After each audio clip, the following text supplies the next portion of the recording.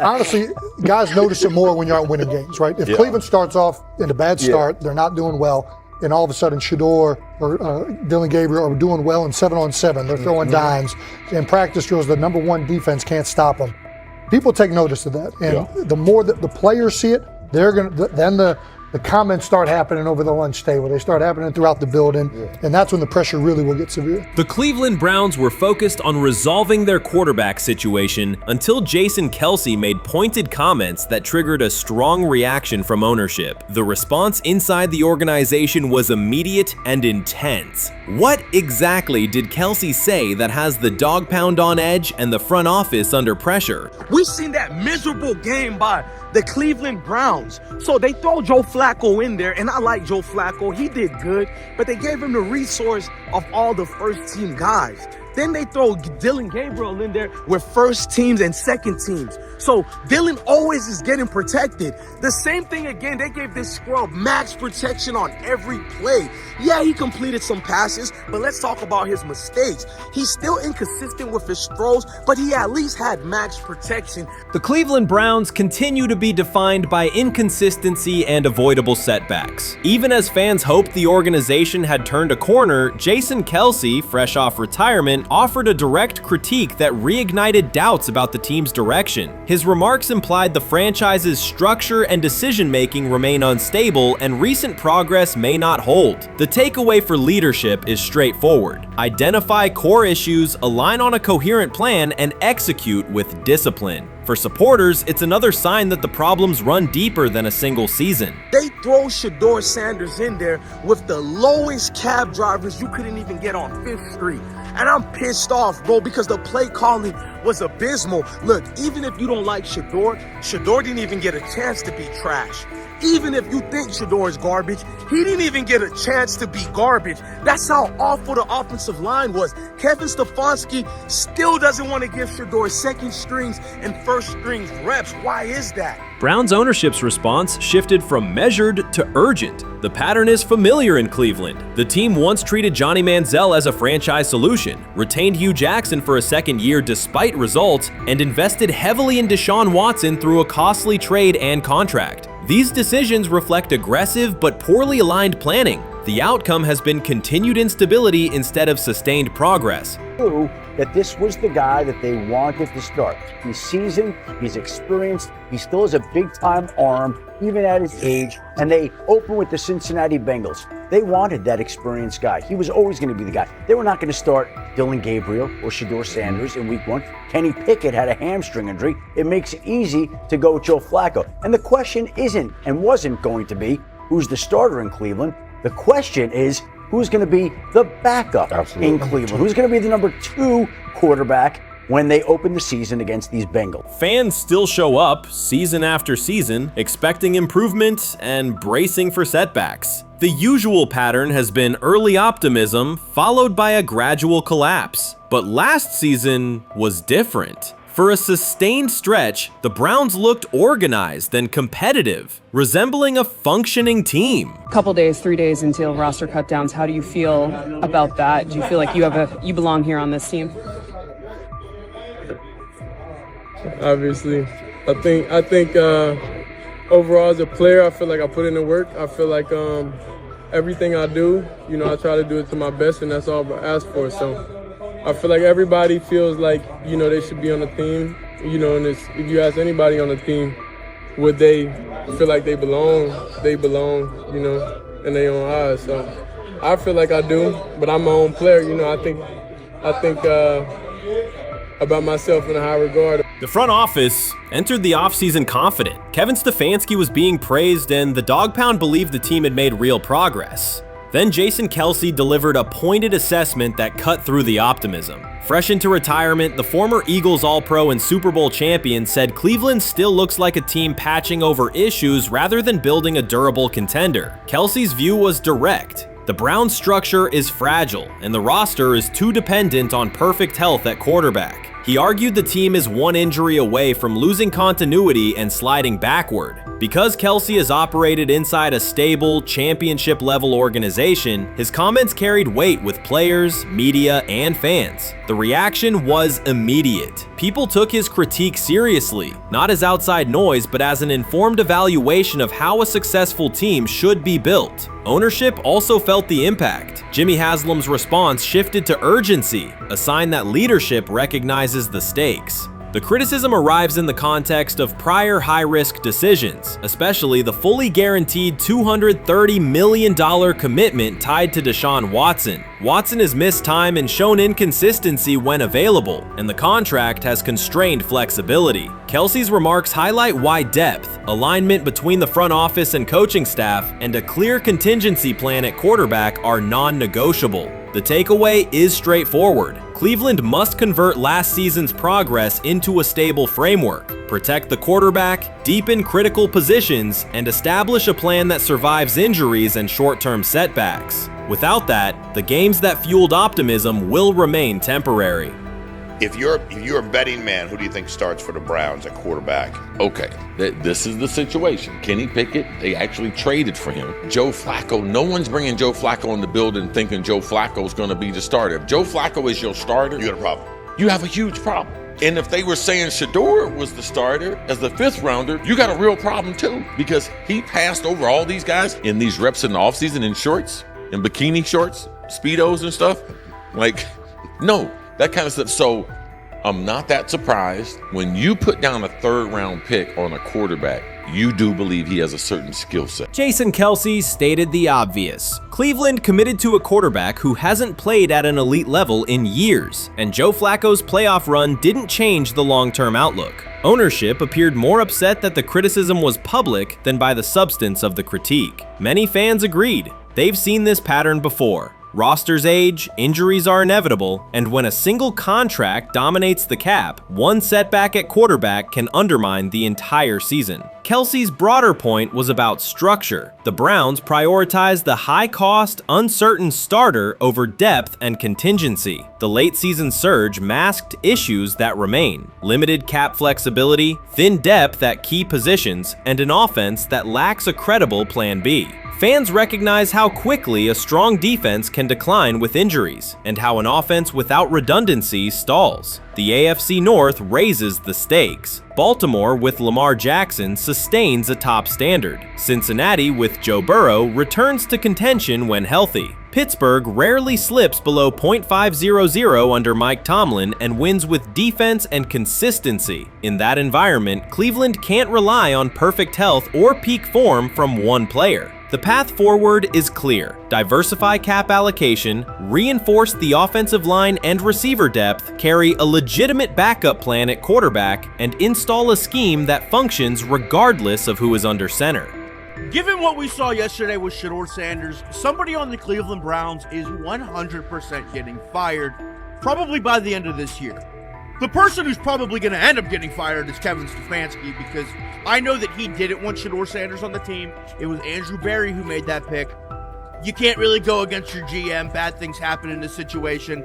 But Shedeur Sanders is not without fault for what we saw yesterday. This is the play that we saw yesterday that has the internet just exploding, where Shedeur Sanders took like a 24-yard sack. Half of the internet is saying that this is all Kevin Stefanski's fault. Cleveland showed progress last season, but the underlying concerns remain. Jason Kelce highlighted them directly. The Browns' long-term plan is fragile, cap-constrained, and overly dependent on perfect health at quarterback. So before your final year at Miami, there's a lot of conversations revolved around Shedeur Sanders. Obviously, I'm assuming you guys have a great relationship. Some of the clips you've seen and stuff like that. What is it like for you to have like this rivalry with Shedeur? I don't have a rivalry with him.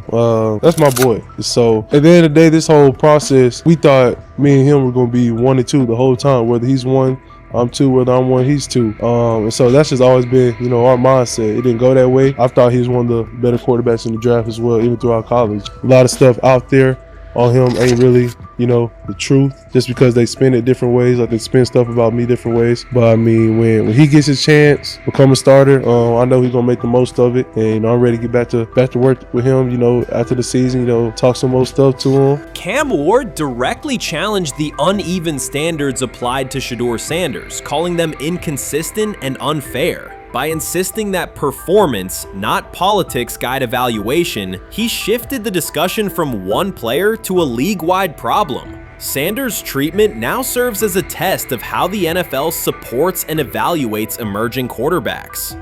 I feel a special relationship with him, especially me. First getting to know him 5 years ago when I started working with him. But it did surprise me because he's a good quarterback. It doesn't get a lot of the credit that he deserves.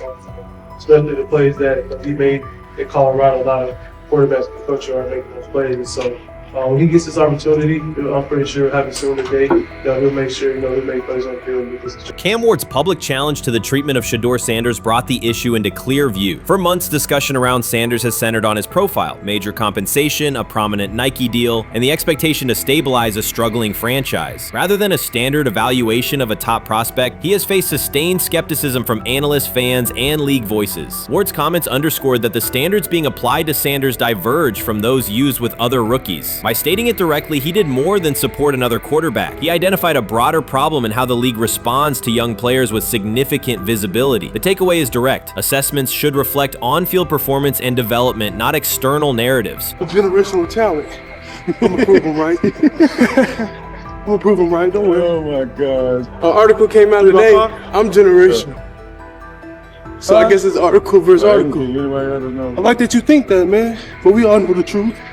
What? Trav gonna be first? You generation, I'm legendary. That's cool. We can be legendary. Legendary, get their ass. We'll start doing it in like 5 minutes. Shedeur Sanders entered the league with more than a playbook. He brought a public brand, a family legacy, and expectations unusual for a first-year quarterback. Before his first regular season throw, he was already positioned at the center of attention. Rather than assess him on that reality and his on-field ability, many voices reduced him to marketing, treating visibility as proof of hype instead of performance. Cam Ward pushed back on that framing. His point was simple: judge Sanders by the same criteria applied to other rookies. With Sanders' resume, production, leadership, and composure, most first-year quarterbacks would be discussed as long-term cornerstones. The evaluation should be consistent, focused on development and results, not perception. Look at the process with Shedeur, who I know is a buddy of yours, and how do you think both of you guys will end up doing in the league? I think we'll both end up being one of the best quarterbacks in the league. I just think the work that me and him are willing to put in, the relationship we have to constantly compete each and every day, to, you know, better our craft, you know, for ourselves. I just think it's going to end up paying off for us in the long run. Do you guys kid each other about who's going first and how much does that matter to you?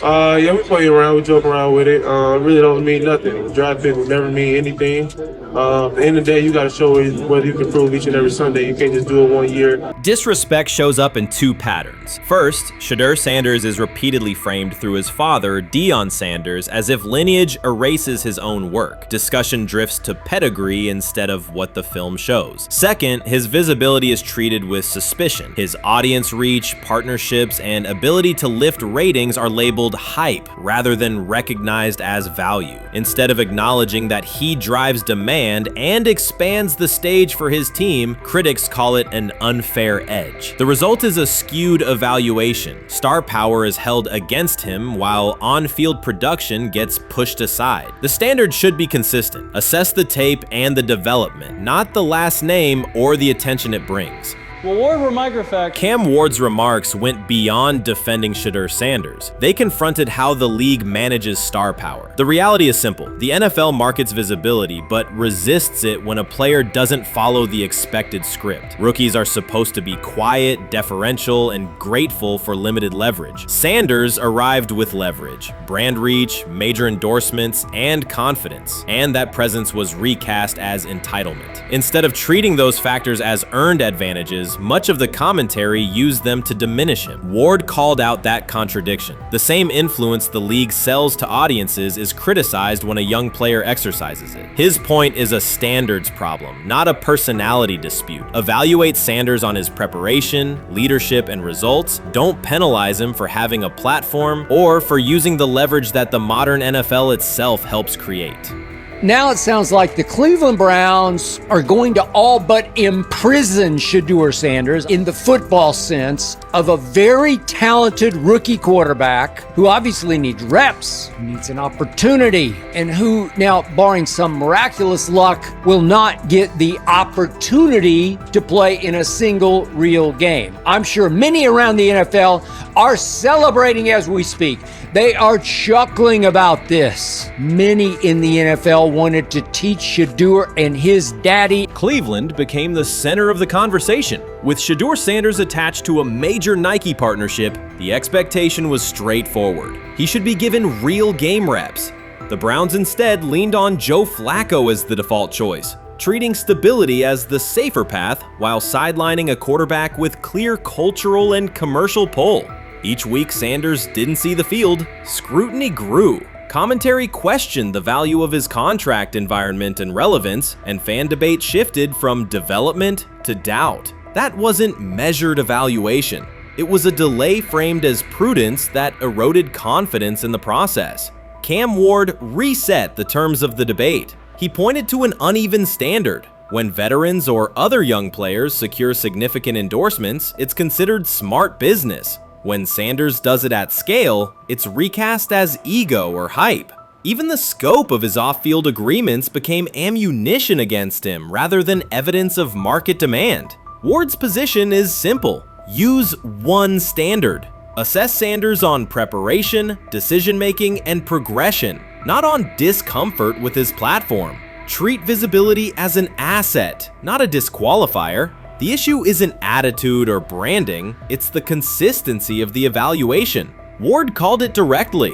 The treatment has been unequal, and it should be corrected by aligning opportunity with performance criteria. Fans need to recognize there's not a team in the league he'd start for. Not one. That's not ridiculous, that's not unfair, that's not a vast conspiracy. Shedeur Sanders fans are Angel Reese fans. They're just fair weather fans who don't really give a fuck about the sport. Most of them are just Dion fucking groupies that followed him when he went to fucking Colorado, just like Angel Reese's fans had never watched basketball prior to her playing at LSU, and they followed her to the WNBA and don't know shit about the sport. That's it. Now Dion fucking groupies are running around acting like, oh, this is payback to his dad. The timing is pivotal. Shedeur Sanders isn't trying to blend into the league's background. He's shaping the agenda. He drives debate segments, fuels short-form highlights, and moves merchandise at a pace most rookies never approach. By the metrics that define modern attention, he is the draw. Yet, a segment of observers continues to undercut him, not because of shortcomings on tape, but because of discomfort with how prominent he already is. Cam Ward put words to what many could see. Coverage around Sanders has been filtered through reaction to his visibility, rather than a clear read of his performance and growth. The market has already weighed in. Demand is real, not manufactured. Nike's record-level rookie endorsement aligned with that reality, signaling long-term value and cultural reach. This exposes a core contradiction. The NFL depends on star power to sell tickets, fill stadiums, and boost ratings, but it resists stars who set terms on their own. Visibility is celebrated until a player exercises it. The fix is straightforward. Apply one standard. Evaluate Sanders on preparation, decision-making, and results, and treat his platform as the asset it is. If the league benefits from his presence, its evaluation practices should reflect that same reality, consistently and without penalty for scale. Shedeur Sanders does not depend on league promotion. He established his platform before the NFL and continues to expand it on his own terms. That autonomy challenges the status quo. Cam Ward's support was more than a defense of a teammate. It was a warning that if the league holds to outdated expectations, it risks falling behind the very players who drive audience attention and revenue. Claims that Sanders lacks real popularity ignore measurable facts. A large, active following, consistent merchandise demand, and sustained coverage across major outlets. Doubts about his standing as a quarterback overlook his college production and growth indicators. The pattern is familiar. Efforts to minimize him increase his reach. Each skeptical headline widens the spotlight, and each dismissive take creates more engagement. You cannot reduce a player built for visibility by arguing he should be less visible. The practical outcome is the opposite. Scrutiny becomes signal. Sanders is not merely enduring criticism, he is turning it into momentum, converting attention into leverage on and off the field. The 2025 NFL Draft was expected to be Shedeur Sanders' moment. Many projected him as a top 10 talent and a headline quarterback in one of the most discussed college football storylines in years. Instead of walking across the stage on the first night, he waited through 3 days without a call. There was no celebration, only silence. When the phone finally rang at pick no. 144 in the 5th round, it was the Cleveland Browns. With that selection, the financial outlook changed dramatically. The Sanders family believes this was not a typical draft slide, but the result of coordinated action. They are pursuing a $100 million lawsuit alleging collusion across parts of the league. In the months before the draft, Sanders was consistently discussed among the top quarterbacks in the class. Television and digital analysts praised his poise, accuracy, leadership, and command. Scouts highlighted a 74.1% completion rate, record-setting stretches at Colorado, and his rise from an HBCU star to a national figure. Consensus expectations placed him in the first round or early second. Draft night unfolded differently. As picks accumulated, there was little indication that his name would be called. The atmosphere at his private gathering shifted from anticipation to doubt. When the Browns selected him late on day 3, projections for his first contract dropped from an estimated range in the mid-$30 million to approximately $4.6 million, with corresponding reductions in likely endorsements and long-term positioning. According to Deion Sanders and others close to the family, this was not about performance, injury, or conduct. They argue it was coordinated. Attorneys were contacted immediately. The allegation is straightforward. Sanders' value was suppressed intentionally. The family's position is that this was a calculated decision within parts of the league, not an isolated set of evaluations. The legal claims focus on communications that, if authenticated, could be significant. Internal emails, text messages, and owner-to-owner conversations. The family's representatives contend that these materials show a deliberate effort to avoid drafting Sanders in early rounds based on perceived image concerns rather than football merit. One message reportedly under review framed the decision in branding terms. Drafting Shedeur would mean inheriting the Prime brand. The complaint asserts that this view led some teams to discourage others from selecting him unless necessary, not for film-based reasons, but to avoid perceived attention and external pressure tied to his family's profile. A related thread involves speculation about team fit and willingness to play for certain franchises. Past public comments by Deion Sanders were interpreted by some as signals of an Eli Manning scenario. The family's view is that these were strategic statements, not ultimatums. They argue that rather than engage in discussion, teams chose a passive approach, no direct rebuttal, reduced contact, and a collective reluctance to invest a premium pick. If phone records and written communications corroborate coordination, these items could become central exhibits. Media tone shifted as the draft neared. Coverage that had emphasized production and leadership began highlighting intangibles, interviews, and perceived coachability. Anonymous sourcing appeared in multiple outlets, with claims that Sanders skipped combine drills out of arrogance, bristled at film critique, or told one club, "Maybe I'm not the guy for you," after a tense session. A widely cited line, "Nobody wants a celebrity backup quarterback," was voiced by Colin Cowherd and circulated as shorthand for risk. The Sanders legal position is that these narratives did not arise organically, but reflected a coordinated leak pattern that undermined his market value. The family's contention is that this was primarily about control and compliance rather than football ability. They point out that Sanders did not fail a drug test, was not suspended, and did not produce poor athletic testing. His college resume included elite stretches and significant program elevation at 2 stops. The legal claim asserts that the league's power structure resisted a high-profile player aligned with a high-profile parent coach and an independent media presence. The allegation is that teams sought to avoid the perceived complexity that would come with selecting him early. The financial impact is a core component of the damages claim. Had Sanders been selected late first or early second round, projected 4-year compensation would likely have fallen between $30 to $35 million, with immediate access to higher tier endorsement opportunities and the brand leverage that accompanies a franchise quarterback designation. As a 5th round pick, the initial contract value is a fraction of that total, and associated off-field opportunities are typically narrower. The suit reportedly seeks not only lost salary, but also the broader economic value linked to draft position, sponsorships, licensing, and the visibility that accelerates an early career trajectory. The filing's scope, as described by sources close to the family, extends beyond the league office. It may involve media outlets, scouting firms, and specific executives if discovery shows coordination or materially false statements that affected value. The argument is that the draft slide harmed not only Shedeur, but also the broader Sanders brand, affecting perceptions of Deion Sanders as a recruiter, coach, and public figure. The family's view is that narrative construction around brand risk and celebrity backup produced a measurable economic and reputational loss. If a court authorizes discovery, the process would likely compel emails, internal draft notes, and message archives from teams and third-party intermediaries. Subpoenas could be served on media organizations for sourcing records related to anonymous quotes. That level of transparency would be unusual and could reveal how information flows during pre-draft periods. The legal theory moves beyond a single player's evaluation to the draft's integrity, whether owners or executives acted in concert to reduce a prospect's value for reasons unrelated to football performance.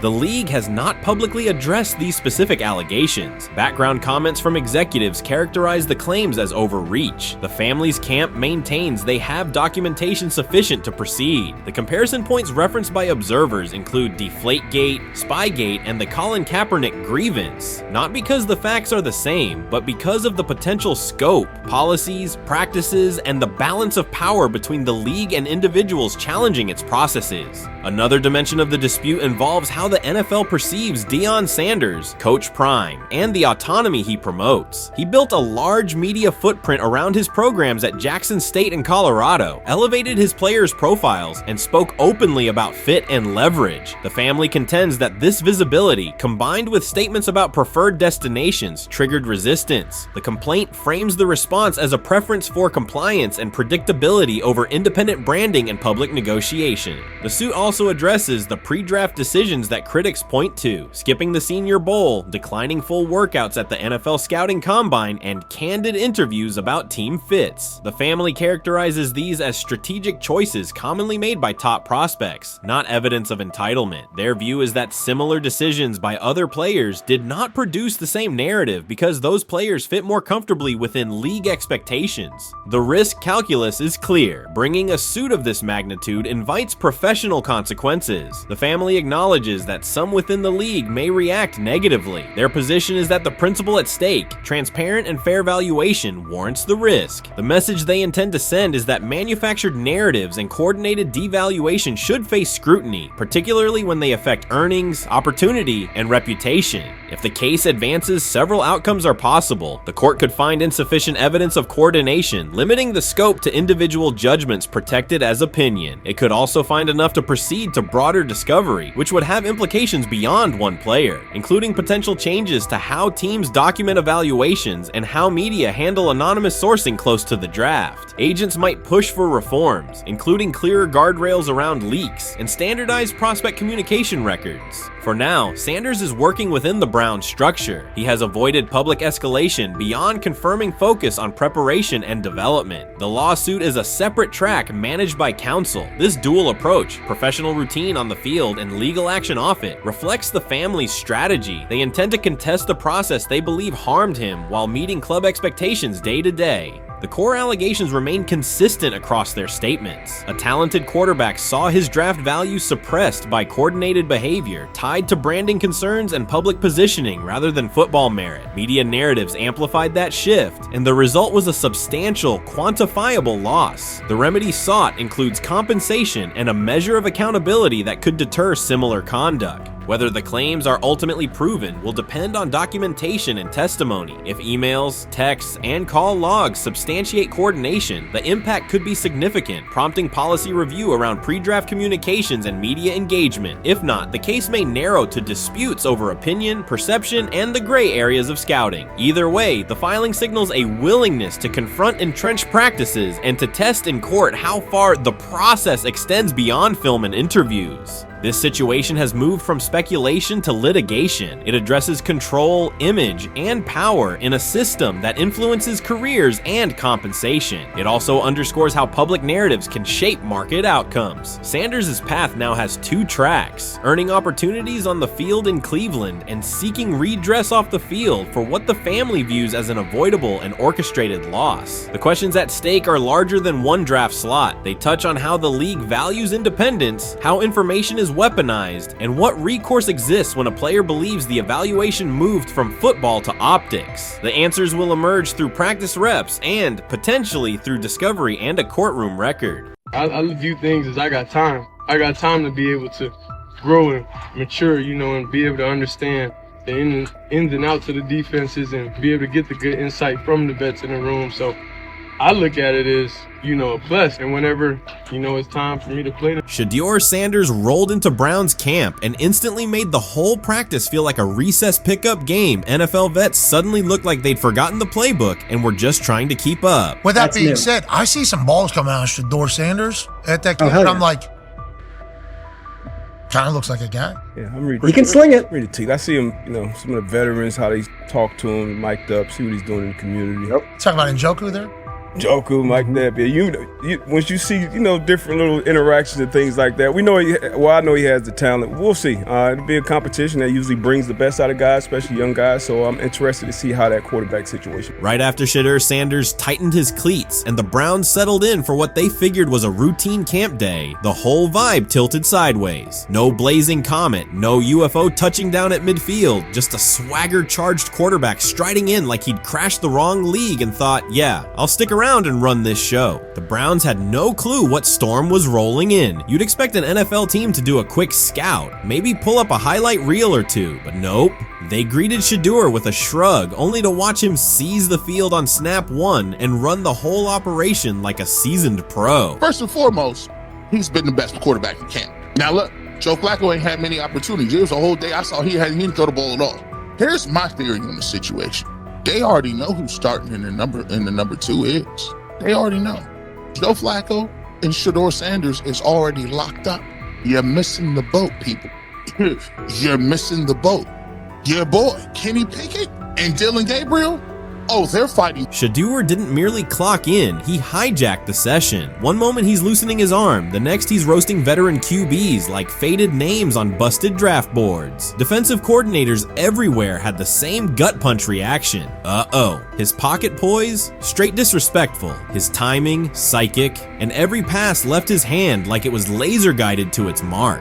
While Shedeur Sanders was slicing up routes, the Browns' secondary looked less like an NFL backfield and more like a gaggle of dads sprinting through a Saturday fun run. Big on enthusiasm, short on closing speed. Coaches fought the urge to slam the emergency horn. Players traded wide-eyed, "Are we serious?" stares, and someone even double-checked that a hidden camera crew wasn't about to pop out of the tunnel. But nope, this was pure Shedeur, half cold-blooded surgeon, half highlight factory. He wasn't dropping a casual "I'm here," he was crafting a masterclass. From the first rep, the tempo changed. Shedeur Sanders accepted the snap with steady footwork, diagnosed the Browns' single high shell, and delivered a tight window seam route that forced the free safety to recover late. Throughout the period, he manipulated leverage with quick shoulder fakes, moved through full field progressions, and released on time from a balanced base, consistently putting the ball on his receiver's upfield shoulder. Cleveland's coverage struggled on multiple fronts. Safeties hesitated between deep half responsibilities and underneath support, creating voids at 15 to 20 yards. Cornerbacks and off-man were caught in trail position when Sanders used rhythm throws on 3-step drops, while those who tried press technique had their inside hand neutralized by his receivers' outside releases. Linebackers widened to match shallow crossers, leaving the middle hook unguarded for pivot routes and option digs. One corner attempted a line of scrimmage jam. Sanders immediately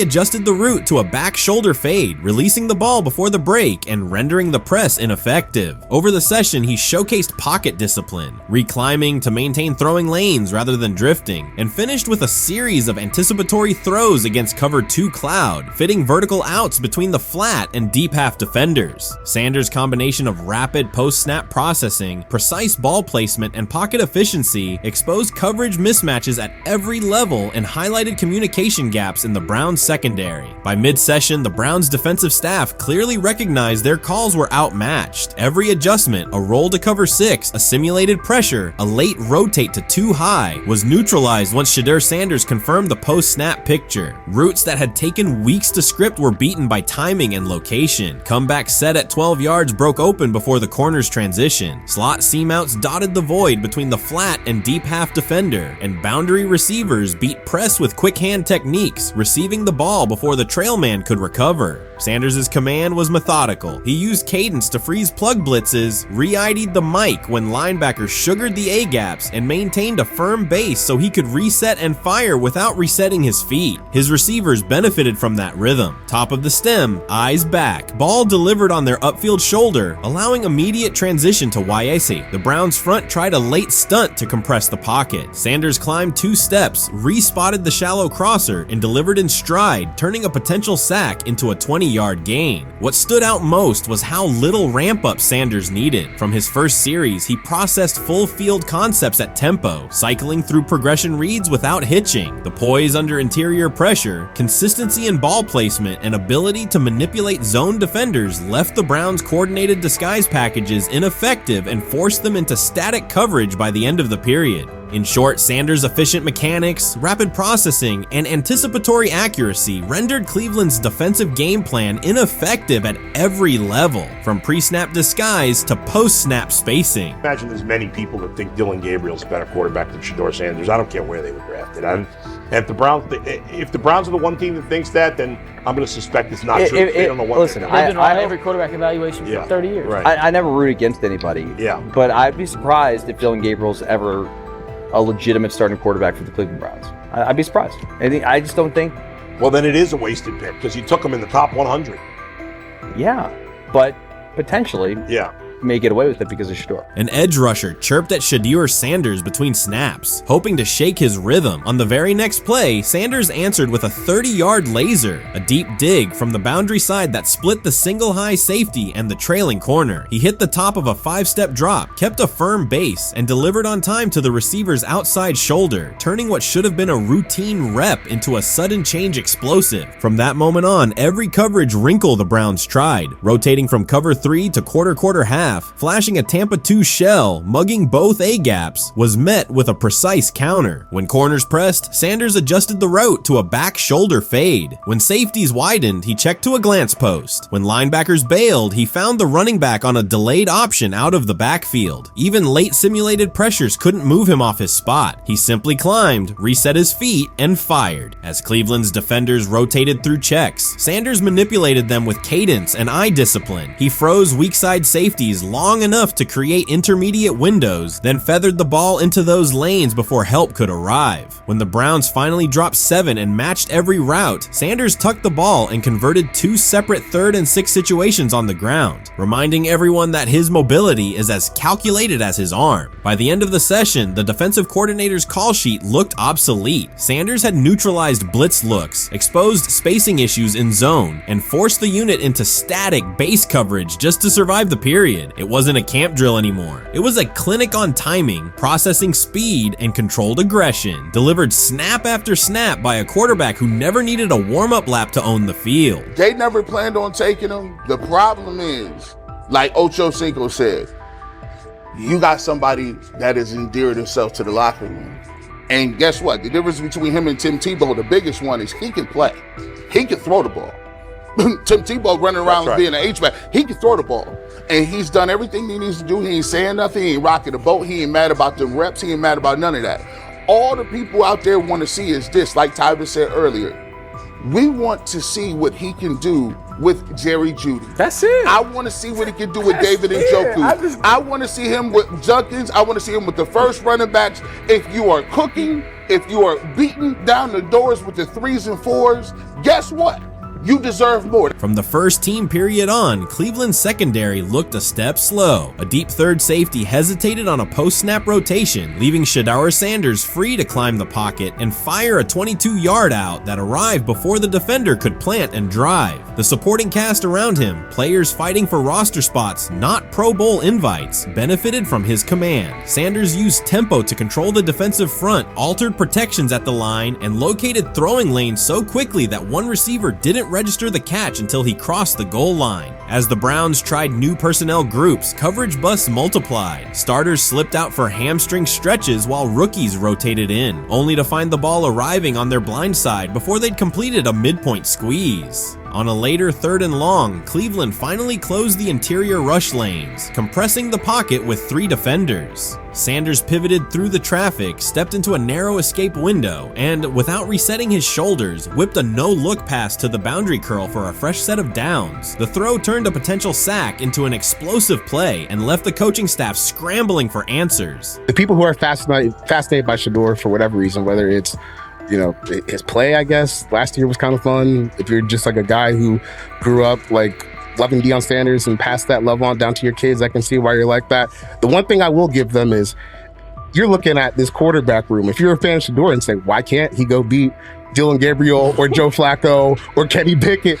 So I do understand that part of it, right? Because why not? Why couldn't he be the Brown starter in October or November? That looks like a quarterback room where everyone will get a chance to start. When he led college football in completion percentage and he threw almost 40 touchdowns for over 4,000 yards, how tall was he? Because they make it seem like he shrunk all of a sudden, RC. Oh, how lively was his arm? Because all I know is somebody did that. Somebody threw for over 4,000 yards, somebody threw for almost 40 touchdowns, and somebody led college football in completion percentage. Now, I'm trying to figure out, what I try to figure out all the time, Mel, is how a guy that hadn't played football in almost 5 months. Shannon Sharpe has publicly defended Shedeur Sanders and criticized those questioning him. Sanders has earned higher recognition and some fans are responding negatively. Although there's debate about whether he belongs on a second team list, Sharpe maintains that Sanders' career is clearly ascending. Reactions on social media are mixed. Some users are angry, others are surprised, and a few say they anticipated this result. The conversation remains active. When reports confirmed that Shedeur Sanders had been elevated from second team to near top tier status, Shannon Sharpe issued an emphatic response. He delivered a detailed rebuttal to critics, underscoring why Sanders deserved the promotion and directly challenging those who doubted the decision. I don't think that he was underprepared during these meetings. I don't believe any of these stories that he showed up arrogant and that he was bombing his interviews. I mean, you watch the film, he's on time, he's on point.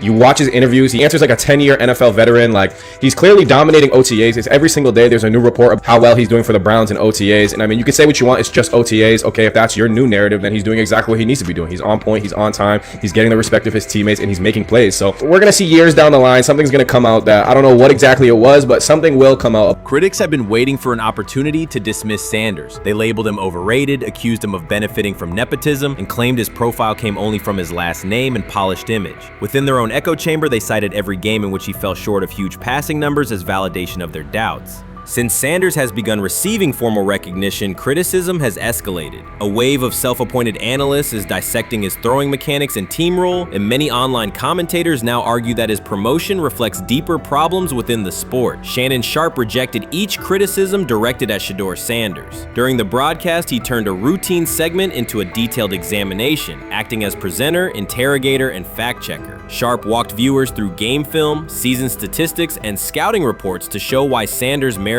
his recent promotion. Whenever a panelist claimed Sanders had not earned the role, Sharpe countered with completion percentages, efficiency ratings under pressure, and documented late-game drives that changed outcomes. He stressed that the backlash was driven less by on-field evidence and more by reluctance to revise earlier opinions. Sharpe argued that critics were upset not because Sanders lacked qualifications, but because his progress contradicted their initial narrative. By the end of the discussion, Sharpe had moved past simple defense and reframed Sanders as a clear example of performance-based advancement. advancement, demonstrating that early predictions can be wrong. Never heard of no Dylan Gabriel or Tyler Shock. What the hell is that?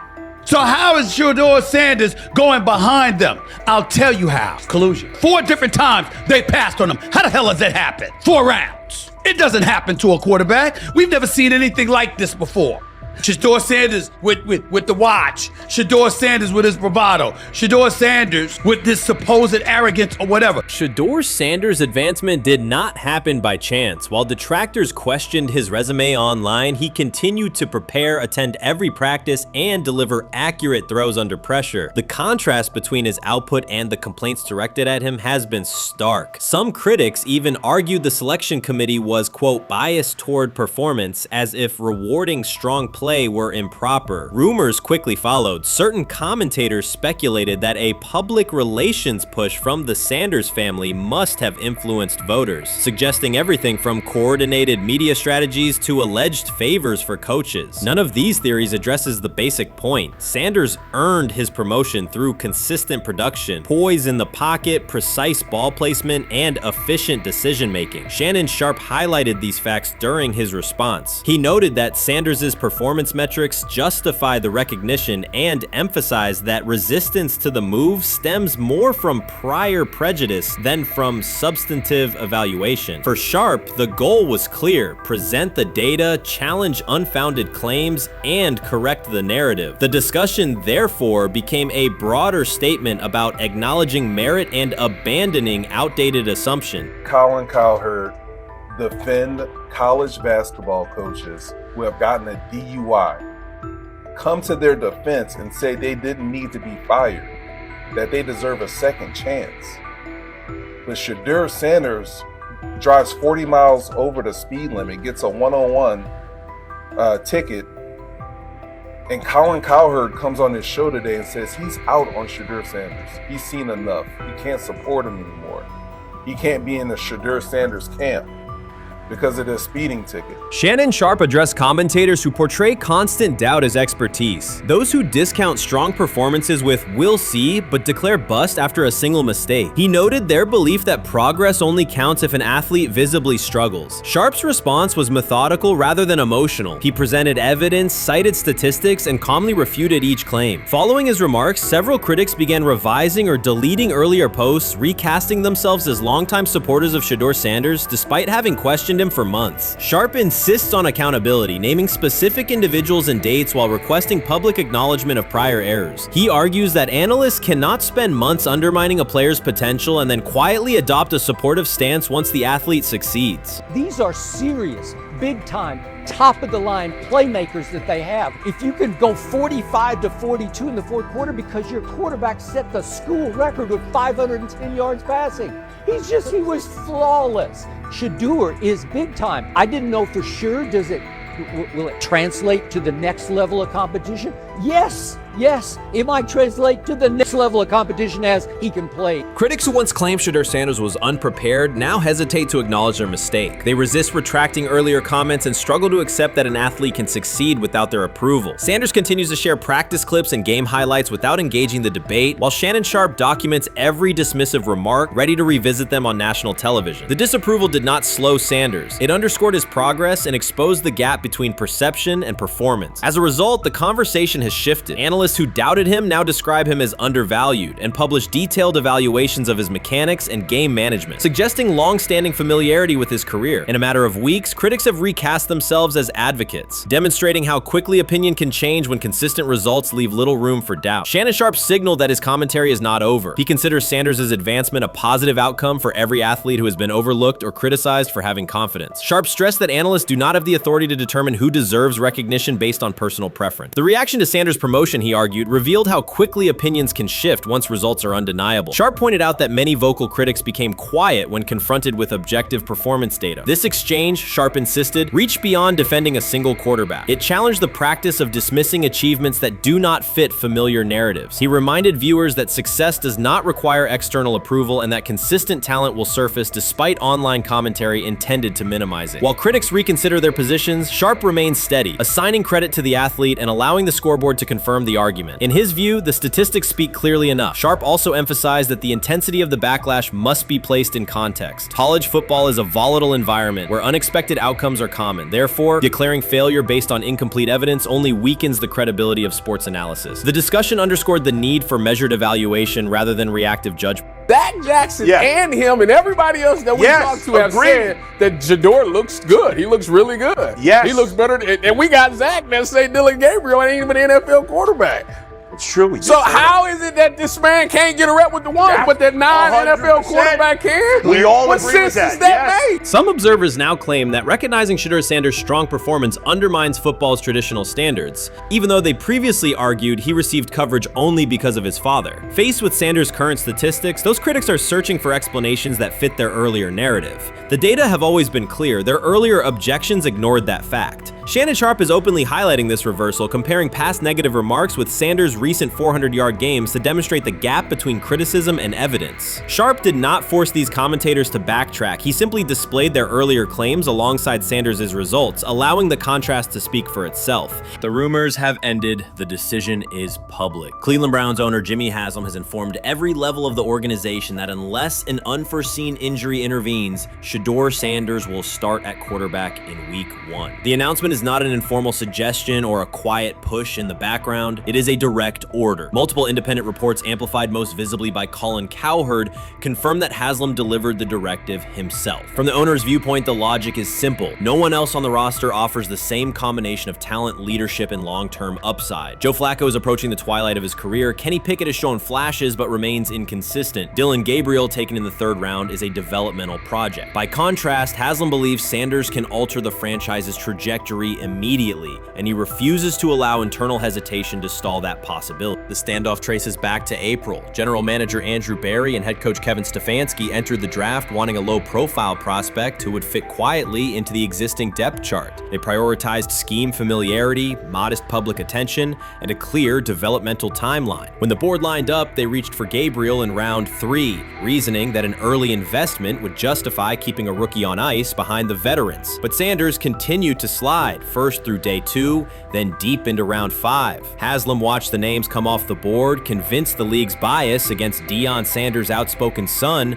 was obscuring legitimate first-round talent. When Cleveland's 5th-round pick arrived and Sanders was still available, Haslam intervened. He did more than approve the choice, he overrode the original plan, making it clear that the organization would select Sanders and give him every chance to compete. From that moment on, the Browns' internal narrative splintered into 2 camps, those ready to accelerate around their owner's vision and those still trying to protect their original approach. Once rookie minicamp began, Sanders erased much of the speculation. He commanded huddles, processed coverages quickly, and delivered throws with anticipation that belied his draft slot. Teammates noted his willingness to accept blame for missed timing, then correct the error without dramatics. While Flacco and Pickett split most first-team reps, Sanders treated limited opportunities as full-speed auditions. During organized team activities, he identified blitz looks, redirected protections, and consistently found his second read when the primary route was covered. More than one defensive veteran told local reporters that Sanders looks like the best arm in the building. That assessment forced Berry and Stefanski to reevaluate their timetable. They could no longer label Sanders a long-term project without contradicting on-field evidence. Drafting Gabriel 2 rounds earlier had provided the staff an excuse to slow roll Sanders' ascent.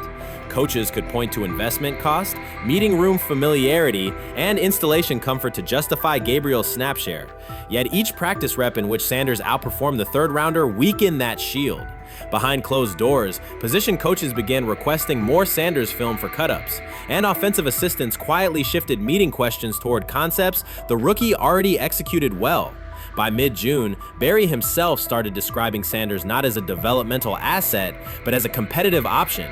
Those subtle linguistic changes signal the front office's recognition that the narrative had moved beyond their control. Haslam's history with quarterbacks is well documented. His pushes for Johnny Manziel, Baker Mayfield, and Deshaun Watson were high-visibility swings, each driven in part by a desire to generate excitement as well as wins. Critics highlight those choices to question his evaluation track record, yet Haslam perceives Sanders differently. Where Manziel carried off-field concerns, Sanders brings a reputation for professionalism. Where Mayfield's leadership style divided veterans, Sanders' approach has united receivers. receivers and linemen. Where Watson's trade involved unprecedented controversy, Sanders arrived at minimal draft cost. Haslam sees a rare chance to capture star potential without mortgaging the future, and he is unwilling to cede that upside to cautious pacing. Cleveland's supporters, weary of revolving door quarterbacks, have rallied around Sanders with unexpected speed. Sales of customized Sanders number 2 jerseys surged within days of rookie minicamp. Training camp ticket requests spiked once local media circulated videos of Sanders making NFL-caliber anticipation throws during 7-on-7 periods. The mood in Northeast Ohio has changed from tentative hope to active belief. Longtime season ticket holders who once shrugged at preseason storylines now debate Sanders' footwork at neighborhood barbecues. Social media engagement for Brown's content has climbed, driven by highlight compilations of the rookie threading seam passes between linebackers and safeties. All of this places Kevin Stefanski in a fragile position. If he opens week 1 with a veteran starter and the offense sputters, criticism will be swift. Each stalled drive will be interpreted as evidence that he ignored the owner's edict and the fan base's intuition. Conversely, if he names Sanders the starter solely under pressure, any early struggles could be framed as proof that Sanders was rushed, further exposing Stefanski to blame. The only sustainable solution is conviction. Either stand behind a veteran with clear strategic reasoning or embrace Sanders fully and structure the offense around his strengths. Splitting the difference, rotating series, delaying first-team reps, or using vague competition language will satisfy no one and likely jeopardize locker room clarity. Sanders' personal approach has reinforced Haslam's confidence. Instead of taking post-draft downtime,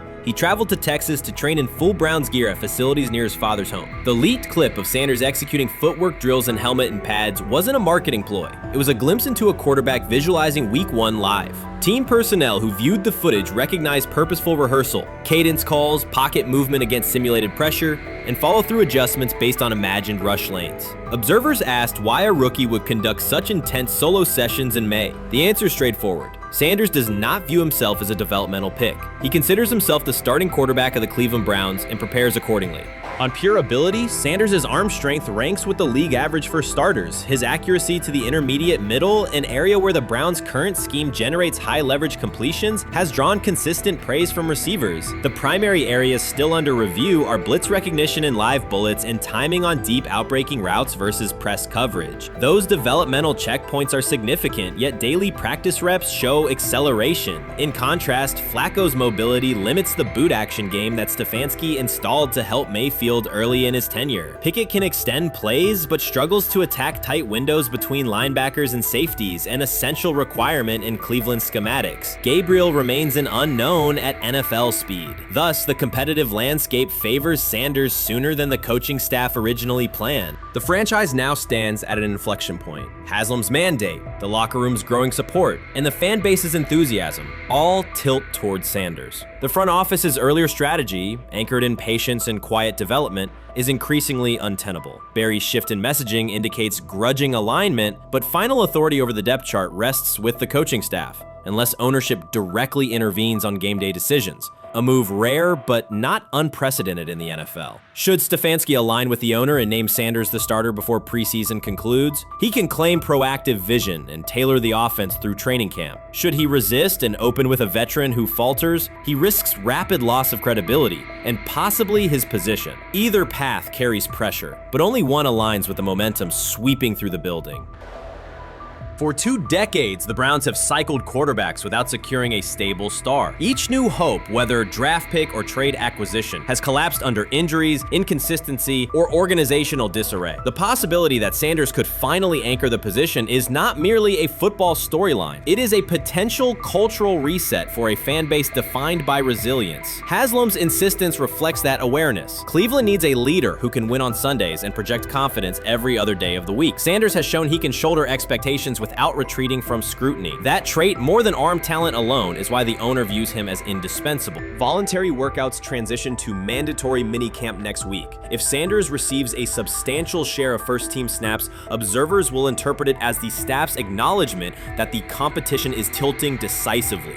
A public declaration may not follow immediately, but every rep allocation is a signal. If, however, the staff continues funneling most top unit snaps to Flacco or Pickett, tension will escalate. Local media will question the evaluation process. National analysts will debate the merits of letting a rookie learn through live action versus controlled practice. Inside the facility, players will recognize any disconnect between performance and opportunity, and unity could fray. The Browns have reached a decisive moment. Shedeur Sanders has demonstrated the skill, poise, and work ethic to justify starting in Week 1. Jimmy Haslam has publicly positioned him as the future, and by implication the present of the franchise. Kevin Stefanski and Andrew Berry must either endorse that vision or brace for the consequences of delaying it. For Cleveland fans, the significance is clear. A legitimate chance to exit the cycle of quarterback uncertainty and rally behind a signal caller capable of commanding the field and galvanizing the city. Whether that opportunity is seized promptly or postponed will define the Browns' 2025 season and likely the tenure of the decision makers involved. What it is that they're doing is they're treating Shedeur Sanders like a 5th-round pick. Right? We're not covering every 5th-round pick in the NFL hoping that he gets an opportunity to be the starter on day 1. We felt like, oh my goodness, they got a diamond in the rough. Shedeur Sanders fell to the 5th round. They felt like they evaluated him there, and that's where they picked him. And they're playing the guy that they picked in the 3rd round over him because they evaluate him at a higher level than what they do Shedeur Sanders. And I get it. The Cleveland Browns are once again creating problems of their own. Their latest misstep centers on Shedeur Sanders. Ryan Clark and Dan Orlovsky have both noted that Cleveland is repeating the same mistakes. The team spent valuable draft capital and is now undermining that investment. This reflects a persistent issue in the organization's decision-making. It's not just a football decision, it's a pattern of self-inflicted setbacks. Habits and some of the traits that we saw show up in college were very prevalent this past weekend against the Rams. Holding onto the football, catching the snap and not reading the defense, kind of evaluating what the defensive line is doing, and then trying to see if you can go make a play, and that's the concern. Okay, it's 1st and 10. They want a play-action double move at the bottom of the screen. The route doesn't win, and then the protection breaks down a little bit. You're taught as a young quarterback, protection breaks down, find the closest check down. It's right there, it's 1st and 10. He gets to like the 4th part of the... The Cleveland Browns have long carried a reputation for instability. Even when it appears they are turning a corner, the organization finds a way to create new problems. Momentum gives way to questionable decisions and progress stalls. The latest situation centers on Shedeur Sanders. It highlights recurring issues in leadership, planning, and execution. Instead of establishing a clear path forward, Cleveland risks undermining its own investment. There's a lot of players who feel like they should have been picked at a certain spot, should have been viewed in a certain way. But when you get on these teams, it's about developing the team, not doing what's individually best for a certain player. And that's what Kevin Stefanski has to do. And I get it. We want to say all the reasons why what's happening to him isn't right. But maybe we aren't right on the way that not only the entire NFL viewed him, but now the Cleveland Browns view him as well. Shedeur Sanders was not brought in to be a placeholder or a scapegoat. He is expected to be the long-term solution, a high-upside quarterback with the tools, poise, and Sanders' pedigree to elevate the roster. The focus should be on developing him and positioning him to lead the team forward. They sabotaged it. They rigged it against him today, putting him in with 3rd and 4th stringers, 5th stringers. You got no shot at quarterback. They threw him in because they didn't want him to make any more splash and put any more heat on Stefanski. It's a desperate, dangerous situation in which he's got no shot, man. He's throwing to Sal freaking Cannella? What? But he got sacked 5 times because he's hanging on the ball trying to make a play, and nobody can separate. Then it comes down to a couple of minutes are left, and Shedeur tries to go on the field, and Stefanski puts Tyler Huntley in place of him. Excruciating to watch. Shedeur Sanders brings accuracy at all levels, steady leadership, and the kind of composure that comes from handling pressure. Fans were energized, and the league was paying attention. For once, Cleveland had a credible source of hope at quarterback, then the familiar pattern returned. Instead of committing to a clear development plan, first-team reps, stable direction, and a defined timeline, the Browns introduced uncertainty and slowed his progress. Rather than building around him and giving Shedeur a direct path to lead, they split priorities and sent mixed signals. The result is momentum stalled at the very point it should be accelerating. I also can't blame anybody who says, I don't necessarily trust this coaching staff to develop a quarterback or to evaluate the quarterback position. They have made some really oddball decisions at this position over the last several years, and I don't blame anybody for questioning, do these guys actually know what they're doing? I don't think that's unfair at all. The thing that I would say is that they're desperate. They're very desperate. Like the entire organization is desperate. And if you really think they're going back to the coaches' offices and all getting around the table after session, This wasn't about scheme or play design, it was a pattern of mismanaging a young quarterback. From the start, the signs were clear. Shedeur Sanders arrived at camp without priority first-team reps or the confidence-building snaps a rookie need. Instead of a defined development plan, he was asked to compete from behind, treated like a depth option rather than a long-term starter. The message was, earn it later rather than build it now. When game action came, he was put on the field with limited preparation. Protection was inconsistent, and the play calling did little to ease his transition, more a stress test than a structured debut. The approach emphasized survival over progression, creating conditions where mistakes were likely and growth was harder to achieve. Analysts Ryan Clark and Dan Orlovsky highlighted the same points. The issues reflected organizational choices, not a shortfall in Sanders' ability. This was not a rookie collapsing under pressure, it was a franchise failing to provide the support, reps, and clarity required for a first-year quarterback to succeed. Shedeur moves slowly, kind of trying to see what's going on, and then that creates that sack fumble. So a lot of the stuff that we just saw in college is a big deal. This ball gets snapped at the 48-yard line. Defense has won the rep. Play is dead. Throw the ball away. It's first down. But instead we run and it's a 2.5, 3-yard loss. So instead of being 2nd and 10, we're 2nd and 13. We're dead. Again, here's the opportunity to throw the juke route. Hold, scramble.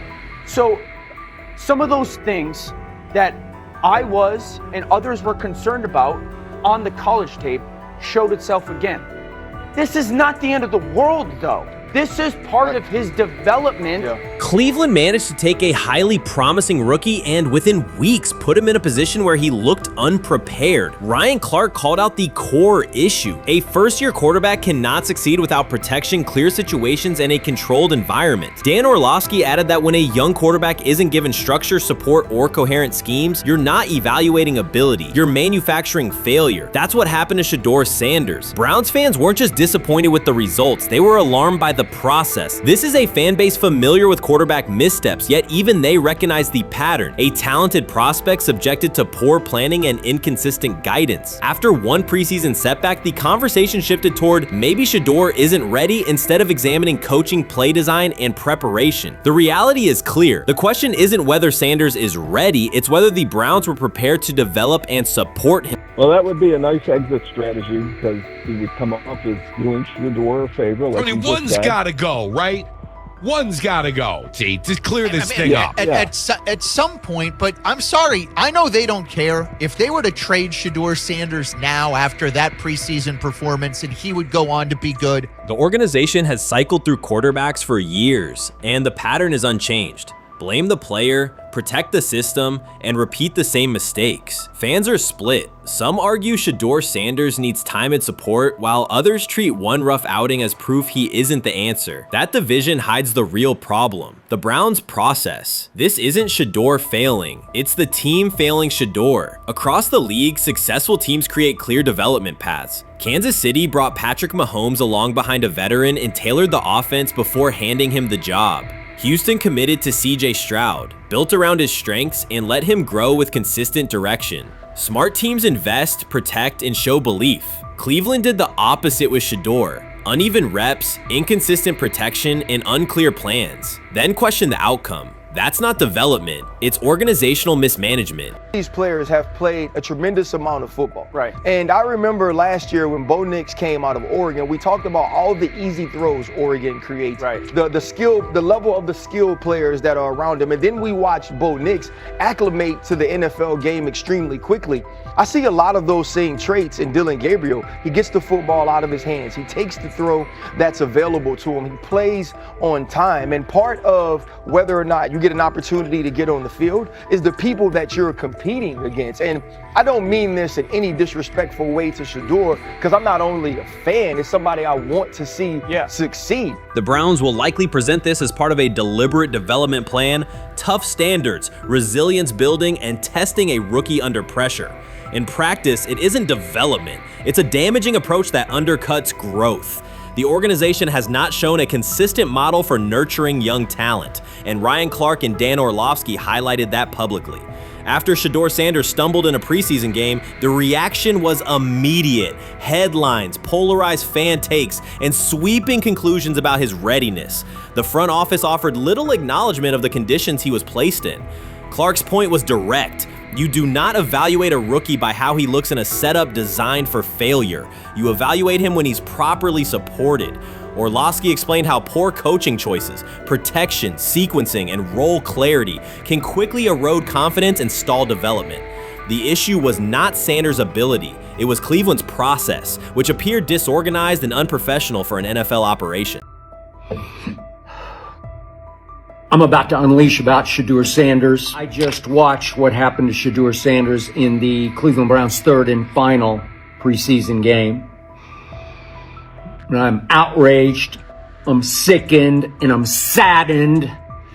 By the way, Shedeur continues to be treated in the National Football League now by those sorry-ass Browns and sorry-ass Kevin Stefanski. The Cleveland Browns are once again mishandling a promising quarterback. Skip Bayless criticized the organization for failing to develop Shedeur Sanders and for misusing his skill set. He argued that the team's decisions are undermining Sanders' progress and turning a major investment into a cautionary example. Bayless pointed to inconsistent usage, questionable play calling, and a lack of clear direction as key issues limiting Sanders. He said the Browns need a defined development plan and stronger support if they expect Sanders to succeed. Skip Bayless delivered a direct, critical assessment this week. After seeing Shedeur Sanders in a Browns uniform, he argued that Cleveland is mishandling the quarterback and undermining his development. Bayless said the team's approach shows poor planning and inadequate support around Sanders. He dismissed excuses about strategy and emphasized the need for better coaching,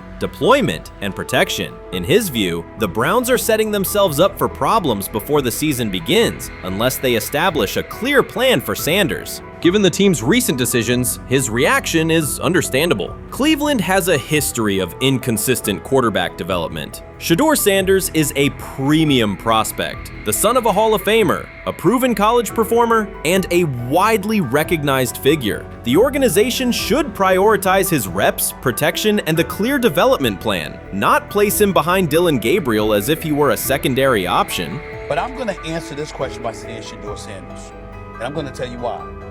I think he's being set up to fail. That's right, I'm going to say it. Okay. Here we are on national television, right? There's been 11 practices, if I remember correctly. He's been starting against, he's been playing against the third unit. He's fourth on the depth chart. And then suddenly you throw him into the start line, and he hasn't had any reps for the first team at all. Think about that. So you're just going to throw him to the wolves like that, huh?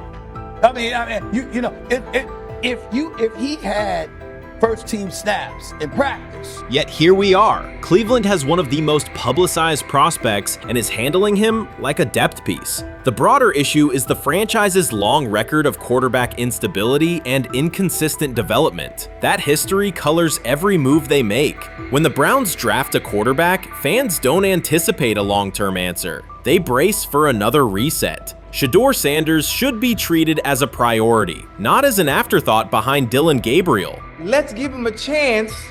Let's give him a chance with the play calling. You know you have an offensive line that isn't playing that well. So what do? Why not just play the short game so he can get the ball out of his hands very fast to run a competent goddamn offense? Outside of that, Shedeur has to be better in understanding that the offensive line that you're working with right now is not adequate.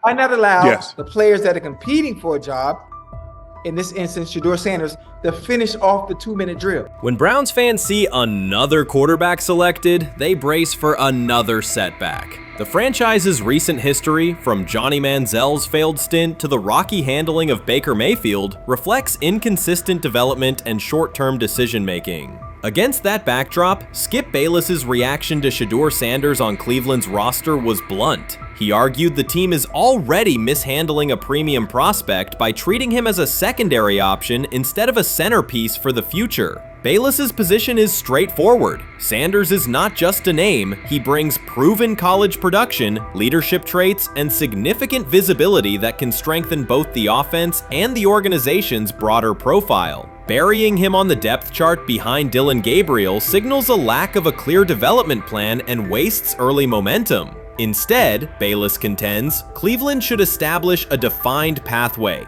first-team practice reps, protection and personnel tailored to his strengths, deliberate play calling that accelerates processing, and measured in-game opportunities that build confidence and execution. In his view, the Browns need alignment from the front office to the coaching staff to prioritize Sanders' growth. Continuing to treat him like a depth piece risks repeating the same cycle that has undermined previous quarterbacks. Committing to a coherent plan gives Sanders and the franchise a realistic chance to convert potential into sustained performance. You made an interesting point. So I tend to have the drip, drip, drip. This was my Johnny Manziel theory, is that everybody makes mistakes, especially when you're young. But if I see 2, 3, 4, 5, then you've got a plumbing issue. It's not just you didn't close the faucet. So there's about 6 pieces of video in college where Shedeur was a little bit of a brat, whatever. Then there's the legendary cringy draft room. Didn't love that as a B prospect. Then there's back-to-back speeding tickets, both over 90, and a missed arraignment. The NFL is navigating unexpected headlines after a former Browns coach publicly defended Shedeur Sanders in response to reports of multiple speeding tickets. The coach's statement has sparked extensive online debate. Supporters welcome the show of loyalty, while critics question the motive. Sanders now finds himself at the center of an unforeseen controversy, and observers want to know why a Cleveland coach is standing so firmly in his corner. The story is developing rapidly and continues to draw intense attention. When it came out that he got a speeding ticket, I said it's not really that big a deal. I feel very differently about it now. Over 40 miles an hour over the speed limit, less than 2 weeks after you just got a ticket.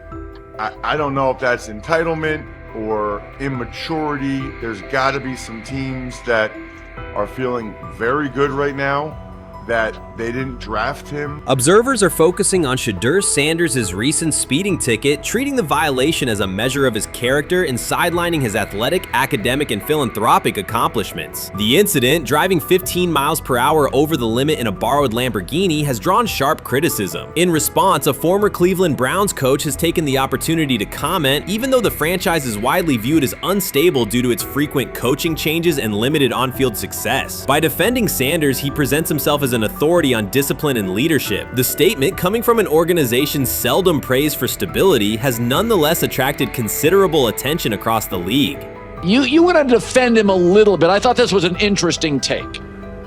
Yeah, I thought it was really interesting that you said you were out because of the speeding tickets. To me, that's such a minor thing. You were so high on him in terms of his completion percentage in OTAs, and I thought that was a little aggressive on your part. But with the speeding tickets, I got a speeding ticket the first night of the draft, my first year there.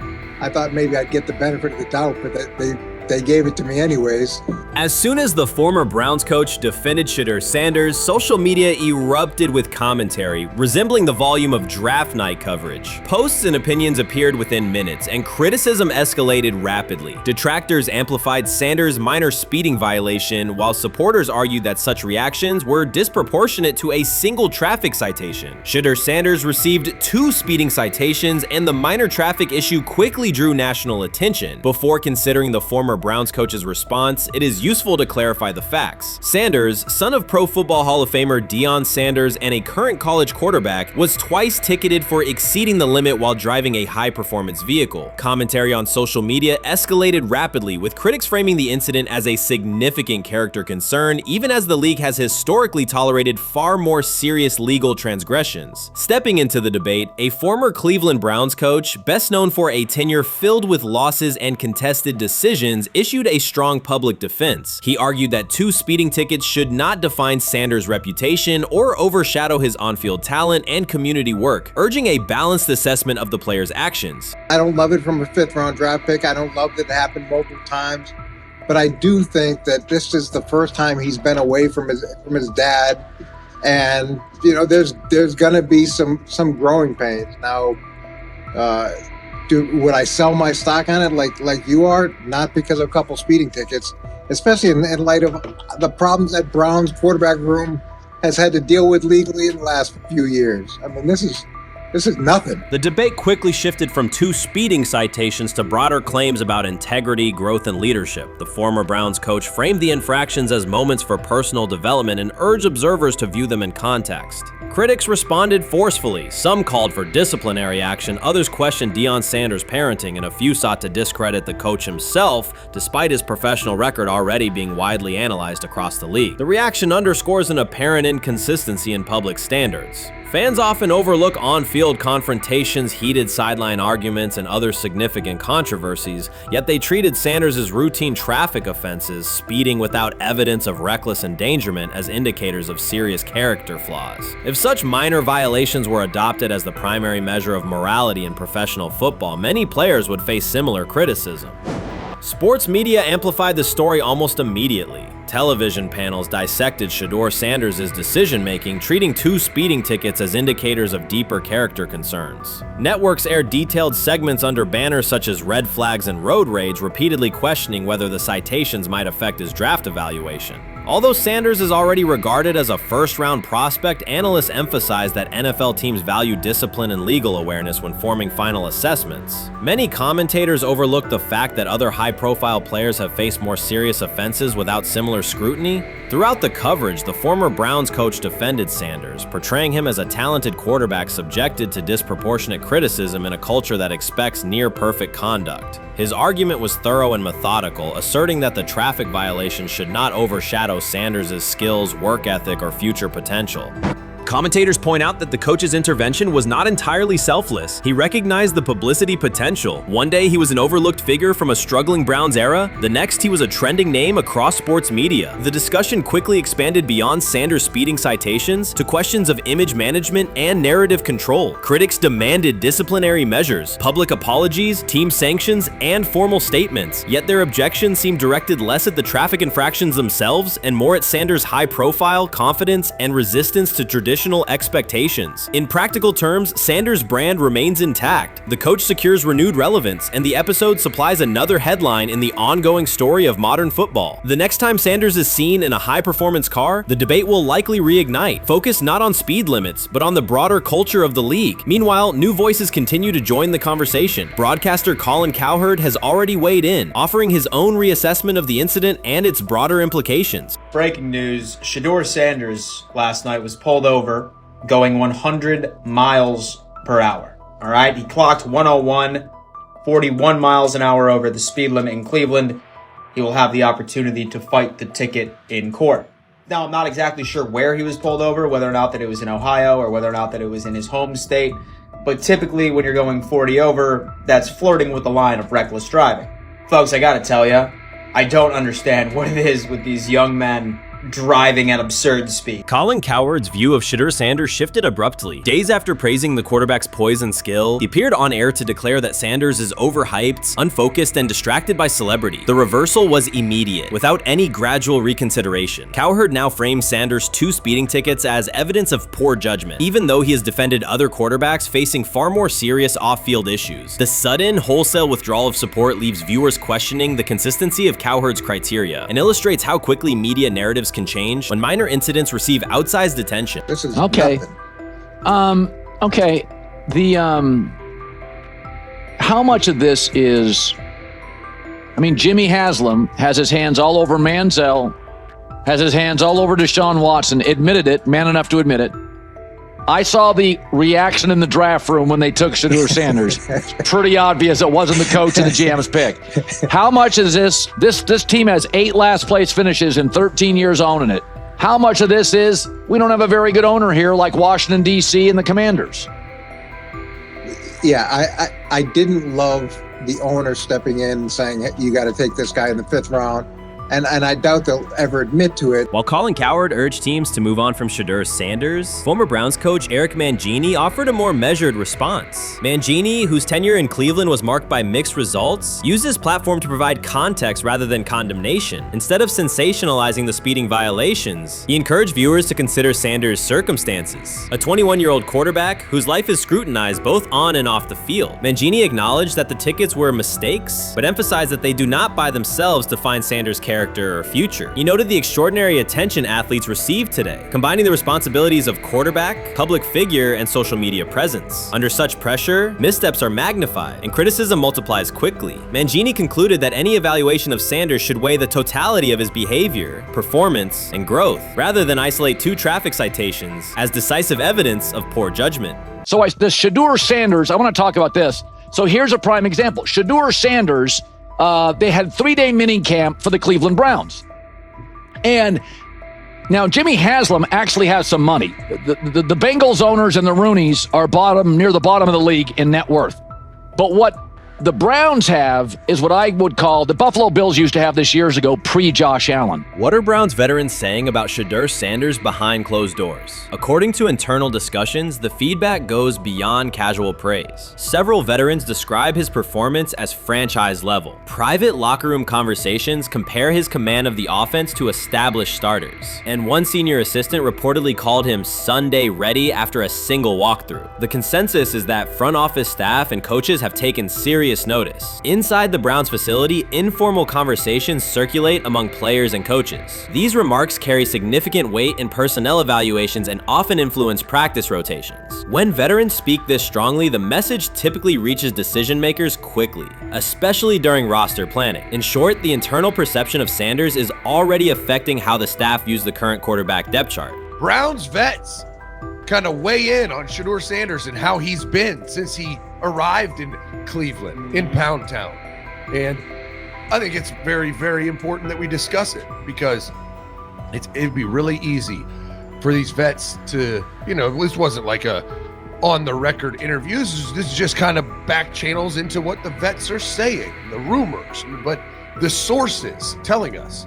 And we have a couple quotes. But Shedeur Sanders, Cleveland Browns, it seems like it's going well. And it's almost like you don't want to talk about it. At the center of the growing internal buzz is Shedeur Sanders, the rookie who entered Berea with late-round expectations but is being discussed privately as a potential long-term starter. This is not a routine camp tale about an extra arm taking practice snaps. Sanders has seasoned teammates, players with playoff mileage, quietly reassessing his ceiling. Observers who overlook these conversations risk missing one of Cleveland's most deliberate personnel moves in years. Sanders is not on the roster because of his surname. The Browns reviewed their quarterback depth, weighed costs, and chose a controlled, development-oriented option they believe can stabilize the position. His presence is already changing practice dynamics. Veterans notice his pocket awareness, adjust routes to his timing, and acknowledge that he processes coverage at an advanced level for a first-year player. Leadership patterns in the huddle feel different. Sanders delivers with precision and composure that challenge defenders to reevaluate their calls. The strategic upside is clear. A 4-year rookie contract offers cap flexibility while other franchises cycle through expensive stopgaps. Coaches and front office staff view Sanders as a calculated investment, not a publicity experiment. Outside chatter still focuses on Joe Flacco's age or Kenny Pickett's development. Inside the facility, however, veterans pause film sessions to dissect Sanders' ball placement and progression speed. Position coaches highlight clips where he works through reads decisively and delivers on time, traits rarely attributed to rookies. Sanders' confidence is measured rather than theatrical. He moves as though the NFL tempo is familiar, and that calm spreads across the roster. Experienced defenders are rechecking the depth chart and asking if the quarterback competition is tighter than publicly acknowledged. Great kid, and whether it's a following that he's earned, I mean, that's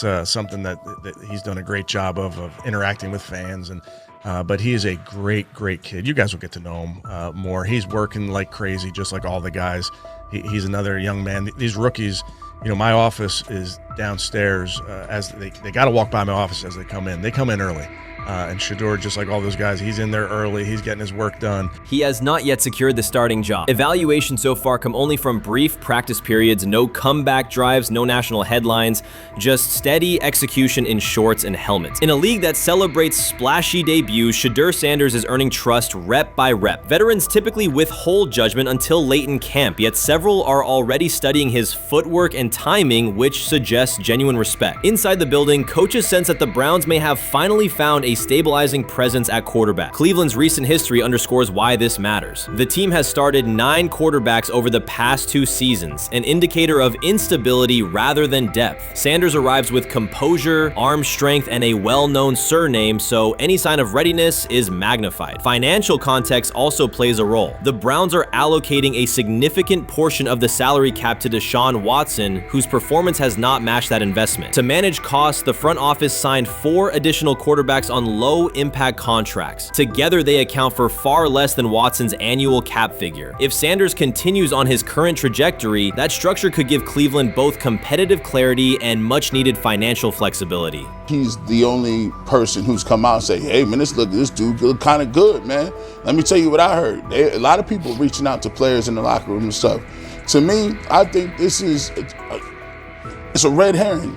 Like, I'm supposed to suspend myself to this belief that he was going to look bad.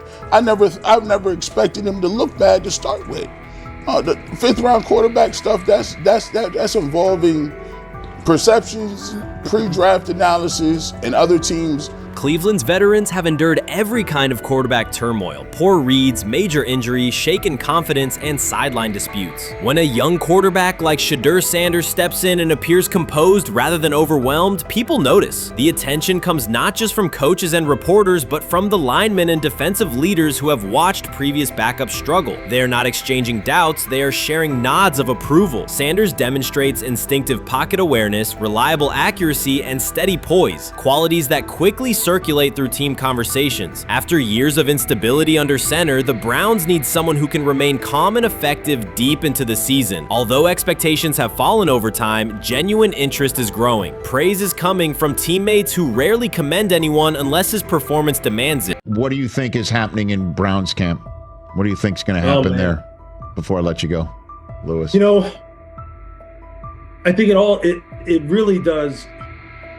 It really does all depend on how Kevin is able to, as it relates to Shedeur, work him in enough.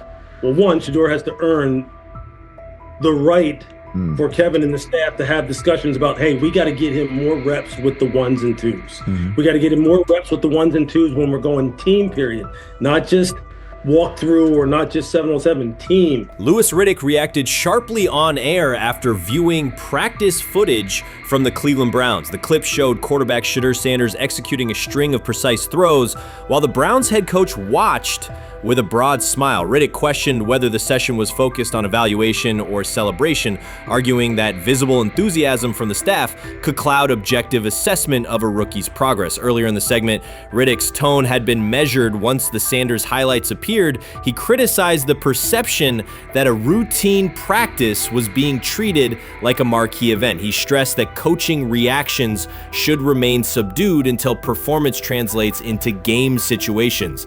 Riddick concluded by calling for accountability and asking the Browns to clarify how they plan to manage expectations for Shedeur Sanders as training camp continues.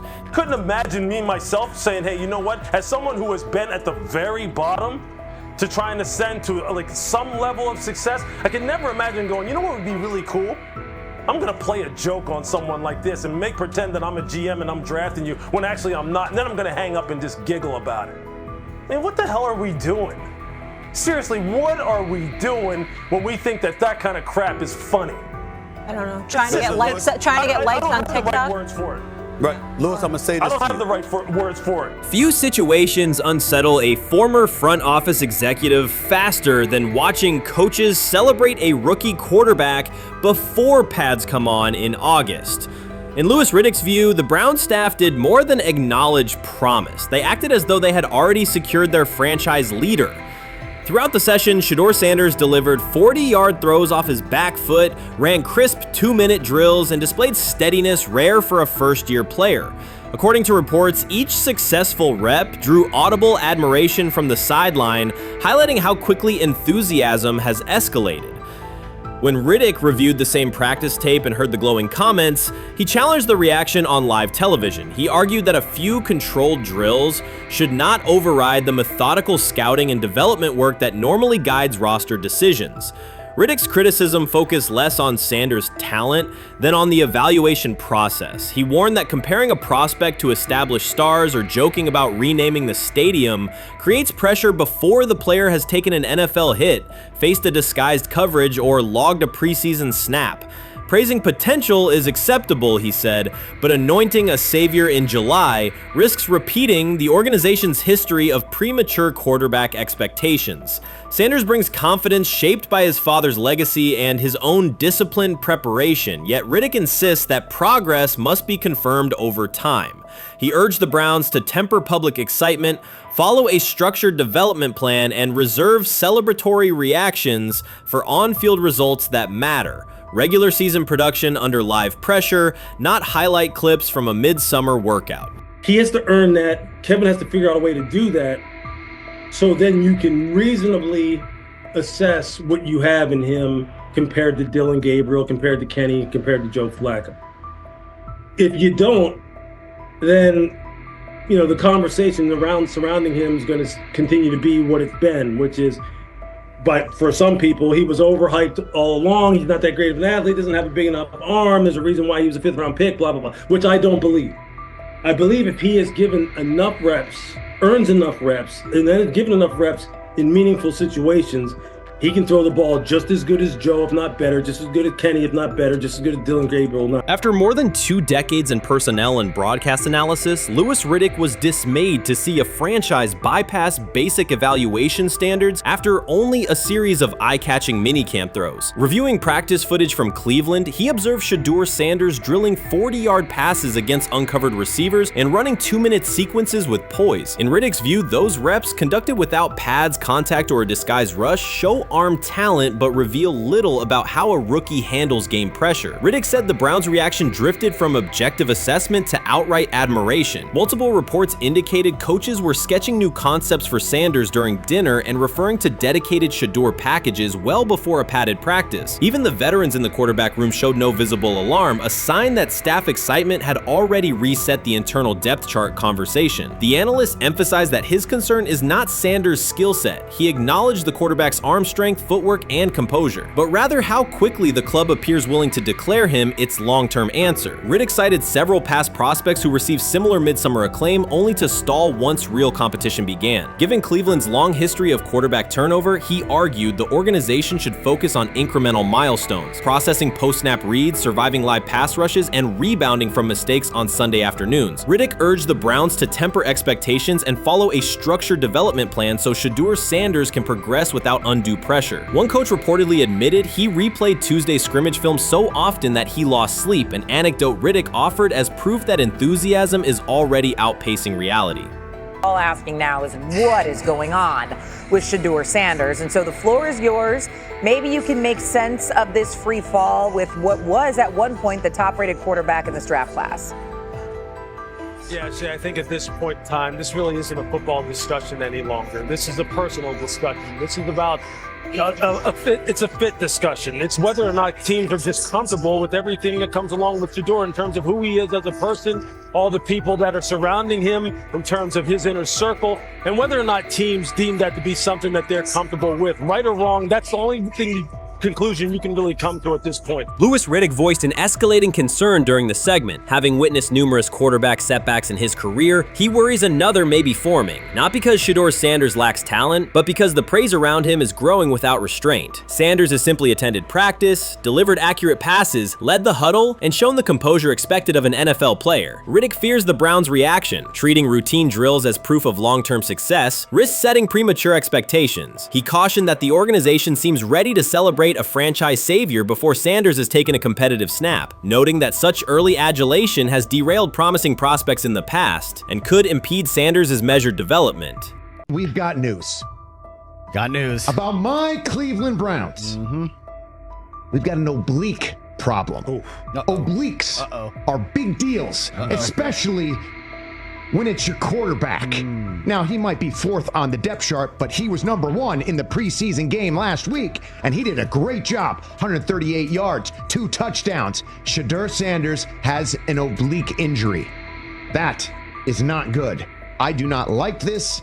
I hate this because I want to see more reps for Shedeur Sanders. Shedeur Sanders, a projected breakout this season, has been sidelined unexpectedly. The Browns coaching staff confirmed an oblique injury significant enough to keep him out of all activity. No reps, no drills, no warm-ups. Concerns are rising about how this may affect his momentum and force adjustments to the team's plan. The focus now is his recovery timeline, the impact on his development, and the next steps for the quarterback depth chart. Browns rookie quarterback Shedeur Sanders injured his oblique during practice today, putting his status in doubt for Saturday's preseason game against the Eagles. He's the latest quarterback on Cleveland's roster who has dealt with a health issue, joining fellow rookie Dillon Gabriel and Kenny Pickett. Sanders, who is trying to fight his way up the Browns depth chart, started the preseason opener last week and threw to practice. So how concerning is this for Shedeur as he is trying to, again, make his way up the depth chart, be QB2, potentially QB1 in the future? Dillon Gabriel taking Shedeur Sanders' QB1 spot after Sanders suffers an oblique injury is more than a roster change. It signals the staff is choosing urgency over efficiency. You do not replace a quarterback operating near a 70% completion rate with one coming off a 32% outing unless the decision is driven by desperation or poor evaluation. That is not strategy, it is avoidable loss of production. The impact on accuracy, timing, and drive sustainability is clear, and the difference is apparent to anyone watching. Well, here's what we know. I mean, after practice, Kevin Stefanski, the head coach of the Cleveland Browns, was not available to the media, but I did talk to him on the field as the players were coming off, and he told me that Shedeur Sanders complained of oblique soreness during the warm-ups this morning. Shedeur Sanders' absence isn't just a gap in the lineup, it's a setback for the entire offense. He thrives under pressure and makes throws others won't attempt. When he's healthy, every pass has intent, every drive has rhythm, and opposing defenses know they're in for a long day. Replace him with Dillon Gabriel and the defense senses an opening. Corners press tighter, safeties cheat down, and linebackers blitz more aggressively because they don't expect the same timing, velocity, or accuracy. Yes. I mean, yeah, I'm a fan.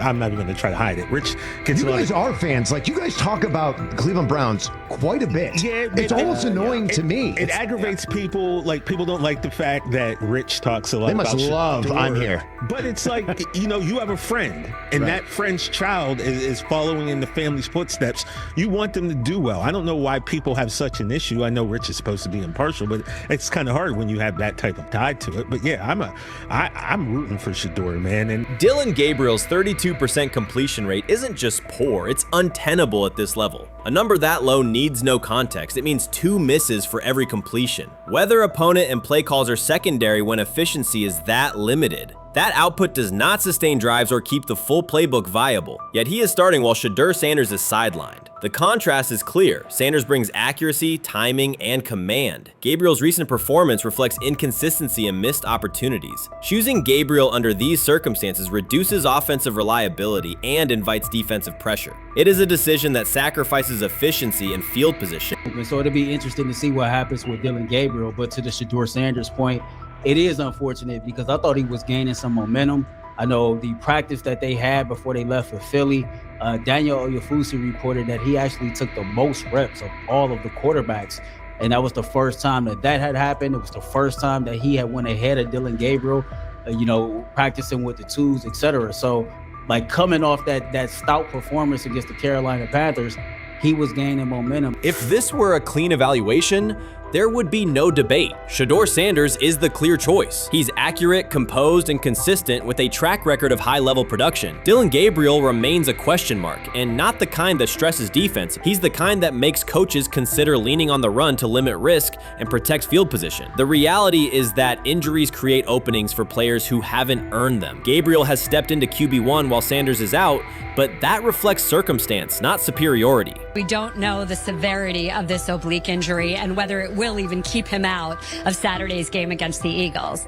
As for moving up the depth chart, I'm the Browns preseason sideline reporter. I was there Friday night when he burst onto the stage and set the NFL world buzzing.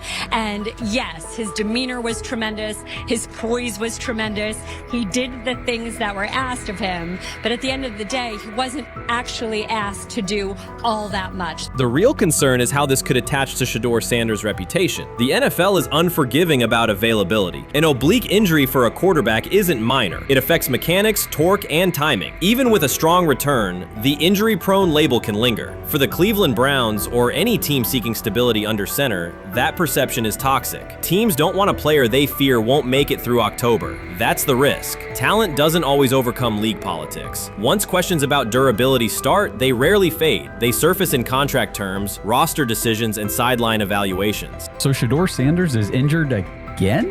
If you were following along on social media today for the Browns' first joint practice in Philadelphia against the Eagles, wow, you were in for a tumultuous ride. I mean, all the reporters, both Browns and Eagles reporters, were pretty much flabbergasted at the fact that Shedeur Sanders was taking 0 team reps during the day, and even Tyler Huntley was getting team reps instead of Shedeur. And then it came out, obviously, everybody's speculating. There's people calling for Kevin's jobs. And before I go any further, I don't blame anybody. Ever. Meanwhile, Dillon Gabriel's number should be sidelining him, not elevating him. A 32% completion rate isn't a dip, it's a warning sign that points to issues with field vision, timing, and receiver cohesion.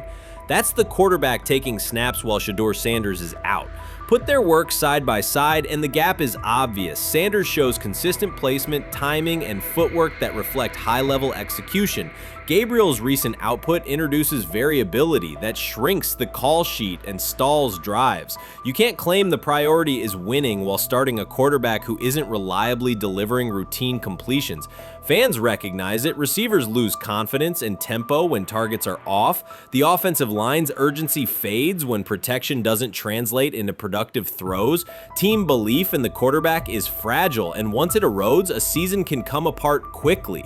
We could be looking at, 3/4 of Snoop and maybe 1/4 of Dillon Gabriel. Not really exciting for the fans. Of course, it would be nice to see what Dillon looks like. Did spend third-round capital on him. Gabriel and you're a rookie, is not going to be you on want this to get team. healed. You want the reps. You want to take these reps. So what do you do to prepare yourself and get ready? Because, man, when rookies get injured, it's like these reps are so valuable. Yeah, sets him back a lot. We do have some video here. Mike Garafolo had some video of Jalen Hurts kind of helping Shedeur use his cart to get off the field here. Shedeur Sanders changes the entire equation. His presence under center keeps defenses honest, keeps teammates engaged, and expands the coaching staff's options. You can call vertical shots, open the playbook, and control the game's tempo. Dillon Gabriel limits that. With him, the playbook narrows, drives stall, and the defense ends up on the field too long trying to compensate. The Cleveland Browns are not in a position to gamble at quarterback. This is a franchise with a difficult history at the position. With Gabriel, the issues are visible from the stands. A 32% completion rate won't jump to 60% with a few extra reps. If anything, it will decline as defenses present looks they would not risk against Shedeur. And that's the core issue. Shedeur Sanders at 80% is still a better quarterback than Dillon Gabriel at his best. That isn't exaggeration, it's the numbers. If Sanders is a 70% passer when healthy, even a drop to 60% keeps him well ahead of where Gabriel is now. Yet the team is rolling with the quarterback who isn't delivering routine completions. Every week Sanders is out, his hold on QB1 loosens. That's the hard truth. The longer Gabriel stays in the role, the more coaches cite continuity and chemistry to cover what's happening on the field. Every throw and every drive has to be a statement, not just to win, but to erase any notion that Gabriel is a legitimate alternative. In the NFL, QB1 isn't handed back because you used to be the best option. You have to take it.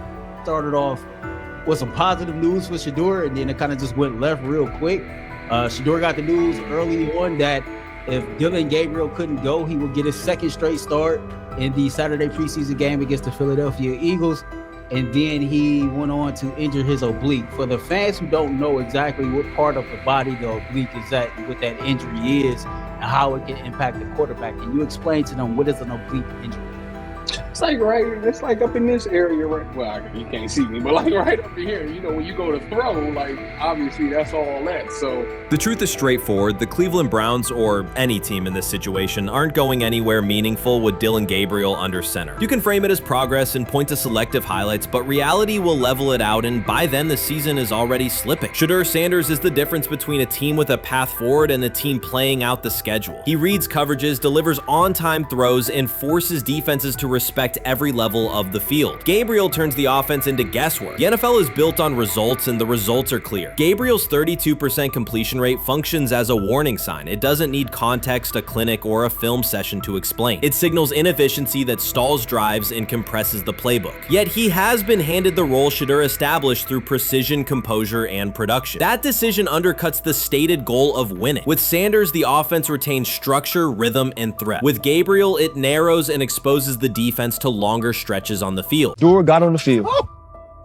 You're watching the game, Chad. There's a lot of Shedeur Sanders fans. What did you think of his first outing? Listen, all the talk and the narratives and the storylines and whatever you want to say, sooner or later that ball's about to snap. And that young man we watched in Colorado, this is crazy! Shedeur Sanders didn't just sign a deal, he finalized a flagship endorsement. It's the kind of move that makes analysts revisit assumptions and recalibrate valuations. Nike didn't simply issue a contract. The company put substantial backing behind him and positioned him as a leading figure in its athlete portfolio. The impact is immediate across the sports industry. Shedeur Sanders has reset expectations and changed the competitive field. what I just said about the shoe opportunity that could present itself for Nike, who's a Nike school. And the reason I say Nike is because it's a Nike school. They don't want another brand with the kid wearing them on field, but they get him head to toe. Okay, not just off the field. They can get him head to toe with a signature shoe. If he had that right now, and you mentioned record-breaking Colorado State, Skip, how many eyeballs would have seen that? What did you call it, Michael? Number 2, prime 2. Shedeur Sanders finalized an agreement that forces analysts to revise their projections. Moments earlier, many expected Nike to prioritize other quarterbacks. Instead, Sanders signed and moved to the center of the discussion. The deal signals clear commitment from Nike and resets expectations across the sports business. Speculation has been replaced with a definitive statement about his market position and upcoming campaigns. Shedeur was fantastic last night. I'm rooting for him to succeed in the NFL, but this is a little too much here, right? This is just a little too much. Last night after the game, Nike drops an ad, only a matter of time with the caption, when you get your opportunity, create your next one. I get what they're doing. They probably hit their social media impressions and engagement goals last night because this went off. But the bottom line is, save this for when he wins a regular season game. This is the kind of stuff why people don't like Shedeur. It's not Shedeur himself. He's a good kid. He's a good role model. He's a good quarterback. But people trying to boost him up like this for a preseason start is why we have issues. Analysts were surprised by the announcement and quickly reassessed prior assumptions that focused on other candidates. Nike did not make a routine addition. It secured a headline athlete. Shedeur Sanders brings national visibility, measurable performance, and a recognized family legacy. For months, some experts claimed he had attention without the depth major brands seek. This agreement signals Nike's conviction in his long-term value and directly challenges that earlier skepticism. Shedeur Sanders for MVP already. Now, let me not take it too far, but it's another example of how quick and fast Nike is with their marketing. Perfect. Shedeur is the perfect athlete to work with. He's unique. He sticks to himself and his family for the most part. He's marketable. He's charismatic. He smiles. All of the above.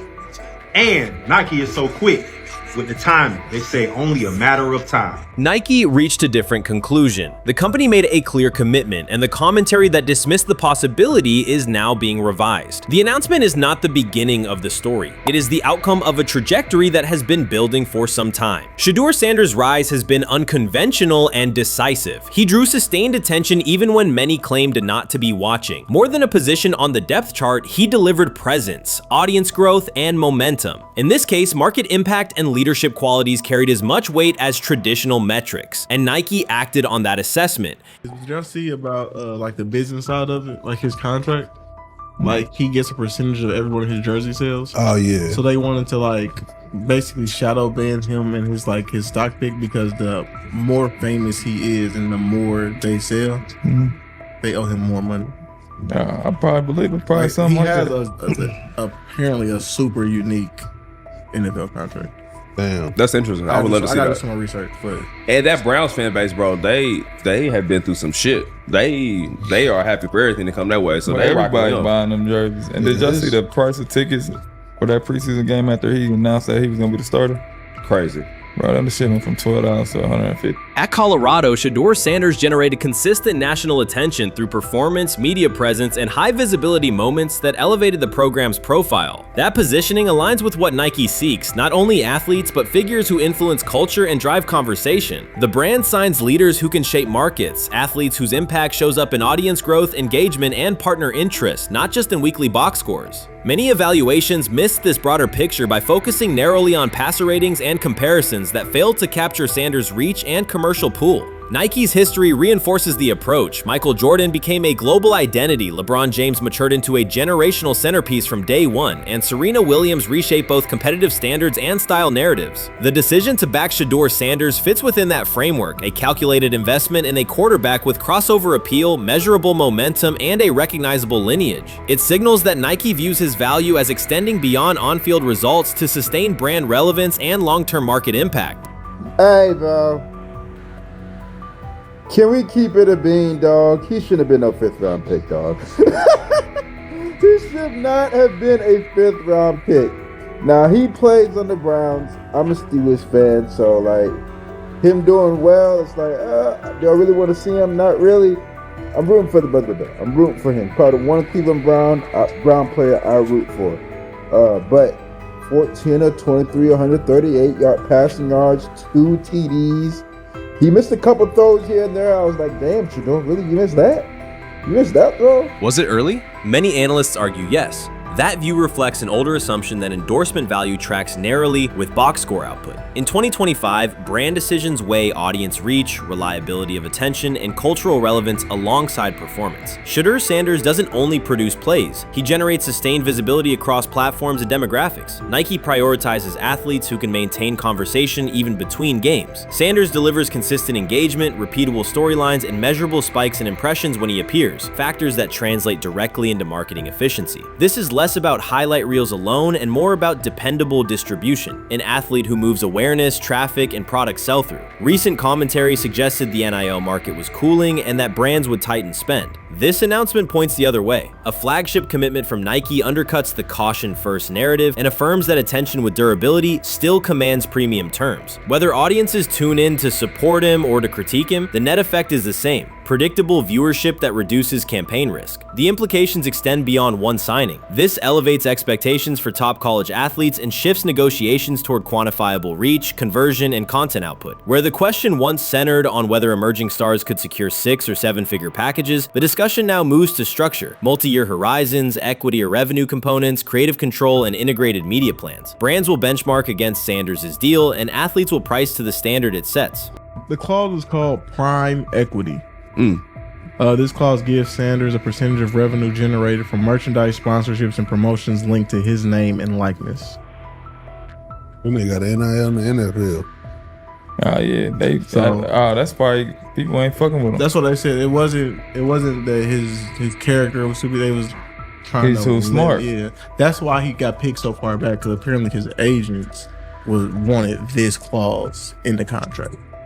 That's interesting. I didn't know that. I didn't either. Shedeur Sanders' agreement establishes a new benchmark for athlete marketing. It confirms that brands will invest at scale when a player demonstrates influence beyond performance, being able to sustain attention, shape narratives, and move product across platform. For the NIL market, the standard shifts from pure statistics to a broader profile, audience reliability, cultural relevance, and content output that can anchor campaigns. There is also an NFL draft dimension. Visibility and expectations intensify when a prospect carries both a high-profile surname and a flagship brand relationship. As Deion Sanders' son and now a leading Nike partner, every snap will be evaluated as a proof point. Strong stretches will be read as validation of the investment. Mistakes will draw outsized scrutiny. The spotlight becomes a constant variable in his development. This deal reflects a family strategy as much as an individual one. Deion Sanders understands sports branding and has built a repeatable playbook around it. Nike did more than sign a quarterback. It aligned with a multi-generational sensational platform that consistently commands attention. Analysts who framed this as a single athlete decision missed the leverage of the broader enterprise. The Sanders name functions like an established asset, recognizable, durable, and connected to a large, engaged audience. Nike's bet is not only on Shedeur's on-field trajectory, but on the continuity of a legacy brand that spans era. The value proposition is clear: storyline, lineage, and long-term market impact, with on-field results serving as an accelerant rather than the sole driver. I think Shedeur can play. I thought he was the best quarterback in college football a year ago. Okay, he was supposed to be the number 1 pick 6 months before the draft. It paid 1-to-1, from an odds standpoint. But Will, and I know how. I already know how this is going to go. I already know how this is going to be received by a lot of people, because I'm going to be labeled a hater or even worse. What comes next is expansion. This agreement is not only a payout, it is a platform. The core question is no longer whether Shedeur Sanders will succeed, but how far his brand can scale before he takes an NFL snap. Signature footwear, dedicated apparel, and placement in major Nike campaigns are all realistic pathways, potentially arriving before his rookie season begins. That scope is why the announcement is drawing sustained attention. The reaction also reflects an admitted miss by many observers. They undervalued the shift toward athletes who can carry conversation and commerce between games. Nike anticipated that change and moved early.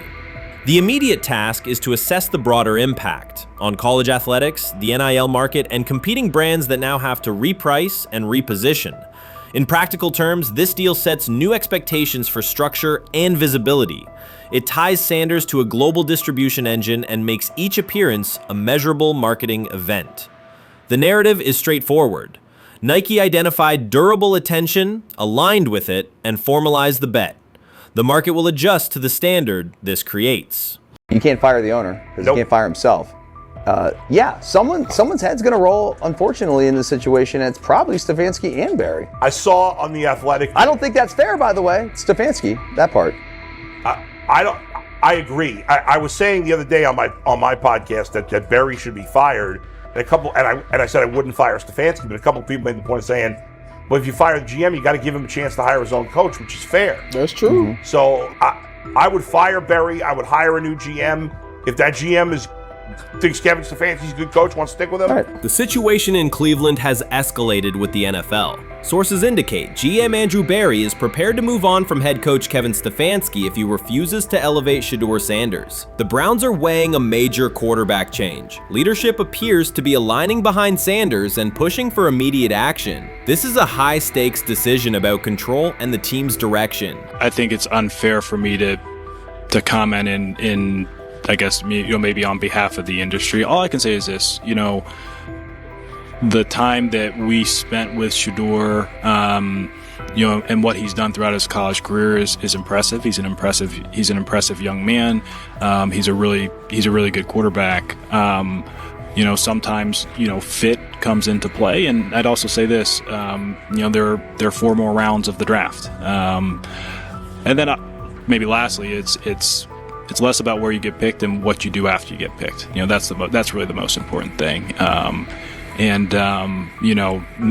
Getting to know him over the course of the spring, he has a ton of resolve. Andrew Barry appears to be at a breaking point. Pressure from fans and within the organization to play Shedeur Sanders is intensifying. Barry is pushing for a move towards Sanders, while head coach Kevin Stefanski remains cautious about altering the depth chart. The divide is clear. One side wants acceleration, the other a measured rollout. The organization is under heavy scrutiny, and the focus has shifted to when, not if, Sanders sees the field. Has the 4th highest odds of any head coach this season to be fired. He's clearly on the hot seat. It's been a discussion for really a couple years now, dating back to last season's 3-win season.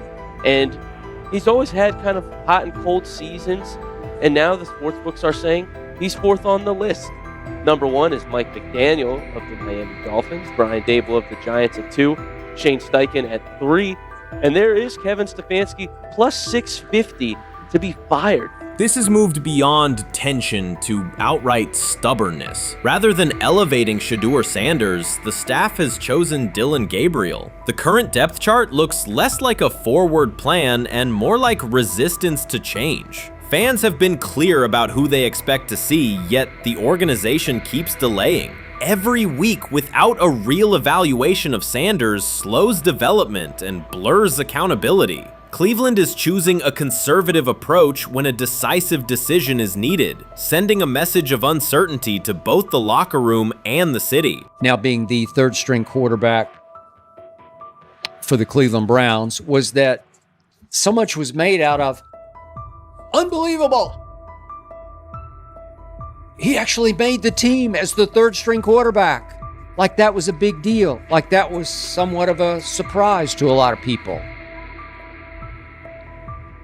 He should have been the first pick in the draft. Kevin Stefanski appears to be doubling down to validate his approach. Despite sustained demand from Browns fans to see Shedeur Sanders reflected in chants, merchandise, and constant discussion, he continues to keep Dillon Gabriel in front on the depth chart. The decision functions as an assertion of control rather than a response to momentum. Even with clear signals from the fan base, Stefanski is staying with Gabriel and delaying a full evaluation of Sanders. It is a deliberate choice to maintain his plan and pacing, not to accelerate change. Cleveland is prioritizing continuity over recalibration, keeping any transition to Sanders on hold. But yeah, I mean, the Browns are in a tough spot. They have wasted. You traded a ton of high draft capital to get Deshaun Watson. You've gotten nothing out of Deshaun Watson and missed an opportunity. Like, who knows who they would have drafted? Now, maybe they would have screwed up those picks and the Browns would still be in bad shape. Andrew Berry is likely frustrated watching Dillon Gabriel default to conservative throws while the offense stalls. From a football perspective, this appears to be the hill Kevin Stefanski is choosing to stand on. Keeping Gabriel ahead of Shedeur Sanders has limited the unit's explosiveness and prevented a full evaluation of a higher ceiling option. Drives end quickly, field position flips, and momentum is lost while Sanders remains on the sideline. Fan patience is wearing thin. Each ineffective series intensifies criticism and shifts scrutiny toward the coaching staff's criteria for the depth chart. With every additional snap for Gabriel, the decision reads less like an open competition and more like rigid adherence to a plan that isn't producing results. The optics are clear. A dynamic quarterback sits while a cautious approach keeps the offense in neutral. If this continues, accountability questions will grow inside and outside the building. What performance benchmarks keep Gabriel ahead of Sanders? When will Sanders receive first-team reps in live situations to allow a fair comparison? The front office must decide whether to preserve continuity or pivot toward a timely assessment of Sanders. The longer the current approach stays in place, the more it signals stubbornness rather than adaptation, and the more pressure mounts to realign the plan with on-field output. I honestly see it happening if the Browns lose a bunch of games. Like if they get 5 wins or less, I see the report coming out now that Stefanski will be fired. I don't want it to happen. I want the Browns to be good, win a bunch of games. I think that they're going to be a team that is slept on and can at least get 7 wins, which is why if they don't, I see Stefanski getting all the blame for that, and there'll be a new coach in Cleveland. Because their players, to me, are there once again. We've talked about the incredible rookie class. The approach in Cleveland lacks consistency. One week, Andrew Berry signals he wants Shedeur Sanders on the field. The next, Dillon Gabriel gets the reps and the plan stays conservative. Through it all, Kevin Stefanski shows limited urgency despite pressure on his job security. Fans are asking for an offense that can push the ball, change field position, and produce points. Instead, the unit leans on short throws and cautious sequencing. Gabriel's play keeps the ceiling low and momentum static, while a full evaluation of Sanders is postponed. The result is growing frustration and a clear disconnect between the front office, coaching staff, and expectations in the stadium. The NFL tried to teach him and his father a lesson. You don't act like that. You don't talk like that before a draft. We'll show you how our game is played. We will watch you plummet all the way. I think he would have gone undrafted except for that owner in Cleveland. And he is the key to everything because he is something of an against the grain maverick owner. He's kind of a wannabe Jerry. Fan speculation is growing. Some believe Kevin Stefanski lacks confidence in Shedeur Sanders. Others think he's prioritizing Dillon Gabriel for reasons unrelated to performance. A more extreme view claims Stefanski is manipulating outcomes to secure a buyout. Whatever the motive, the risk is clear. This approach is straining his relationship with GM Andrew Berry and alienating the fan base. Pressure is rising, Berry's patience is running out, and supporters have shifted from requests to demands. If the current plan continues, calls for a change in quarterback and accountability will intensify. Grab hold of the starting job. Yes, but I don't think we're going to know which one until we get deep into August. Now, I think we tracked the reps everybody was getting at practice throughout the OTAs and minicamp. But when you talk to people there, they just want to make sure everybody got what they needed. And that, Kenny Pickett, we find out if he has the goods to be the starter. Joe Flacco, they back him off a little bit. He's 40. He may not need as much. The rookies, Shedeur Sanders and Dillon Gabriel, what do they need to learn to make the transition from the college game to the pro game? That's what the spring was about for the Browns quarterbacks. Now, Shedeur Sanders has moved from social media celebrity to on-field standout, and ESPN now lists him among its first-team candidates. Reactions are split. Some fans are impressed while others are skeptical. Whether this reflects Deion Sanders' long-term strategy or simply Shedeur's rapid development, the story is drawing widespread attention. Here's a look at what led to this moment. They never planned on taking him. The problem is, like Ocho Cinco said, you got somebody that has endeared himself to the locker room. And guess what? The difference between him and Tim Tebow, the biggest one, is he can play. He can throw the ball. Tim Tebow running around being an H-back. He can throw the ball. And he's done everything he needs to do. He ain't saying nothing. He ain't rocking the boat. He ain't mad about the reps. He ain't mad about none of that. All the people out there want to see is this, like Tyver said earlier. We want to see what he can do with Jerry Jeudy. Online reactions are sharply divided. Some fans strongly support Sanders, while others argue he is overrated. Traditional analysts cite statistics and claim his recognition comes mainly from his father's name. Sanders supporters are actively celebrating his rise and already predicting a future NFL career. Sports media outlets have made his candidacy a central topic of debate. The discussion now extends beyond statistics and victories to include his marketability, public image, and on-field presence. Sorry. Is Shedeur Sanders going to get a chance to win this job? Do you believe he gets a legit shot to win this job? Listen, I think, first of all, the action's going to really start in training camp. Like, forget all the OTA stuff. You don't win a job in OTA. The real action starts in training camp. And just like Shedeur said, during the mini camp, when it's time to take your reps, you got to make the most of it. Because I think early on, there's going to be a lot. Remember, Joe Flacco didn't hardly practice in OTAs and mini camps because they were giving the young guys. Right. So when he gets his opportunity, he's going to have to make the most of it. Analysts are closely reviewing game footage to evaluate Sanders' decisions and mechanics, while others examine his social media activity to see how he balances content creation with quarterback duty. Shedeur Sanders' placement on ESPN's early first-team list has taken over the college football conversation. Supporters circulate his highlights and argue that his on-field production and leadership justify the honor. Skeptics claim the recognition relies too heavily on his family name and question whether his resume is strong enough for first-team status. Analysts are rewatching game footage to assess his reads, accuracy, and pocket presence, while others examine how he balances a high-profile social media presence with quarterback responsibilities. The debate has pushed other storylines, such as conference realignment and NIL issues, into the background, leaving fans and commentators focused on Sanders' performance, marketability, and overall impact on the sport. I'll keep saying it.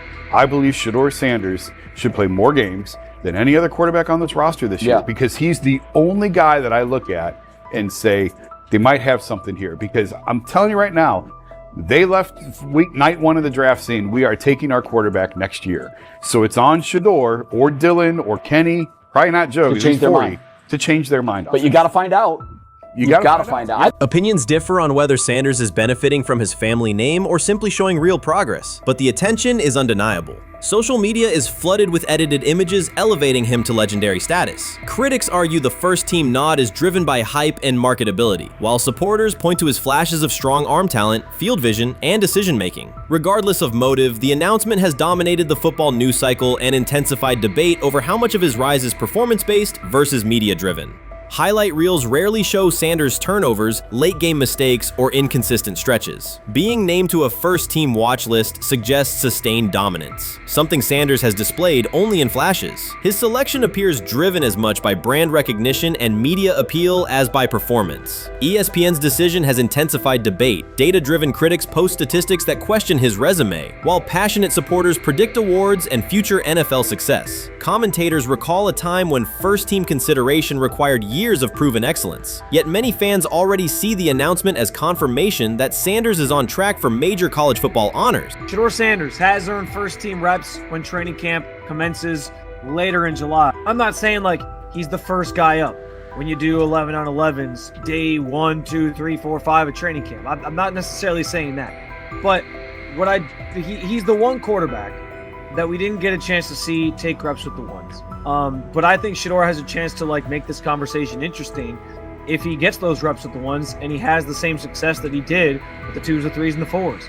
I have confidence he can show you something, but I got to see it. We all got to see it before we can actually judge that. Some believe Deion Sanders is already preparing for an award ceremony, while others are furious, threatening to protest ESPN's credibility over Shedeur's first-team mention. Critics argue that honoring Sanders without a full season of elite play undermines college football standards. Supporters insist his performance and profile justify the recognition. The debate reflects a broader clash between traditional merit-based evaluation and modern brand-driven visibility. In today's landscape, first-team consideration is no longer only about statistics. It also involves marketability and audience engagement. Whether welcomed or rejected, Sanders commands attention and embodies the sport's shift toward both performance and personal brand. He lied to us all when he said that this was going to be an open competition, a four-man open competition when it comes to the QB situation up there in Cleveland, in which, from the looks of it, all we've seen it be was a three-man race.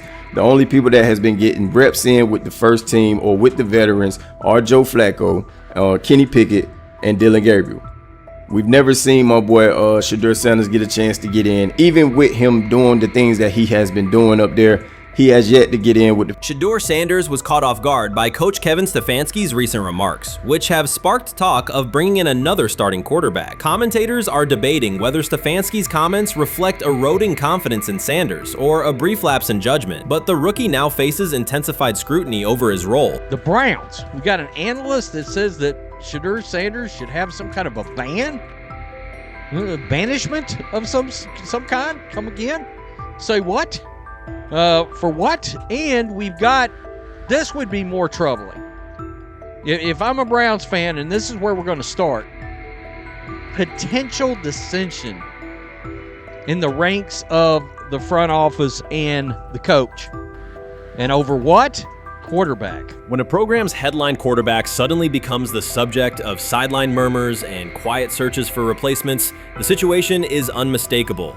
It's a breach of trust. Shedeur Sanders, the passer who put Colorado back in national conversations with his production and profile, has just received a clear message that his job security is in question. Coach Kevin, the assistant previously considered to be in Sanders' corner, made remarks that ignited speculation about changing quarterbacks. Fans, analysts, and even Deion Sanders are now reassessing the team's unity and its true plan for the position. The comment was no accident. It was a deliberate signal that the staff may soon elevate a backup. For perspective, Shedeur Sanders did not step into ideal conditions last season. He was sacked so often that Colorado could have dedicated a locker to every opposing edge rusher who reached him. Could I possibly go to bat for Kevin Stefanski as a great head coach? No, I couldn't. Could you go at bat against him, saying he's a horrible head coach? No, I can't. I think that's why we fall in the middle. I think that's why in a lot of these discussions, and that's why a lot of the rankings, you see him right now in that 15 to 20 range, somewhere in that middle pack of NFL head coaches. I've said earlier, Kevin Stefanski has already been given more head coaches than any coach I've ever seen in Cleveland. Starting with the decision to move on from Baker and him clearly still having another level to get to in Tampa. Last season, Shedeur Sanders often had to operate behind an offensive line that provided minimal protection, yet he still delivered precise throws and critical drives. At times, he seemed to be carrying a struggling roster almost on his own. Despite the constant pressure, he never complained, never threatened to transfer, and never acted entitled. He remained with Colorado because he trusted the program, trusted his father, and believed in the team's larger mission. That loyalty is is why Coach Kevin Stefanski's recent statement that the quarterback competition is wide open struck so sharply. The remark implies that Sanders' starting role is insecure, as though the player who absorbed countless hits while holding the offense together is simply another name competing with walk-ons and first-year athletes who are still learning the cadence. This goes beyond ordinary coach language about fostering competition. It introduces genuine uncertainty about the staff's confidence in Sanders and invites speculation that Colorado is actively assessing outside options through the transfer portal. By characterizing the position as vacant, Stefanski has planted seeds of doubt that could quickly evolve into rumors and undermine the stability of the locker room. I'm sorry, but when it comes to quarterback, I'm going to defer to my head coach, generally speaking, especially one with Stefanski's track record and how he's viewed across the league. So this is interesting because it tells you Kevin Stefanski's not a Shedeur Sanders guy. And it also tells us who made these picks. Exactly. The Cleveland Browns made a rather awkward decision in the NFL draft, opting to take quarterback Dylan Gabriel in the 3rd round well before he was expected to fly off the board. Then 2 rounds later, the Browns took fellow quarterback Shedeur Sanders. So what exactly is going on? Discussion has begun about whether Colorado is actively evaluating another quarterback and preparing for life after Shedeur Sanders. Analysts are debating whether Coach Kevin's move is calculated strategy or a misstep that jeopardizes team stability. Sanders remains a top NFL prospect, Deion Sanders' son, and the program's public face. His highlights dominate social media and his jerseys outsell the team's victories. Yet he is once again being asked to reaffirm his position. The issue is more than routine roster management. It intersects with the family dynamics that shape the program. By portraying the quarterback job as open, Coach Kevin signals to both Shedeur and Deion that the staff is willing to move on despite Sanders' stature. For Shedeur, sitting through film sessions while hearing talk of potential replacements adds an unwelcome layer of uncertainty to an otherwise proven resume. The decision may reflect a desire for a quarterback with a different profile, perhaps someone more mobile and system-oriented, rather than a dismissal of Sanders' accomplishments. Sometime last week, and then, and I just tweeted that out again this morning, and then today, the Joe Flacco one got posted. So running through this, and then of course we'll still have Dylan will be next, and then Shedeur will come last. As training camp nears, Mary Kay Cabot is providing straightforward analysis of the Cleveland Browns quarterback competition. The starter has not been named, but she has moved away from her earlier skepticism of Shedeur Sanders and now acknowledges his talent and potential. Cabot explained that if Joe Flacco is chosen to start week 1, it will mean he is the most prepared to play immediately. This approach would also give younger quarterbacks such as Kenny Pickett time to adjust, refine their skills, and maximize their potential while Flacco handles the early workload. She added that a Flacco start would not prevent Sanders from earning the position later in the season. The depth chart remains flexible, and Sanders' continued development could put him in line for an opportunity as circumstances evolve. Cabot also noted that Pickett could win the job for week 1, but he must demonstrate he can integrate smoothly with the offense and perform reliably under pressure. The Browns want a leader who can control the huddle, execute plays efficiently, and maintain composure. Pickett's performances in upcoming practices and preseason games will be critical in determining whether he secures the starting role or Sanders ultimately takes the reins as the season progresses. Things like that. It doesn't mean that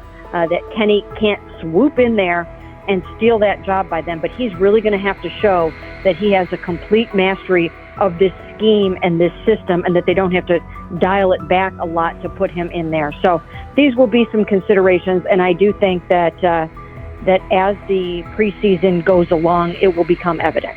Mary Kay Cabot recently stated that Shedeur Sanders is ready and the Cleveland Browns are monitoring him closely. After a strong showing during organized team activities and minicamp, Sanders has made notable strides in his development. With continued progress, he is expected to return to the field prepared to contribute meaningfully. The Browns coaching staff is tracking his growth, and anticipation about his long-term role is increasing. Cabot added that if Sanders maintains this trajectory and continues to demonstrate poise within the team, he will have a legitimate chance to earn the starting quarterback job. Each practice practice reps strengthens his case, reinforcing the possibility that his development could benefit both the player and the organization. As Sanders impresses, discussion about his future in Cleveland becomes more compelling. Cabot also emphasized Sanders' advanced understanding of the offense. She noted that his football IQ appears in every drill and that he seems ready to execute the Browns system at full speed. His ability to process defenses quickly and make decisive reads distinguishes him from his peers. With the appropriate opportunity, Cabot believes Sanders could become a genuine difference maker for the Browns. One area Cabot highlighted is Sanders' command of pre-snap adjustments. His capacity to diagnose defensive fronts and communicate changes gives him an edge and reflects high football intelligence. If he translates those reads into consistent connections with his playmakers, he could elevate the Browns' offense significantly. By comparison, Cabot said quarterback Dillon Gabriel is still refining his grasp of complex terminology and play calling. While Gabriel possesses upside, Sanders' comfort with intricate concepts and his ability to manage tight pockets under pressure give him a clear advantage at this stage. Gabriel must sharpen those elements to compete at Sanders' level. Cabot previously reported that Sanders had already earned first-team practice snaps ahead of Gabriel. Her latest update confirms that Sanders is now approved as the Browns' starting quarterback, solidifying the organization's commitment to him as QB1. Expectations are high, and his response to the challenge will be closely watched throughout training camp and preseason. Cabot further noted that head coach Kevin Stefanski authorized Sanders to take expanded first-team reps beginning next month. This milestone underscores Sanders' readiness and the coaching staff's confidence in his progress. As the regular season approaches, Sanders aims to cement his status as the starter, and the competition for that position is intensified. Though Sanders leads the race, Kenny Pickett remains in contention. Cabot stressed that Pickett must prove he can integrate seamlessly with the offense and perform consistently under pressure. His performance over the next several weeks will determine whether he can challenge Sanders for the starting role. With both quarterbacks vying for the top spot, the Browns' Week 1 starter will be one of the most scrutinized decisions of the upcoming season. For now, Cabot's reporting underscores Sanders' rapid ascent, strong football intellect, and growing command of the offense, qualities that position him well to lead Cleveland's offense when the opportunity arrives. Many observers declared Deion Sanders was finished. They argued that his public style attracted unnecessary attention, that his health had deteriorated too far, and that his coaching career was approaching an abrupt conclusion. They misread his resolve. When speculation intensified, Sanders did not schedule a press conference or issue a formal statement. Instead, he released a short video recorded at his Texas home, walking alongside recording artist Lil Wayne. The footage established two facts. Although Sanders still walks with a limp, he remains active, and he intends to return to the sideline. Reports from USA Today and ESPN confirmed that Sanders had temporarily left Colorado to recover from a significant, undisclosed medical condition. He lost 14 pounds and missed several summer practices, leading to widespread debate about his future. Unofficial sources suggested complications related to previous blood clot issues, but no official diagnosis was provided. Throughout Sanders' absence, numerous media outlets framed his situation in crisis language, frequently questioning whether he would coach again. By comparison, when coaches such as Lincoln Riley paused their duties for health or family reasons, coverage emphasized understanding and patience, an imbalance that reflects a common difference in how high-profile black coaches are treated. Sanders' silence was not a retreat, it was a period of recovery. During rehabilitation, he relied on family, faith, and trusted colleagues, yet stayed connected to his program through brief online updates. The video with Lil Wayne demonstrated that he retained strong support from influential friends, countering narratives that portrayed him as isolated or on the verge of retirement. The visual evidence showed that his setback is temporary, and that he remains determined to lead Colorado into the forthcoming season. Since accepting the Colorado position, Sanders has dramatically elevated the program's national standing. He first drew national attention to Jackson State and the broader HBCU football landscape, then moved to Boulder and transformed a one-win team into a central storyline in college athletics. His approach, combining hip-hop culture, direct communication, and open expressions of faith, has challenged conventional expectations for head coach behavior. Each step forward has been met with heightened scrutiny. His time at Jackson State was labeled a publicity stunt, his departure for Colorado was framed as abandoning HBCU culture, and his social media presence has been cast as distraction from traditional coaching responsibility. Critics often magnify Sanders' missteps and question his motives, while comparable actions by other coaches receive neutral or sympathetic coverage. Showings of enthusiasm enthusiasm from Brett Favre and disciplinary intensity from Nick Saban are celebrated as competitive passion, yet Sanders' displays of confidence are frequently labeled arrogance. The discrepancy illustrates deeper biases rather than differences in performance. Sanders' success challenges entrenched expectations of how a college football leader should look, speak, and act, especially a black coach who refuses to downplay his identity. During his convalescence, Sanders maintained close communication with his staff and athletes, reinforcing the standards he had established: discipline, accountability, and belief. The program's daily messaging continued to emphasize preparation and resilience, signaling that Sanders' influence persists even when he is away from campus. Athletes echoed his mantras during workouts, confirming that his leadership extends beyond physical presence. Sanders acknowledges the seriousness of his medical challenge, but has refused to let it define him. He has publicly discussed leaning on scripture and prayer, explaining that his purpose as a mentor, father, and coach extends beyond personal adversity. In that context, the video of him walking in the Texas sun was less a strategic media effort than a straightforward demonstration of continued commitment to his team and mission. Colorado still requires Sanders' vision. Prior to his arrival, attendance was low, national media attention was minimal, and recruiting momentum had stalled. Sanders' leadership brought renewed energy, authentic identity, and higher standards of accountability. Players who previously lacked representation in college football leadership found a coach who shares, affirms, and elevates their cultural background. Sanders supplements conventional coaching priorities, scheme, fundamentals, and execution with empowerment initiatives that cultivate self-confidence and authenticity. As preseason camp approaches, Sanders intends to resume full involvement, even if medical recovery remains ongoing. His presence is expected to restore on-site leadership, stabilize the locker room, and direct media coverage toward on-field progress. For Sanders, the objective extends beyond compiling wins and includes completing a cultural transformation that expands how success and leadership are defined in modern college football. Those who predict his decline overlook the underlying traits, faith, perseverance, and purpose that have supported Sanders throughout his career. Doubts, rumors, and disproportionate scrutiny have followed him from playing days into coaching, and he has consistently responded with results. His current health setback is another obstacle, not a conclusion. The broader initiative he leads, centered on authenticity, opportunity, and high standards, continues. When Sanders returns to the sideline, it will mark the next stage of a movement he has guided from Jackson State to Boulder. The recent period of quiet has been strategic rather than passive. Instead of defending himself in daily briefings, Sanders focused on rehabilitation, remote program oversight, and family support. Each brief social media message reinforced a consistent theme: faith and preparation.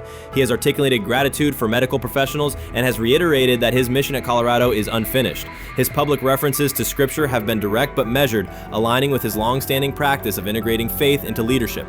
By walking through his ranch with Lil Wayne, Sanders signaled continuity. The clip underscored that influential supporters remain engaged, that Sanders' broader network values his vision, and that he remains capable of navigating physical challenges. The visible limp was not evidence of imminent retirement. Rather, it documented the reality of ongoing recovery and the resilience with which he approaches each obstacle. Colorado's athletic administration and football staff continue to affirm Sanders' program direction. Recruitment communications cite his established record in fostering cultural relevance and national exposure. Prospective athletes respond to a coach who presents a transparent path to development, both on and off the field. Current players refer to Sanders' coaching points with clarity, citing specific drills and expectations that remain unchanged during his absence. These indicators demonstrate that the core structures Sanders implemented are functioning and that his return will be an amplification, not a restart. Criticism regarding Sanders' public persona often conflates media style with coaching substance. Analysis from opponents suggests that social media engagement dilutes football preparation, yet Sanders' staffs emphasize time management and delegation. Defensive and offensive coordinators handle in-game adjustments, while Sanders directs overall culture, recruitment, and leadership. He has articulated that visibility serves to amplify program accomplishments and enhance player opportunities, not replace strategic football planning. Some commentary has attempted to reframe Sanders' health issue as evidence that his coaching model is unsustainable. The argument ignores the documented health challenges faced by numerous coaches across levels of competition. For example, college coaches recovering from heart procedures or joint replacements have returned to successful seasons after appropriate medical clearance. Sanders' case follows a comparable trajectory factors. Medical complications require temporary separation, structured rehabilitation is prioritized, and a managed return is planned. Institutional medical protocols at Colorado dictate clearance requirements. Sanders will meet those before resuming full sideline duties. Colorado's players have expressed public confidence in Sanders' eventual return, citing regular virtual check-ins and continued accountability. Several athletes noted that positional meetings included recorded messages from Sanders reinforcing tactical goals and personal discipline. These details confirm that Sanders has remained actively engaged, albeit remotely, and that team culture remains aligned with his principles. Looking ahead, Colorado's schedule will attract national attention, both for on-field competitiveness and the storyline of Sanders' comeback. Analysts will evaluate how quickly he reestablishes day-to-day rhythm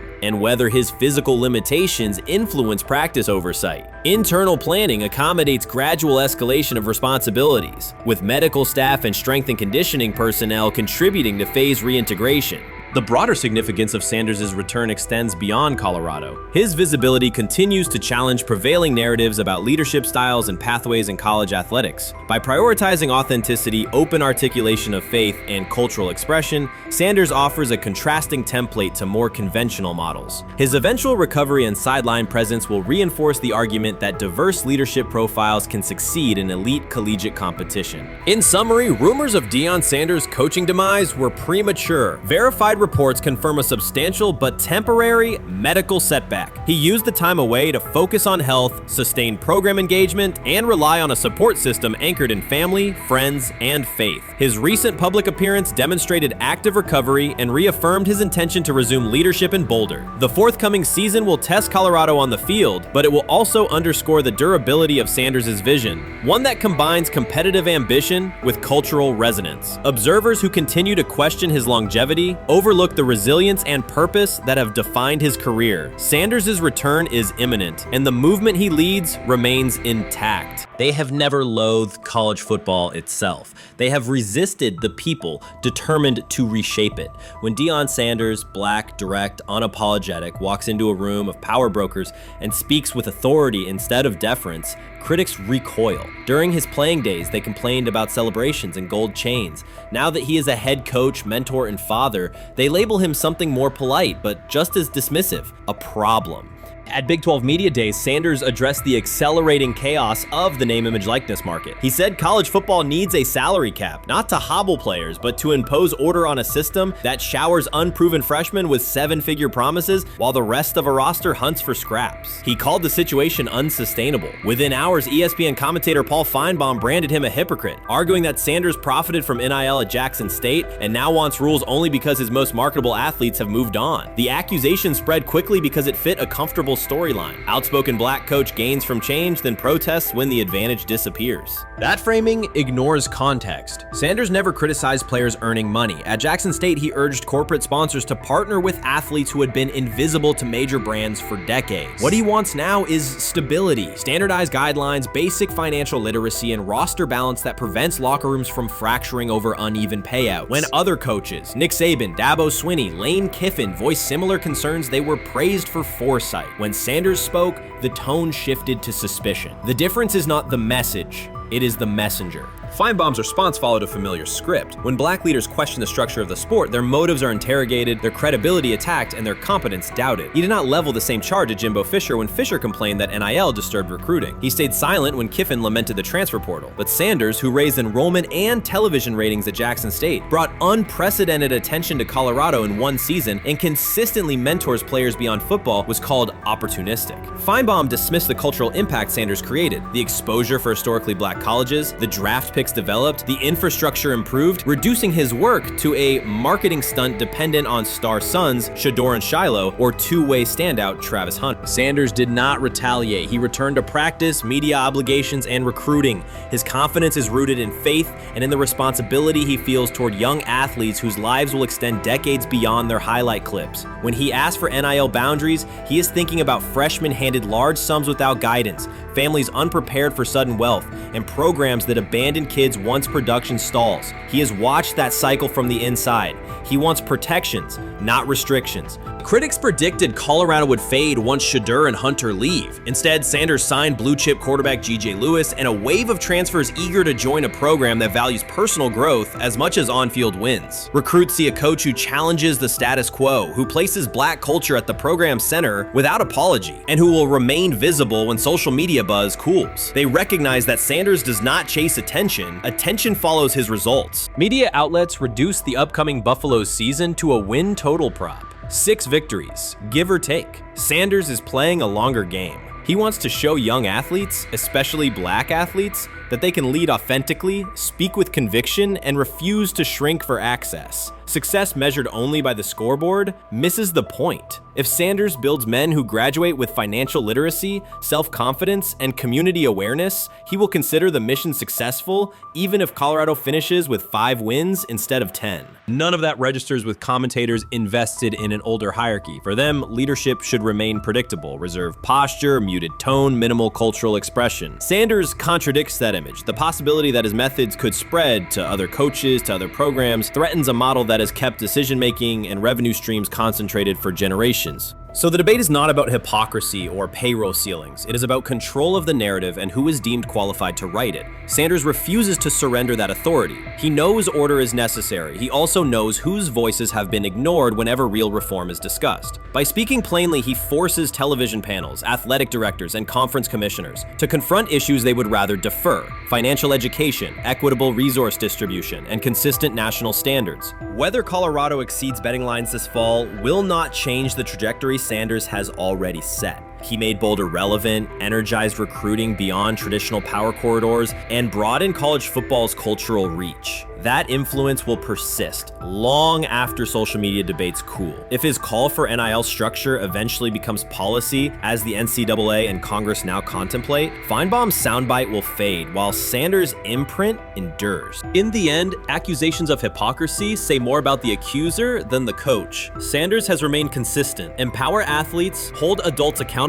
and inject stability before unchecked money corrodes the locker room. The people who stand to lose clout in that environment prefer the chaos they can manipulate. Sanders prefers a system that nurtures the players who make the sport worth watching. His advocacy is rooted in experience, not self-interest, and his critics will have to decide whether to engage with that reality or keep shouting from the sidelines. Shedeur Sanders doesn't ask for excuses. He hasn't blamed limited reps, patched together receiver groups, or fourth-string offensive linemen struggling against Cleveland's second-team defense. He shows up, works, and demonstrates why he belongs. On day 3 of Brown's training camp, for the first time since OTAs, he finally received something close to a fair opportunity. He lined up with the second unit during an 11-on-11 period and made the most of it. In 8 plays, he did what he typically does when given a chance. He executed. He went 2 for 2 on a quick series, finishing with a decisive throw to tight end Blake Whiteheart that immediately caught the sideline's attention. There was no hesitation in his drop, no unsettled feet, and no panic. Just firm, accurate timing and clean operation. It raised an obvious question: what has taken so long for the Browns to evaluate him with a functional group? The story isn't only about one throw, it's about the delay before it. Sanders has been the guy for most of his football life, commanding high school programs, starring in the Southwestern Athletic Conference at Jackson State, then operating under national attention at Colorado. For the first time, he's been told to wait. He has treated that reality as part of the job rather than a setback. He has prepared like a professional since the moment he arrived, and on the 3rd day of camp in heavy heat, he let the football represent his case. While coverage focused on the veteran presence of Kenny Pickett and Joe Flacco, Sanders made an impression with minimal volume. The difference with the second team was immediate. Protection held up, routes were on schedule, and progressions unfolded as designed. Within that structure, he looked like the quarterback who led efficient offenses at Jackson State and Colorado. Calm in the pocket, decisive in his reads, and accurate to tight windows. This was not simply a good practice period, it was a clear statement. He was not just operating the script, he was directing it. The timing was sharp, the reads were clean, and the seam throw to Whiteheart was a high-level anticipation throw, professional and placement and pace. The narrative around Sanders should reflect that when he is placed in a workable situation, his strengths are visible. Early work with 4th unit personnel included protection issues and unreliable spacing. With the 2nd unit, those variables stabilized and his work looked consistent with his resume. The performance supported a straightforward conclusion. The evaluation should move forward with higher quality reps. Sanders has been explicit about his approach. He does not request special treatment. He intends to be prepared so that when an opportunity appears, he can step in without a drop-off. He has said he wants to be ready for anything and not offer explanations after the fact. That mindset fits what teammates and coaches have observed. A quarterback focused on the assignment, not the conversation around it.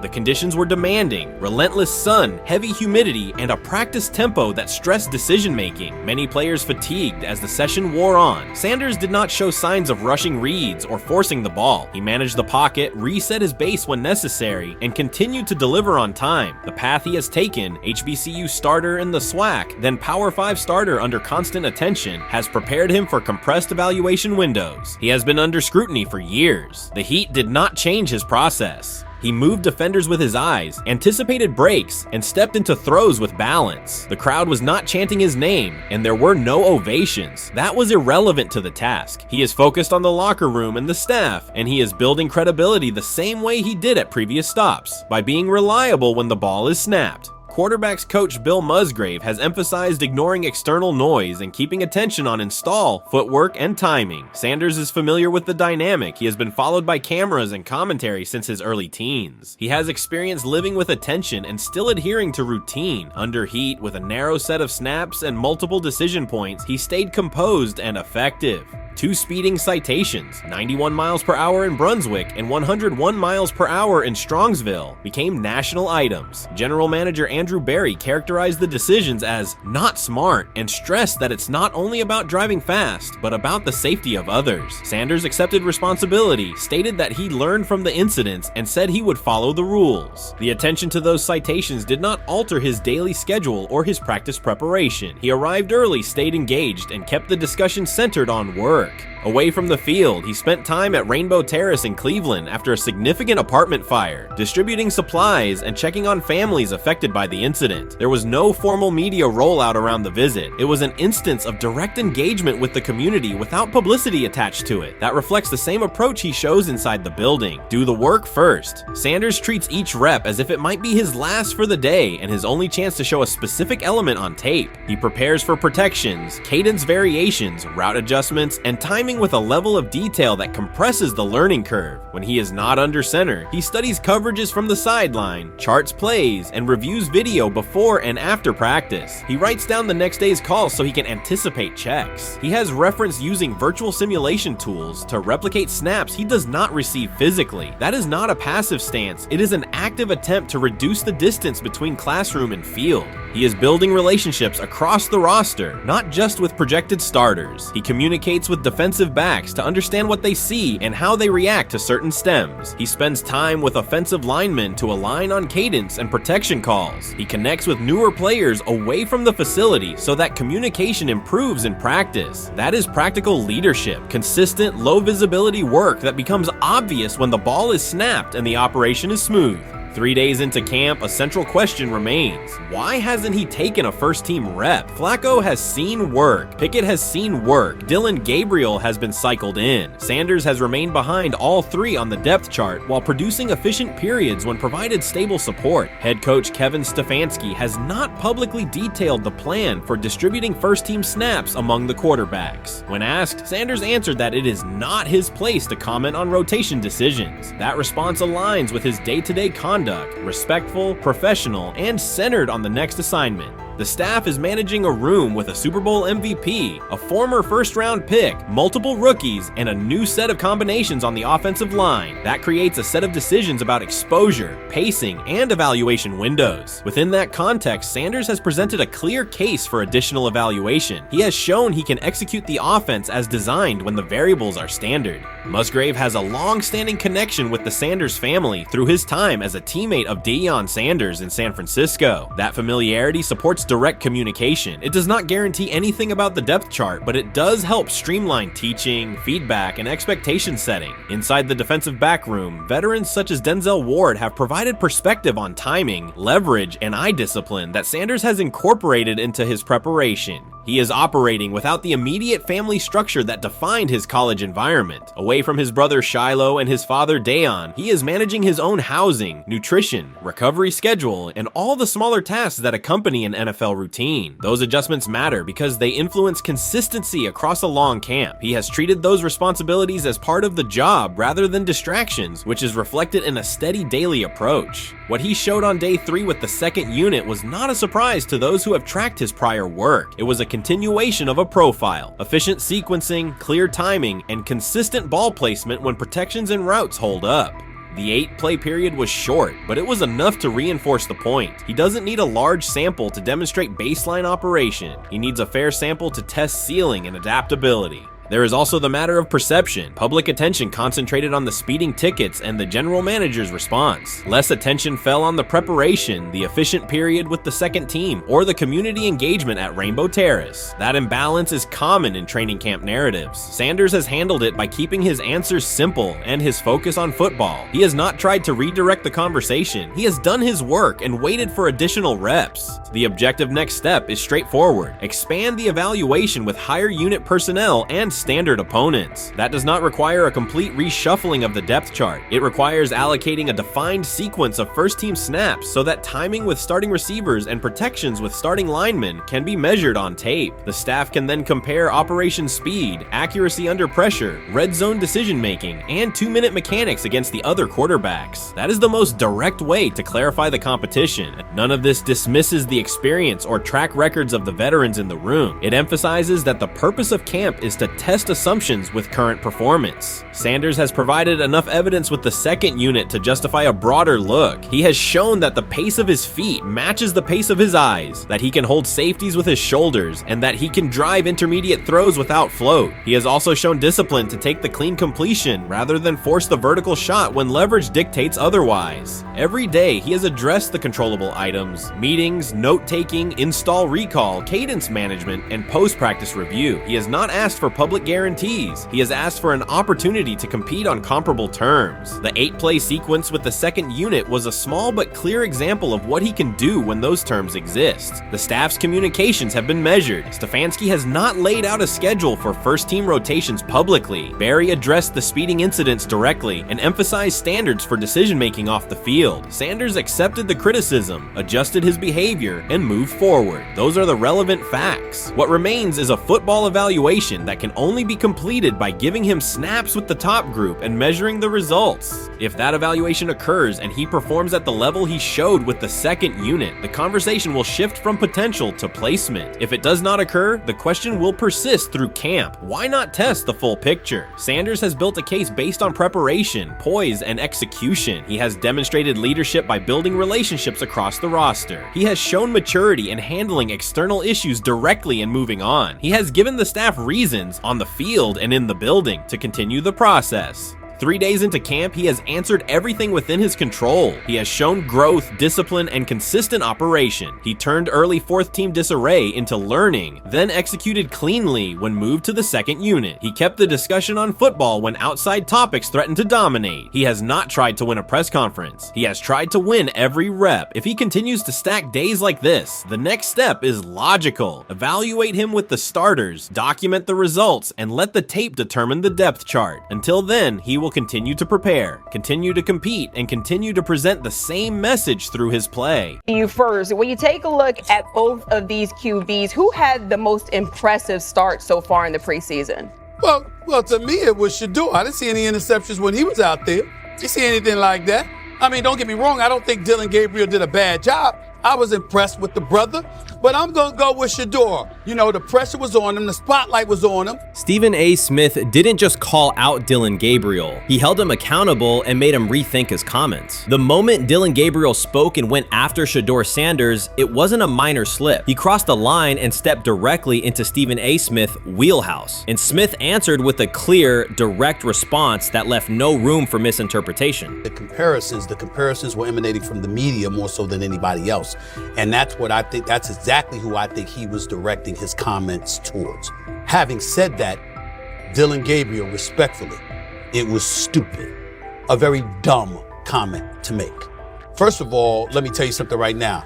In every walk of life, far beyond the parameters of a football field. This wasn't casual sports commentary, it was a decisive critique. Dillon Gabriel's comments were taken apart by Stephen A. Smith with clear, direct points. Gabriel, a quarterback with solid stats but limited top-level achievements, chose to take a public shot at Shedeur Sanders. Shedeur, who has handled sustained media scrutiny and on-field expectations, became the target of an unnecessary criticism. Smith responded by challenging Gabriel's standing to make that claim, and by defending Sanders on the facts. The outcome was clear. Gabriel overreached, and Sanders didn't deserve the hit. Dan Orlovsky would sit up here in comparison to Shedeur Sanders, who did no such thing, and say, hey, thought he looked better. I thought, I got to give him the edge here. I thought it wasn't bad. A pick six and a fumble, and we can get over fumbles. Have you heard anybody say that? I know it's possible. Have you ever heard anybody say, get over? Stephen A. Smith responded immediately. As soon as Dillon Gabriel made his comments about Shedeur Sanders, Smith delivered a clear, point-by-point critique that drew national attention across the NCAA media cycle. Dillon Gabriel has a reputation as a good quarterback, not a dominant one. He can post strong numbers against opponents like Tulsa, but his performance has been inconsistent when the stakes in competition rise to playoff level. Well, those who produce get treated differently than those who don't.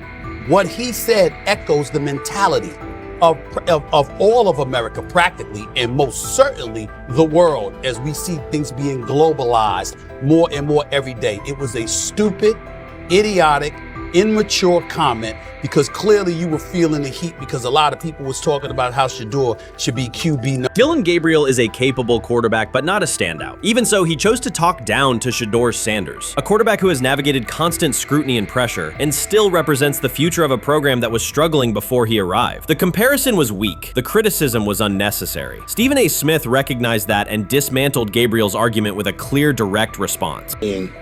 How the Browns react to this, how the locker room reacts to this, how Shedeur reacts to this, because it was a clear shot at Shedeur. But let's say Dillon Gabriel's talking about the media. How could you be a brand new quarterback in the NFL and the first time you get behind a mic after your first game, you throw the media under the bus?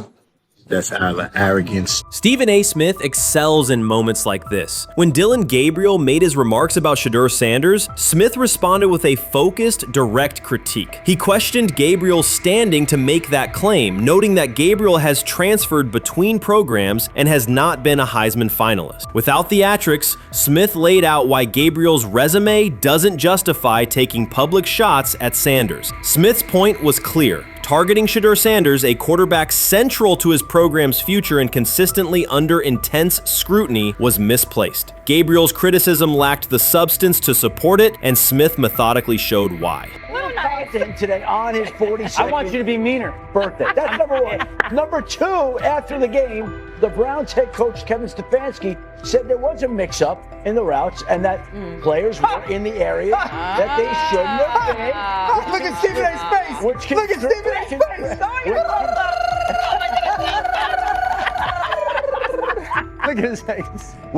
Stephen A. Oh my Lord. The strength of Stephen A. Smith's response was that he didn't just address Gabriel's remarks. He challenged the image around him. Dillon Gabriel often presents himself as an overlooked contender ready to surprise. But the reality is that his profile hasn't commanded broad attention. It's a clear reminder that not every opinion carries equal weight. In defending Shedeur Sanders, Stephen A. was direct and precise. Shedeur isn't just a quarterback. He is Deion Sanders' son, which subjects him to scrutiny far beyond anything Gabriel has faced. Even under that pressure, Shedeur has maintained his composure, shown confidence, and delivered in key moments that helped revive a program many had written off. Stupidity, all of it.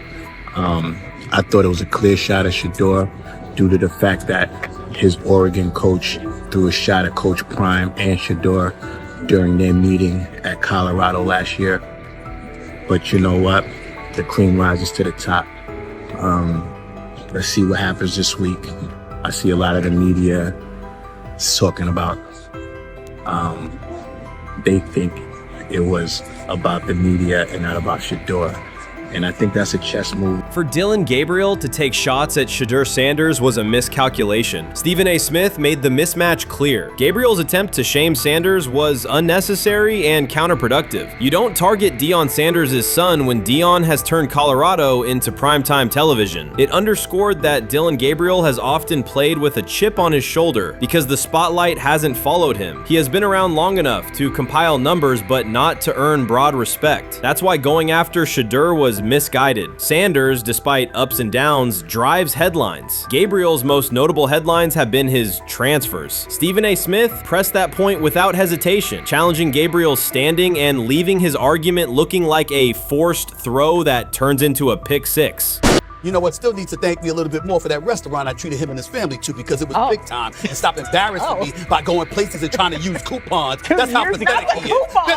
The point is that a pick six and a fumble is usually considered a bad day. Stephen A. Smith didn't need to raise his voice to make the point. He presented Dillon Gabriel as a player whose talk outpaces his resume and defended Shedeur Sanders with clear comparisons. That's why he called Gabriel out so directly. The comparison wasn't just unfair, it was forced. Now look at Gabriel's record. The numbers are solid and he can win against average defenses, but the resume lacks defining markers. There's no sustained Heisman contention, no late season surge that reshaped the national picture, and no postseason moment that cements a legacy. The track record reflects steady production, not top-tier impact. That's the gap Smith underscored. Gabriel's criticism of Shedeur Sanders wasn't supported by what he has accomplished, while Sanders continues to carry a program under constant scrutiny. Let's see some of them step up and make some plays out there. Ain't no way. Gabriel ain't no way. He not built like that. No way. And this one is picked off and going back the other way. Oh my God, why did he stop playing? Now it's a foot race. And that is that. They told me bust out my AP, perfect timing. H-shot, we about to get legendary. Shedeur started next game, baby. Shout out Dillon though, you know what I'm saying? Bro, I love you, my heart. What am I bigger than cheese, bro? You know what I'm saying? But Shedeur got it. Shedeur Sanders is a national brand who draws viewers for both performance and result. Dillon Gabriel's attempt to diminish him read as resentment. And Stephen A. Smith called out the insecurity and lack of awareness directly. Colorado under Deion Sanders is prime time, and Shedeur sits at the center of that spotlight. If Gabriel expected the sports world to agree while he took a shot at Shedeur, he misread the moment. Smith dismantled the argument and questioned the credibility behind it. Gabriel will move on. He'll keep playing, give interviews, and have fans, but this exchange will trail his media profile as a reminder of a misstep. It's a clear example of a resume that doesn't justify taking public aim at a quarterback carrying that level of scrutiny and responsibility. For the Cleveland Browns preseason game today is that the way that some white folks watched Shedeur Sanders last week is the way that some black folks were watching Dillon Gabriel today. And it's not Dillon Gabriel for Dillon Gabriel's sake. Most folks don't have a problem with Dillon Gabriel. It's what he represents, which is the disrespect of a black person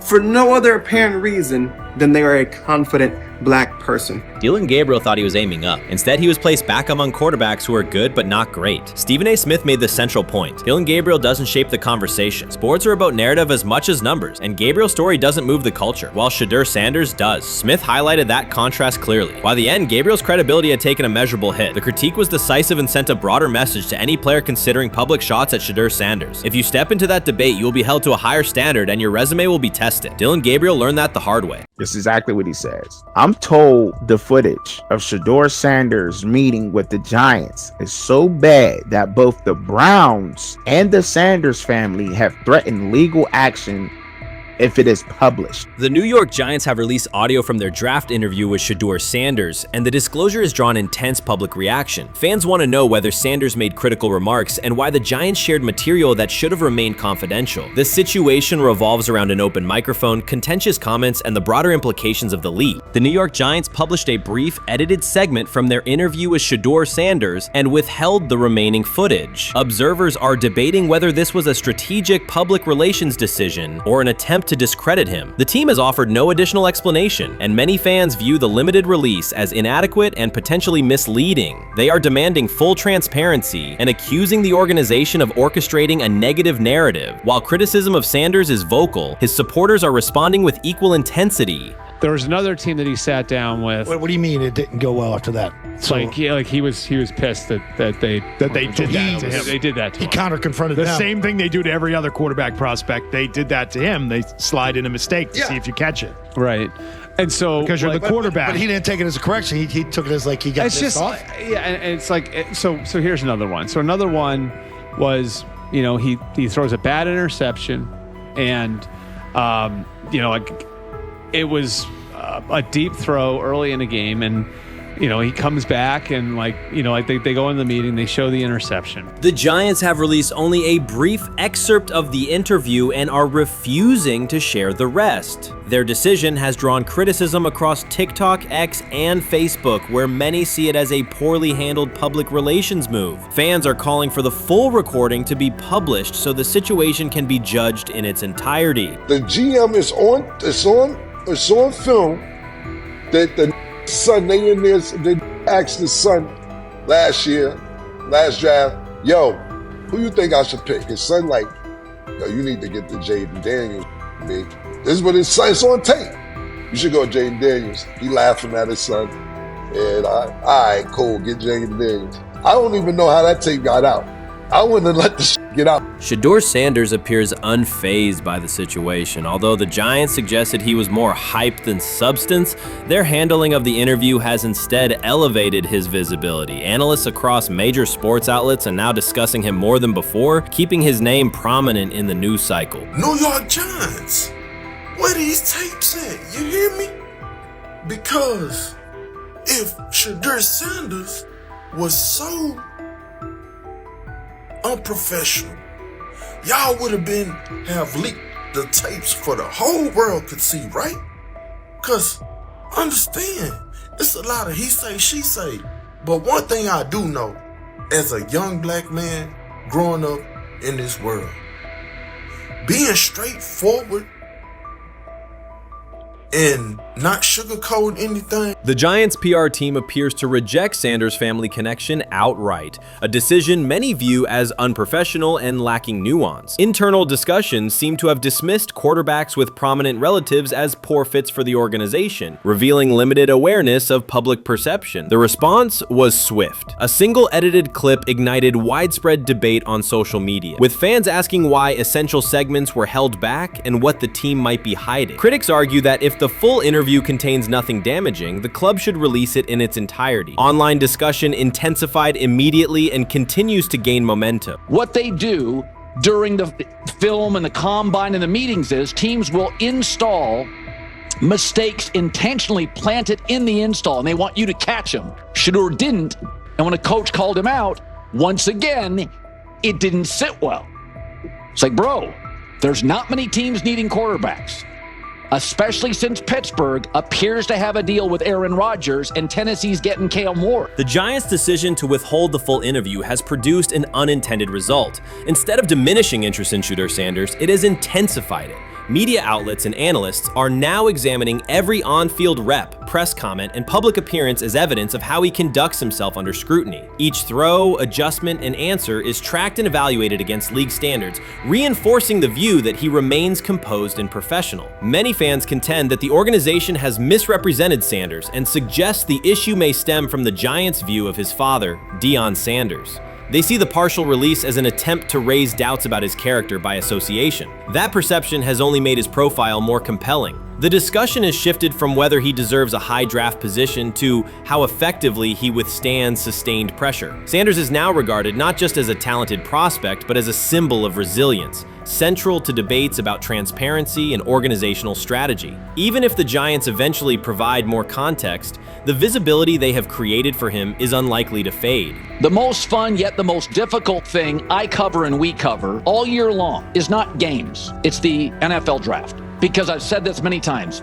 you get lied to for a month to 2 months up to it. And so often during the draft, and every few drafts, there's a guy that really falls, precipitously falls. This year it was Shedeur Sanders, it's been Aaron Rodgers, it's been Dan Marino. Every few years somebody falls a lot. And so, but those stories don't come out until like the fall. Criticism of Shedeur Sanders from within the Giants organization has become increasingly public. Team communications appear focused on casting him as an overhyped prospect. whose character should be questioned. A narrative that seems aimed at shaping opinion rather than assessing performance. Yet each selective release or negative remark has instead amplified attention on Sanders and elevated his reputation. Efforts to confine him to a narrow, unfavorable image continue to produce the opposite effect, reinforcing his position as an underdog who endures external pressure. The debate has shifted from football analysis to broader concerns about narrative control and transparency. Fans, reporters, and online communities are still urging the Giants to publish the full interview, arguing that only complete context can resolve speculation. The organization's refusal to comply has intensified scrutiny and led many observers to conclude that the team underestimated public reaction and now faces questions it could have avoided with full disclosure. The tapes, the New York Giants have the tape. They definitely have the tape. It's confirmation that they had the tape. Shedeur didn't do nothing. It's what they saying he did. I'm gonna tell you what these mixed reaction right here. So we already know about the New York Giants, but the Pittsburgh Steelers head coach Mike Tomlin reported admired Sanders' talent but hesitated to draft him due to previous challenges with quarterbacks like Russell Wilson and Justin Fields, leading to more cautious approach. Las Vegas Raiders. Sanders met with Raiders at the NFL scouting combine and expressed enthusiasm about potentially joining the team. His familiarity with the West Coast offense and quick release was noted positive, though concerns about his ceiling. Hours after the Giants posted that short audio clip, the timeline never slowed. Comment threads filled with frame-by-frame breakdowns, lip-read attempts, and side-by-side comparisons of what was said versus what was left out. Reporters called league contacts. No one could explain why a franchise would stir this level of curiosity only to seal the vault. Each refusal sharpened focus on Shedeur Sanders, turning routine throws into national talking points. Analysts kept circling back to the same note. His cadence at the line looks unchanged, steady against the noise. Hashtags demanding the full interview, trend drop, and trend again.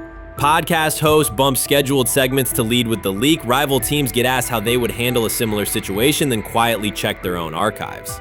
Inside Giants headquarters, the plan to shape the story looks less like strategy and more like a slow burn spotlight they can't switch off. And now every preseason snap, every media availability, every stray sideline camera angle gets fed into a loop that asks, what are they still hiding? The file remains locked. Curiosity keeps compounding.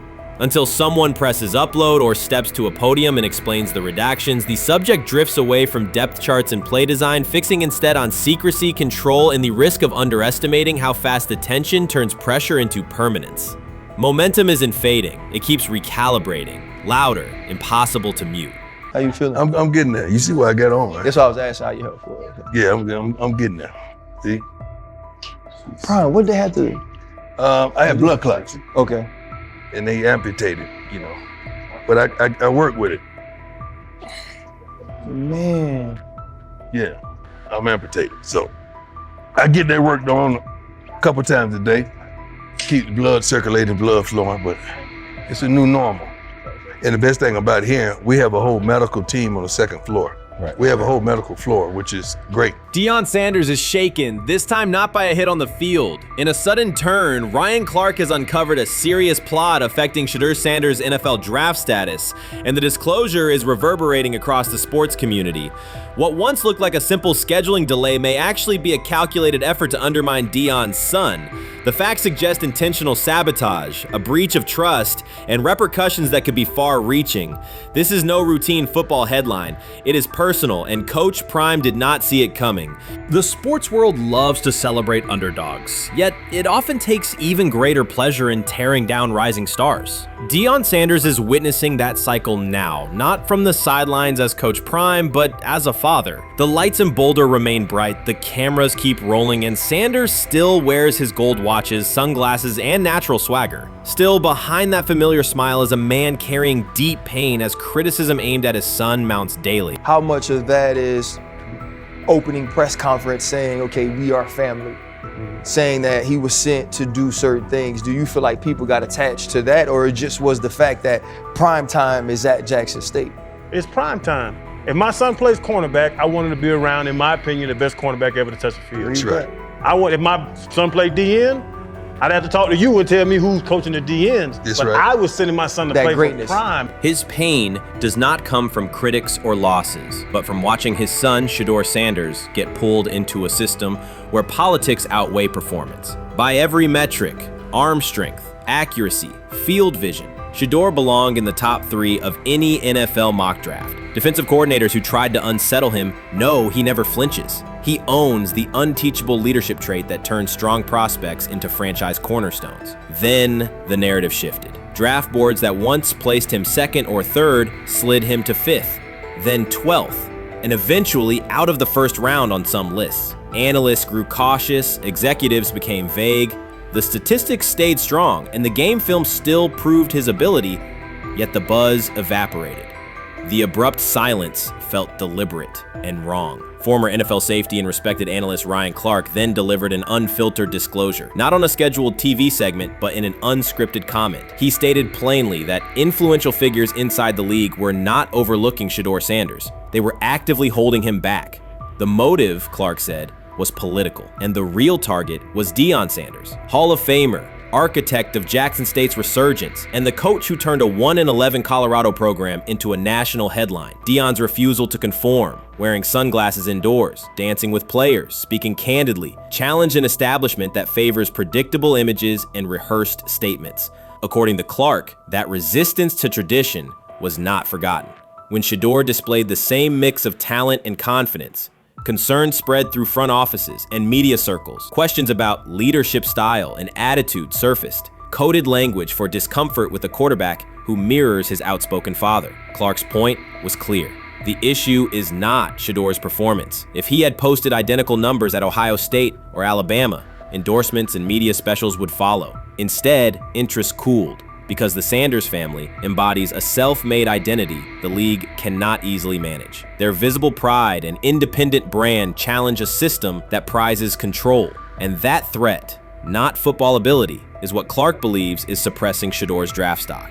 Shedeur is lighting it up in practice every day. You're not even a half bit curious to see what he could do with the ones. That makes no sense. And then on top of all of that, you got players going on podcasts and talking to people in the media saying this guy is really good. Like, this guy is legit. So even your peers respect you enough. How is it that the coaches can't see that? It always starts with the players, where the player's like, hey, you see that? You seen that pass he threw? The Cleveland Browns were taken by surprise when quarterback Shedeur Sanders stepped in for first-team snaps, asserting control of the drill and instantly highlighting deficiencies across the rest of the room. His confident command forced coaches to pause practice clips, reevaluate progressions, and consider immediate adjustments to the depth chart. Within minutes, discussions spread throughout the facility and online forums as fans weighed what Sanders' showing means for the current starters. The organization now faces an urgent, data-driven decision on whether Sanders should move up permanently. Shedeur Sanders arrived at Browns practice, took several first-team reps, and the entire quarterback group immediately felt the pressure. Coaches erased the whiteboard and reviewed their plans. Staff members exchanged concerned comments, and observers began asking whether Sanders was positioned to assume a larger role. Tony, every year we see at least 1 to 2 teams. They were in last place in their division the year before.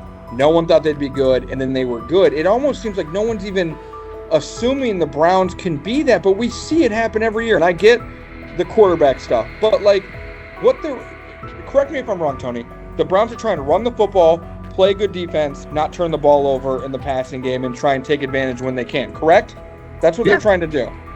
That was the 2020 offense. The Cleveland Browns are still searching for stability at quarterback. Deshaun Watson is yet to deliver consistent starter-level production that justifies his contract, and each game renews doubts about whether he can regain peak form. Behind him, rookie Dorian Thompson-Robinson shows promise but remains inexperienced and unpolished. Coaches are evaluating alternatives each week and may need to adjust the depth chart if progress stalls. The roster around them is built to contend now, so ongoing uncertainty under center is increasingly costly. As we talk about, we do believe in best player available. We do believe in positional value, and We didn't necessarily expect him to be available in the 5th round, and so we love adding competition to every position room, and adding him to compete with the guys that are already in there. We felt like that was the appropriate thing to do. The Browns quarterback group is unsettled. Deshaun Watson has yet to provide the reliable, high-level play his contract demands, while rookie Dorian Thompson-Robinson remains promising but unpolished. Depth behind them consists mostly of veterans whose experience lies more in holding clipboards than leading offenses. The coaching staff needs an immediate answer, not a 3-year development project. Shedeur Sanders enters as that potential solution. At Colorado, he passed for more than 3,200 yards despite working behind one of college football's poorest offensive lines, consistently demonstrating poise, quick processing, and accurate ball placement under heavy pressure. Film shows steady reads and disciplined footwork, traits that offset concerns that his profile is built on family name or media attention. Cleveland viewed the signing as a low-risk, high-reward move. Early in camp, Sanders received a handful of first-team snaps intended merely as an evaluation. Those plays quickly changed practice tempo. The ball came out on time, receivers hit their landmarks, and the defense struggled to adjust. Coaches immediately expanded the review using phrases such as evaluate every option, an indication that the depth chart was no longer fixed. Watson sensed the scrutiny. Thompson-Robinson increased his urgency. Within minutes, competition in the quarterback room intensified. Sanders repeated that performance in subsequent sessions. His footwork remained clean, progression sharp, and throws firm and precise. Each strong rep forced staff to reassess the plan to keep him buried on the developmental track. The broader context magnifies the pressure. Cleveland's roster is built to contend now. Fans are weary of quarterback turnover, and the front office cannot afford another costly misstep under center. Around the league, rookie passers rarely wait multiple seasons anymore. Joe Burrow, Justin Herbert, CJ Stroud, and even late pick Brock Purdy established that precedent. If Watson opens the regular season and struggles, public calls for Sanders will grow, especially if the rookie flashes in preseason. Alternatively, another team could attempt to acquire him if Cleveland hesitates to elevate his role. Each scenario underscores the same reality. Sanders' emergence has turned a routine camp evaluation into a critical decision point for the franchise.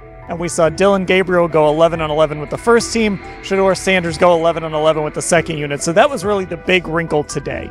Yes, and of course, it was the first time that we have seen Shedeur Sanders get any of those coveted 11-on-11 reps. Of course, again, it wasn't with the first team offense or against the first team defense, but it's progress. And that means that he's going in the right direction, that the arrow is pointing up. He's coming up the learning curve. So that's good for him. And I actually thought just overall, he had a better day than Dillon had today. He completed more passes. He was more on point. In fact, in that 11-on-11 period, he threw a near touchdown. Desperation can push franchises toward aggressive decisions, especially when their quarterback options appear unconvincing or outdated. One scenario now emerging is that Sanders earns enough confidence to take full preseason reps with the starters, forcing Cleveland to revisit a depth chart it believed was settled at the beginning of July. His practices demonstrate that the excitement around him is grounded in measurable performance. Accurate, high-velocity passes against first-team defenses, and confident command of the huddle. Each strong outing also heightens league-wide interest. Rival scouts adjust evaluations, and general managers revisit their notes, aware that a viable young quarterback may soon become available. Inside the facility, the personnel staff must balance short-term results with long-term roster planning, knowing that an early move could reshape salary cap allocations and locker room dynamics. The pressure on Watson and Thompson-Robinson escalates accordingly. Both must produce visible progress to maintain their current roles. Cleveland's recent history shows how quickly promising quarterback situations can devolve into controversy. The franchise has turned potential breakthroughs into organizational turmoil before, so observers remain cautious about how this competition will unfold. Watson says he has been mentoring Shedeur Sanders at the quarterback position. The biggest failure in the NFL is now mentoring quarterbacks. The most overpaid underdeliverer at the position is now mentoring 2 rookie QBs and a Super Bowl champ. So what exactly are you mentoring him at? You have had 24 civil lawsuits that you paid off to go away. And when you play, you are as ass as those massage therapists are, apparently. Shedeur Sanders is also a show. It's all about him. It's all about anything else. If you don't see that by now, then you're just blinded. Cleveland's second most talked about player has yet to take a professional snap, and it isn't Deshaun Watson. Rookie quarterback Shedeur Sanders has already captured the locker room's attention and the fan base's enthusiasm, creating a visible shift in the team's internal dynamics. Watson, once the uncontested focal point, now shares the spotlight with a newcomer who has only practiced in shorts. The Browns are experiencing a rapid, unforeseen change in popularity within their roster. Four-man competition. It's not. It's two guys versus two guys. It's the two older guys to be the starter. Yeah. It's the two younger guys to position themselves however it may be. Right. Show little improvement every single day. Right. So, of all the things I'm watching the first five when they break a session, the first five with the veterans, with the ones. Who's in there? Where are they going? The ball's going to Jerry Judy. Right. Flacco's no dummy. Lasts as long as he has. Right. He can really whiz it.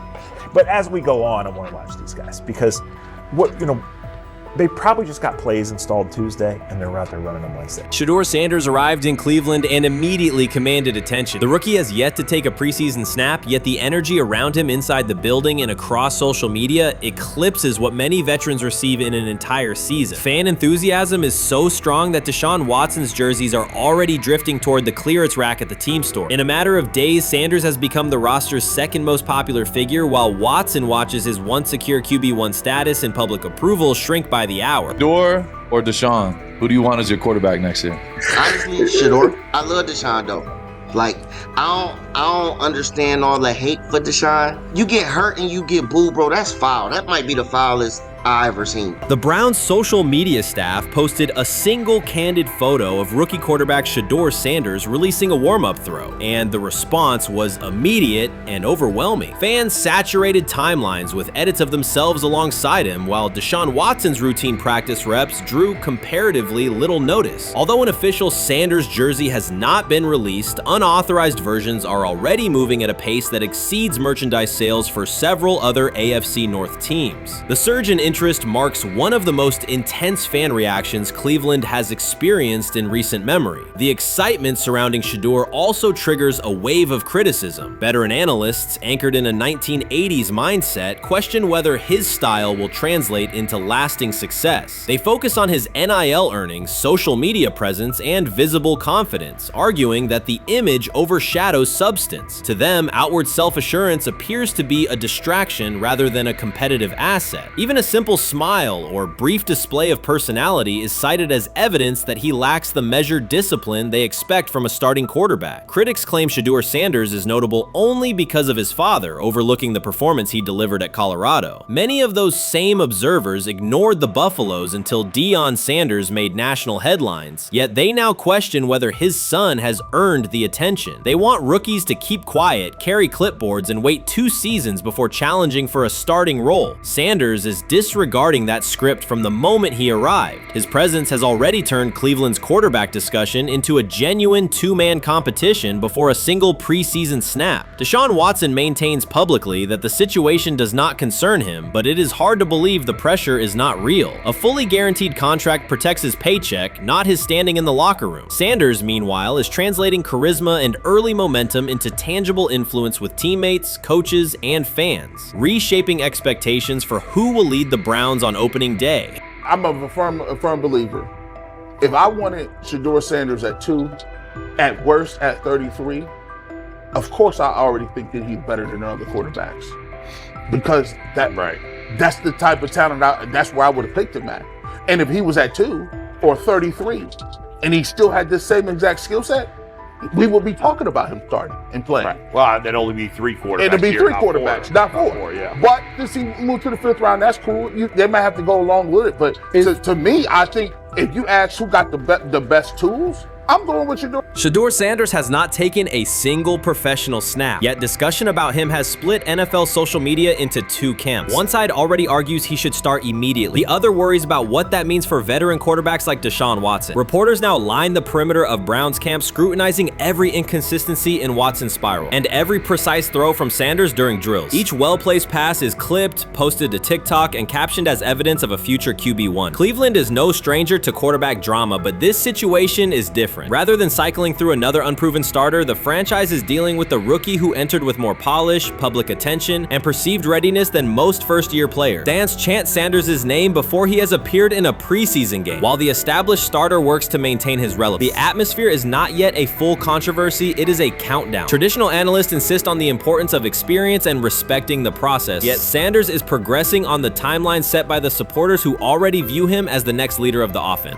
Urban Meyer's roster history underscores the absurdity. Meyer coached Aaron Hernandez, whose off-field crimes are well documented, along with other players entangled in assaults, academic misconduct, and more. Yet Feinbaum singled out Newton, a national champion, Heisman Trophy winner, and NFL MVP, as the worst. This selective condemnation is not new. When Deion Sanders recently suggested implementing an NIL salary cap to restore competitive balance, Feinbaum dismissed the proposal and called Sanders a hypocrite rather than engage with the substance. The pattern repeats. Feinbaum routinely targets Cam Newton, Deion Sanders, Jameis Winston, Lamar Jackson, outspoken black athletes and coaches, while extending grace to figures such as Nick Saban, Kirby Smart, Dabo Swinney, or Tim Tebow under similar circumstances. Newton is no longer content to remain silent while others distort his story. In response, he laid out an accurate chronology, highlighting facts the commentary networks rarely repeat. One long-standing myth is that Newton was expelled from the University of Florida.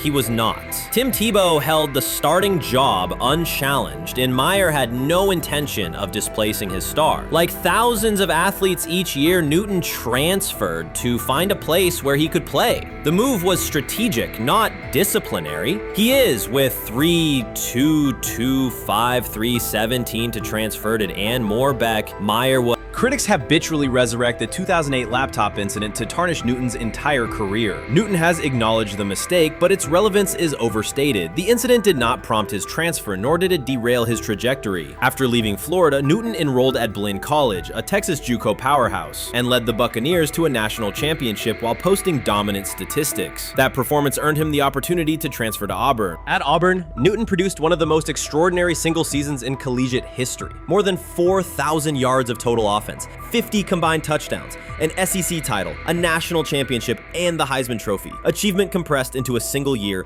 under intense scrutiny. Even that landmark season is recast by Feinbaum as a cautionary tale. He claims Newton ignored head coach Gene Chizik by diving for a goal line touchdown when told to kneel, jeopardizing the game. In reality, Newton explained that the decision was a collective adjustment made in the huddle after reading the defense, while Auburn still held timeouts. The Tigers maintained control and secured the championship. Portraying that moment as reckless serves to recast Newton's success as selfishness rather than leadership. Feinbaum's approach to Sanders reflects the same dynamic. When Sanders urged a structured NIL ceiling to protect athletes and stabilize rosters, Feinbaum immediately labeled him hypocritical. Yet when Saban or Swinney voice identical concerns, Feinbaum frames them as thoughtful guardians of the sport. The inconsistency reveals that the determining factor is not the argument but the identity of the speaker. Unapologetic black leaders who control their narratives, challenge entrenched hierarchies, and Feinbaum's commentary often functions as a check on that influence.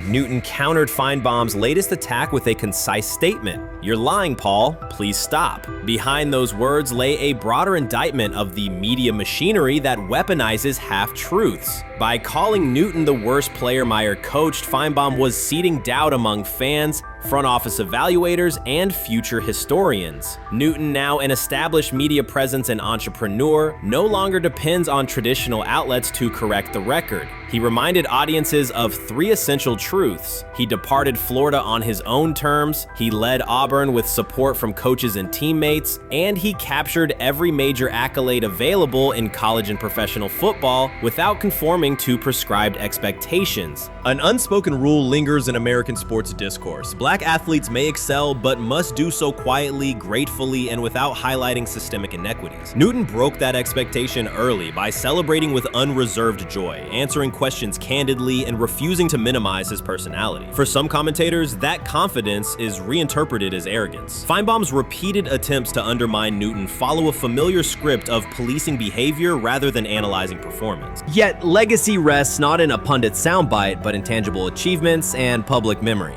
Newton's resume, Heisman winner, national champion, NFL MVP, speaks for itself. Millions of fans witnessed his impact on Saturdays and Sundays. Countless young quarterbacks saw someone who looked like them redefine the position's possibilities. The same is true for Sanders, whose player-first coaching philosophy and media savvy continue to influence college football's direction. Feinbaum's commentary cannot erase these realities. Newton, Sanders, Winston, Jackson, and others have already secured their places in football history. By publicly confronting misinformation, Newton set a precedent for athletes who now possess the platforms and technology to present their stories unfiltered. The microphone no longer belongs exclusively to legacy broadcasters. Newton holds it now, and he intends to keep it. A decisive shift that reduces the gatekeeper's influence and ensures that accomplishments are judged on merit rather than narrative manipulation. Shedeur Sanders did not treat day 4 of Brown's training camp as anything other than work. He completed 8 of 11 passes with 3 touchdowns, operating with control and accuracy throughout the red zone periods. The throws were varied, a well-placed ball to rookie Luke Floria that led him across the goal line in stride, a firm throw to Cade McDonald over middle after a quick read, and a tight window completion to Deontay Johnson at the back of the end zone with 2 defenders closing. The sequence showed timing, poise, and placement under pressure.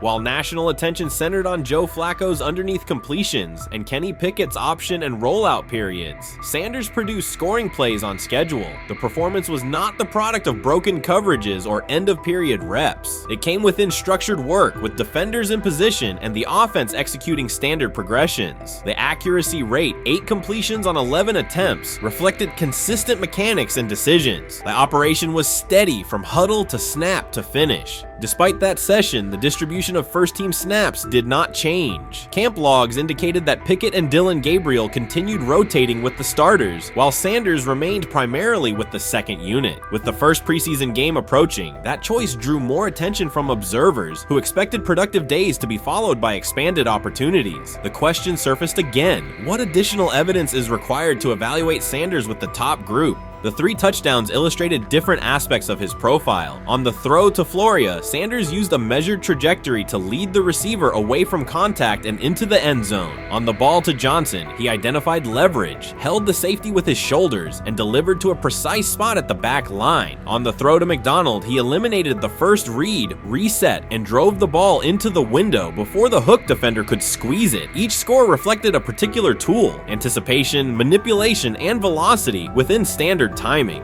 Comparisons to the other quarterbacks were straightforward. Pickett produced 2 touchdowns but placed 1 late ball that exposed a receiver to contact near the goal line. Gabriel accounted for 1 score, with additional gains coming on checkdowns and designed movement. Flacco advanced the ball in short increments without finishing drives during the same period. Sanders converted opportunities into points repeatedly and without turnovers. The rotation, however, remained unchanged. Head coach Kevin Stefanski and the staff continued to allocate first-team work to the same group, describing the process as an open evaluation. In practice, that has meant extended starter reps for Pickett and Gabriel, veteran scripts for Flacco, and second unit periods for Sanders. The disconnect between output and opportunity was notable, particularly given the stated goal of reaching an early decision at quarterback. When asked about the timeline recently, Stefanski said the preference was to decide sooner rather than later, an acknowledgement that the window for assessment is limited as preseason approaches. Speculation about motives is common in such situations. The discussion has included references to front office perspectives and ownership influence. Owner Jimmy Haslam is widely viewed as supportive of drafting Sanders. General manager Andrew Berry is known for prioritizing fit, traits, and process within the roster building model. Stefanski reports to Berry, and the practice plan reflects coaching evaluation within organizational parameters. None of that guarantees any outcome. It does explain why rotations can remain conservative even after strong individual periods. Regardless of internal views, the most useful next step for the evaluation would be a defined set of first-team snaps for Sanders to put comparable tape next to his peers. There was also outside attention on several practice segments from earlier in camp that showed Sanders throwing during lulls to non-receiver personnel, ball attendants, staffers, and assistants, while other quarterbacks were in script with full units. Those clips circulated widely and were interpreted by some as dismissive. Sanders addressed questions about it by narrowing the focus to preparation, explaining that his responsibility is to be ready for the work assigned and that he has adjusted at every level of competition. from HBCU ball to the Power 5 and now the NFL. The response matched his general approach: acknowledge the situation, maintain routine, and continue to execute when the next period begins. The broader draft day and narrative context remains part of the conversation. Sanders' college resume included efficient production and high completion rates across 2 programs, culminating in national recognition such as the Johnny Unitas Golden Arm Award. His selection in the 5th round was driven by varying evaluations of projection, scheme fit, and development timelines. The result is the current environment. He must present his case within limited windows, then wait for access to the next rung of competition. That does not make the process unfair, it makes it exacting. The best answer, for him and for the staff, is additional, comparable reps and clear tape. Fan reaction after day 4 was direct. Social accounts and comment threads filled with assessments that centered on performance rather than reputation. Sanders produced 3 touchdowns, avoided negative plays, and showed command in the red zone. Supporters pointed to that tape and asked for opportunities with the starters to verify whether the same rhythm carries over with the top receivers and linemen. The message was not about headlines. It was about the logic of evaluation in a compressed calendar. From an operational standpoint, Sanders' day reflected consistent fundamentals. His base was disciplined, his eyes matched his feet, and his timing aligned with route depths. On the Johnson score, he used a subtle shoulder turn to hold the safety before resetting and throwing to the back line. On the McDonald throw, the ball was out on the second hitch, arriving before the defenders could converge. On the Floria play, the arc and placement minimized the hit risk and maximized the run-through. Those are portable traits. They translate across units if the timing with receivers is established through reps. The staff's balancing act is real. They must prepare the presumed week 1 starter with sufficient continuity while also giving developmental players enough exposure to judge ceiling and floor. That tension is present in every camp. The cleanest path through it is to carve out defined first-team sequences for each competitor and evaluate the tape against comparable defenses and situations: high red zone, low red zone, 3rd and medium, and 2-minute. Sanders' performance on day 4 strengthened the case for such an allocation. Context matters off the field as well. Earlier in the offseason, 2 speeding citations, 91 miles per hour in Brunswick and 101 miles per hour in Strongsville, prompted public comment from Barry, who emphasized standards and safety. Sanders accepted responsibility, stated that he learned from the incidents and moved on. In camp, he has kept the focus on football tasks, install retention, cadence management, protection IDs, and post-practice review. He has also continued to build rapport across position groups, including veteran receivers and defensive backs, so that timing and expectations are clear when reps arrive. None of this diminishes the experience of the veterans in the room. Flacco has decades of film, Pickett has multiple seasons of NFL starts, and Gabriel brings mobility and a defined collegiate profile. It does, however, underscore the purpose of camp, to align decisions with current performance. Sanders produced the most efficient scoring period of the day. The next logical step is to see that operation with the starting unit, document the results, and compare them to the other candidates under the same conditions. The preseason opener will compress timelines further. Install packages expand, and coaches begin to narrow personnel groupings. If the objective is to identify the quarterback who can operate the offense most cleanly on Sundays, then structured exposure now will give the staff better information later. A small but deliberate set of first-team snaps for Sanders, scripted early downs, a 3rd down sequence, and a red zone series would provide data without disrupting broader preparation. Until that occurs, Sanders can only continue to control process and execution. Day 4 showed what that looks like when opportunities align: efficient reads, disciplined mechanics, and finishes in the end zone. He did not seek attention for the sequence. He put it on tape. If the evaluation remains consistent with the stated competition, comparable snaps should follow. If they do, the staff will have a clear side-by-side measure. If they do not, the question from observers will remain the same: what more needs to be seen to justify the look?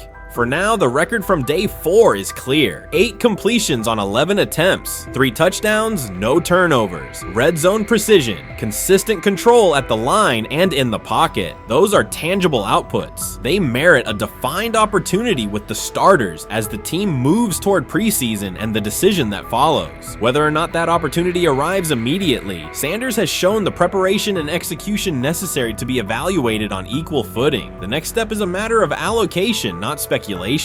Rich Eisen addressed the armchair analysts and online critics head-on. Shedeur Sanders just received his opportunity, and the backlash arrived immediately. Eisen responded with a clear, point-by-point case explaining why the criticism misses the mark. If you thought Shedeur's rise was rapid, Eisen's analysis puts it in proper context. Here's what he laid out on air. Already speaking in Cleveland high schools. Weekend after, flying out immediately to get to work. But his character's terrible, right? You know, and listen, oh, he interviewed bad, you know. According to who? The New York Giants? No offense, Bert. The same New York Giants that gave Daniel Jones a huge contract and let Saquon Barkley out the door. That's the intel we're trusting here? That was for him to celebrate. He just made, I mean, look, he put in work in college. He had the privilege of being coached by his father. Which we all would love and do. Turned around not one, but two programs in college football. And then literally for any athlete, being drafted at the highest level is a success story in itself. Rich Eisen delivered a direct response to the critics. He addressed the online claims reducing Shedeur Sanders to Deion Sanders' son instead of evaluating him as a quarterback on merit. Eisen challenged those assumptions and refocused the discussion on performance, preparation, and opportunity. Say Kenny Pickett had strained his hamstring. Shedeur, they say his first day in pass, 9 for 9, 2 touchdowns, no interceptions. Really was just hating on this young guy. Within minutes, Rich Eisen delivered a structured breakdown, addressing each claim with evidence and dismantling weak narratives through clear analysis. He replaced speculation with data and kept the focus on what matters: decision-making, accuracy, leadership, preparation, and game management. The reality is simple. Shedeur Sanders was not given this opportunity. He earned it through performance and consistency against real competition. He accepted the role, met the standard, and handled the moment with professionalism and urgency. No shortcuts, no favors, just results and readiness. Eisen's point was direct. Evaluate Shedeur on his work, not assumptions, and acknowledge that he has justified the opportunity on the field. I've done it at 2 locations already, so it's simple.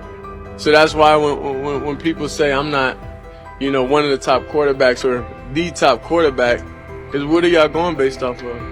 Because I did it year after year after year, and you see the progression. So it's like, obviously, it got to be some type of external hate that you have for the family, for the last name, for anything, because I know I proved myself. While many were still debating whether he was NFL ready, Shedeur Sanders stepped onto the practice field and operated like a clear QB1, setting protections, controlling tempo, and executing the plan. The narrative that he is just flash, media attention, or his father's influence does not hold up against his work in installs, progressions, and situational drills. What he showed was composure, efficiency, and command of the offense. He processed quickly, protected the football, and delivered on-time throws, demonstrating preparation and control. I'm a firm believer. If I wanted Shedeur Sanders at 2, at worst at 33, of course I already think that he's better than other quarterbacks. Because that's the type of talent, that's where I would have picked him at. And if he was at 2 or 33, and he still had the same exact skill set, we would be talking about him starting and playing. Right. Well, there'd only be 3 quarterbacks. It'd be 3 quarterbacks, not 4. 4, yeah. But since he moved to the 5th round, that's cool. They might have to go along with it. But to me, I think if you ask who got the best tools, I'm going with Shedeur Sanders. From the first day of camp, he was not there to get by. He arrived to lead. There was no hesitation in installs, no lapses in fundamentals, just precise timing, clean footwork, and consistent velocity to every level of the field. He managed protections, controlled cadence, and delivered in situational work, showing command rather than learning on the fly. The approach was efficient and disciplined, with attention to detail and progressions and ball placement that reflected preparation, not improvisation. At the same time, Rich Eisen addressed the narrative directly and backed it with evidence. He laid out clips, context, and performance markers to cut through speculation. Eisen emphasized that Shedeur Sanders did not step into this moment because of publicity. He built toward it through sustained work, resilience, and results. The background, media readiness, high football IQ, and a professional approach was developed over years, not days, and it translated to immediate operational control of the offense. The resistance came from familiar places. Some in the traditional guard still frame mobile quarterbacks as limited and expected the nepotism label to define him. That view did not hold up against what was on the field. Composure under pressure, secure decision-making, accurate throws into tight windows, and consistent execution in red zone and 2-minute sequences. Eisen's point was clear. Evaluate Shedeur Sanders on performance and readiness. The evidence shows he earned the opportunity and is meeting the standard with accountability and consistency. Yeah, teams didn't draft him because they didn't think he was first-round talent. And the quote we played and that's on the screen, I think is flatly wrong. We all know this shouldn't have happened. Yes, it should have. It should have happened because this wasn't. Now, again, teams can be wrong. The league as a whole can be wrong. Hell, the Baltimore Ravens drafted a 25-year-old tight end before they drafted Lamar Jackson in the same draft. The die is not cast on who Shedeur Sanders. He stated it plainly. This is not a celebrity appearance. This is a quarterback with pocket presence, leadership, and decision-making that stands on its own. You either show it or you settle into a backup role. Shedeur Sanders is not auditioning. He is establishing himself as the starter. When the opportunity arrived, whether through injury, trade, or depth chart changes, Shedeur was prepared and delivered. He did not hesitate. He executed the offense and finished drives. As others tried to catch up to what they were seeing, Rich Eisen reinforced the same message he has been repeating: evaluate the work. Camp reports have been consistently positive, but the important shift is how the performance is being received. Casual attendees who came to observe left talking about Shedeur's command and poise. Detailed observers focused on his pre-snap reads, protection checks, and audibles, highlighting the mechanics, timing, and ball placement that support efficient, controlled play. They say training camp decides depth charts, but Shedeur Sanders began fighting for his job long before he will step inside the Browns facility. While most first-year players squeezed in one last vacation, he slipped onto a private field in Texas, strapped on Cleveland's helmet and shoulder pads, pulled a fresh number 2 jersey over his chest, and started rifling timing routes as if it were the opening drive of week 1. No cameras, no hype track, no product placement, just sweat, cadence, and ball placement. A rookie does not rehearse in full game gear unless he already envisions himself commanding the huddle. Plenty of observers shrug that clip off. They insist the 5th rounder, quote, isn't ready, cling to depth chart conventions, or whisper that the name across his shoulders did most of the talking on draft day. Maybe it is the Dion connection, maybe it is a preference for prospects who blend quietly into the background, or maybe the league's gatekeepers fear the possibility that the kid is better than the quarterbacks they have spent months promoting. Whatever the motive, the countdown has started, and video rarely lies. Shedeur Sanders is not preparing to arrive. He is preparing to lead. Footage of a 22-year-old quarterback running live reps in July should dominate highlight loops, but it barely registers on national outlets. Why? It ruins the tidy narrative. The easy storyline paints Shedeur as a pampered legacy prospect banking on his father's fame. Yet the tape shows something different. A rookie drenched in afternoon heat, drilling footwork, calling protections, and imagining cover 2 rotation before the first official meeting ever takes place. Elite mental prep looks boring on social feeds. It looks devastating when the season starts. Walk into Cleveland's quarterback room and you step into politics, not simply competition. Joe Flacco, a Super Bowl MVP in decline, carries institutional trust. Kenny Pickett, rescued from Pittsburgh's reset, carries hometown intrigue. Dylan Gabriel, the 3rd-round system fit, carries draft capital the staff must justify. And then there's Shedeur, the lightning rod whose presence alone spotlights every bias in the evaluation process. Coaches frame it neatly. Rookies must wait their turn. The truth is less polite. Practice snaps are currency. Perception is elastic, and early allocations already favor Pickett and Flacco. It is the oldest playbook in the league. Lock vets into the headline roles before pads even crack. Then let repetition shape reality. Sanders refuses to cooperate. He is not a 4th-string camp arm. He has engineered game-winning drives under national scrutiny, operated against live blitz looks most prospects never face, and more than any quarterback in the room, documented his own off-season obsession. No social media rollout, no brand consultant, just pads, cleats, and an unlit practice field. If his last name were Smith, pundits would label him the sleeper of camp. Instead, politics trails every throw. Training camp rotations expose organizational intent. Beat writer Fred Greetham already reports that Pickett and Flacco will open with first-team reps when veterans report July 23rd. Gabriel grabs the developmental snaps, leaving Sanders the leftovers. That isn't performance-based, it's narrative-safe. Gabriel doesn't threaten hierarchy, Sanders bends gravity. Watch the details. Does Shedeur steal 11-on-11 snaps with the 2s? Does he run red zone installs or 2-minute drills? If he does, coaches are admitting he is forcing his way in. If he doesn't, they are postponing the inevitable. Either way, the private field reps have sharpened his timing and condensed his release. He is not hoping for an opportunity, he is prepared to seize one the instant it appears. Cleveland's joint practices amplify that tension. First come live periods against the Panthers, then sessions with the champion Eagles. Those reps belong to the starters, so Flacco and Pickett will absorb most of Carolina's disguised pressure and Philadelphia's exotic fronts. Sanders' proving ground will be the preseason opener on August 8th. Under the stadium lights, he will get entire series, real reads, pockets collapsing for real. If his command mirrors the footage from Texas, coaches will have to answer why he never saw earlier work. Reps are scarce. 10 padded practices separate veteran arrival from game 1. Even an even split, something that never happens, would hardly suffice. Instead, the staff will funnel snaps toward the comfortable choices. That strategy can bury a rookie, but it can also spark an eruption when limited opportunities turn into highlight drives. One flawless touchdown march in the second half of a preseason game, and the dog pound will chant his name. Then the staff's narrative control evaporates. Criticism of Sanders has never matched the scrutiny applied to his peers. Analysts nitpick a ball pat, a foot angle, a pump fake, Pickett's inconsistency, Flacco's diminishing velocity, Gabriel's college system crutches. Discuss politely, if at all. With Shedeur, the critiques arrive as coded doubts. Does he rely on the family brand? Is he coachable? Can he stay humble? That double standard is as old as the league's resistance to outspoken black quarterbacks.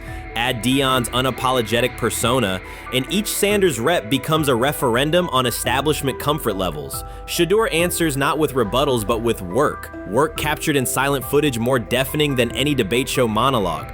Quarterback drama masks broader roster cracks. The Browns receiver group is crowded yet unproven. The safety room failed to create turnovers a year ago. Interior defensive linemen are still rehabbing, and the offensive line must retool on the fly. Which quarterback can navigate that turbulence? Flacco's pocket mobility is limited. Pickett's confidence remains fragile. Gabriel is months away from processing NFL disguises. Sanders, forged by perpetual doubt, offers poise under chaos and meticulous preparation, a combination this franchise has lacked since, well, almost forever. Forget politics, depth chart etiquette, and recycled sound bites about developmental timelines. The only metric that counts now is who did the work. Sanders pounding through full gear scripts in late June is not vanity, it's vision. While the league sleeps, he refines his drop steps. While media speculate, he rehearses third down checks. He has already decided what he is. The organization must decide if it can recognize it in time. The preseason will provide the answer. Live bullets, real blitzes, stadium noise. When those throws leave his hand under pressure, no one will discuss ball pats or surnames. They will ask how a quarterback this prepared slipped to round 5. And if the performance matches the preparation, excuses about lack of reps will dissolve.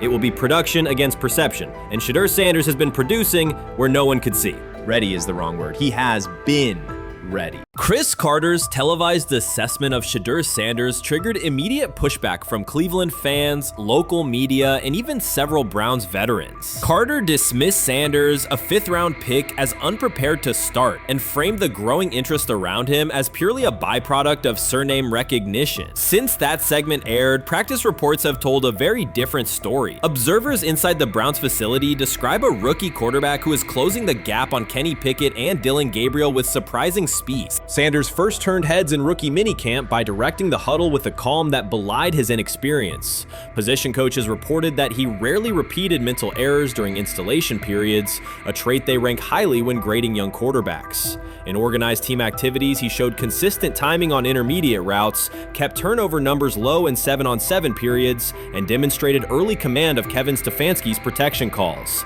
That steady execution earned him a handful of first-team snaps, reps that would ordinarily have belonged to Pickett by default.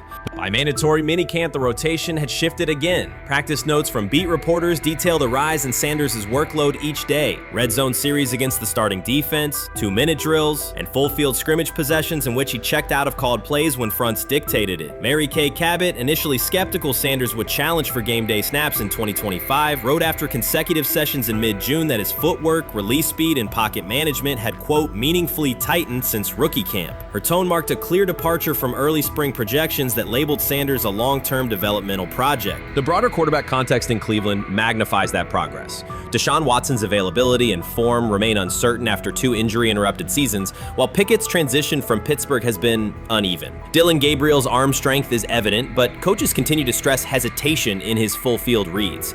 Against that backdrop, Sanders' quick decision-making and mechanical efficiency have begun to look less like a pleasant surprise and more like the roster's most reliable short-term plan. Inside the locker room, acceptance has followed performance. Wide receivers cite Sanders' ball placement on outbreaking routes, noting that the ball routinely arrives on the upfield shoulder, a small but essential detail that allows for yards after the catch. Offensive linemen appreciate his pocket awareness. Joel Bitonio remarked privately that Sanders slides up instead of bailing when edge pressure flashes. Defensive backs say his eye discipline forces them to hold coverage longer than they expected against a rookie. Such cross-positional respect develops only when day-to-day tape shows tangible improvement. The reaction to Carter's critique highlights a recurring double standard applied to young black quarterbacks. Traits celebrated as swagger or confidence in other players were labeled arrogance when associated with Sanders, yet the quarterback himself has not responded publicly. There have been no subtle social media jabs, no mention of critics and interviews, only repeated references to competing for every rep and learning from veterans. That measured approach, combined with hard evidence from practice, has softened earlier doubts among coaches who prioritize demeanor as much as arm talent. Within the coaching staff, the discussion now centers on readiness thresholds. Stefanski's scheme relies heavily on quick rhythm throws, defined reads, and disciplined pocket movement. Those requirements align with Sanders' strengths: a compact release, willingness to target the middle of the field, and instinctive timing on RPO concepts carried over from his college tape. Staffers reviewing cut-ups from joint practices note that his internal clock already approximates NFL speed, a metric they did not expect to see until mid-season at best. If that trajectory continues through preseason games, the Browns face a consequential decision. Starting a 5th-round rookie 6 weeks after training camp opens would unsettle salary cap assumptions, depth chart politics, and external perceptions of organizational stability. Yet the internal mandate remains clear: the most prepared quarterback will play. That standard places Sanders in genuine contention because every practice metric used to grade readiness, turnover ratio, red zone efficiency, third down conversion rate has trended in his favor since early June. The organizational stakes are considerable. Cleveland has cycled through starting quarterbacks at a startling pace over the past decade, shifting from first-round investments like Baker Mayfield to high-cost gambles such as Watson, each move packaged as the long-awaited solution. A rookie chosen outside the first 100 picks ascending to the top of the depth chart would challenge long-held league assumptions about draft pedigree and opportunity. It would also validate the evaluation philosophy that prioritized Sanders' intangibles: processing speed, leadership presence, over conventional arm strength thresholds that pushed him down the draft board. Carter's televised remarks now sit awkwardly alongside daily updates from Berea. His critique relied on pre-draft labels and the presumption that a late-round passer with a famous father would need a redshirt year. Practice film contradicts that stance. Sanders checks protections at the line, manipulates safeties with shoulder fakes, and has reduced turnover-worthy throws in full-speed sessions to single digits. Statistics normally cited for veteran backups, not rookies. The longer that evidence accumulates, the more Carter's comments appear rooted in legacy bias rather than objective performance review. None of this guarantees Sanders will open the season under center. Preseason defenses test quarterbacks in ways practice cannot. Defensive coordinators will disguise pressure and boundary rotation to force late decisions. Sanders must show he can adjust protections and exploit mismatches without the benefit of a controlled environment. Yet within the Browns facility, the conversation has shifted from if he will be ready to when. Quiet confidence from Amari Cooper and other veterans suggests they believe Sanders can steady an offense searching for consistency more than highlight reel heroics. Sanders' rise also affects long-term roster calculus. If he earns the job and performs competently, Cleveland gains starter-level production on a cost-controlled rookie contract, freeing cap space allocated to other positions. That scenario could reshape roster-building strategy in a division featuring Joe Burrow and Lamar Jackson, quarterbacks whose contracts consume significant percentages of team payroll. A capable, low-cost starter would allow the Browns to reinforce their offensive line and secondary while retaining core veterans, a competitive advantage few teams enjoy.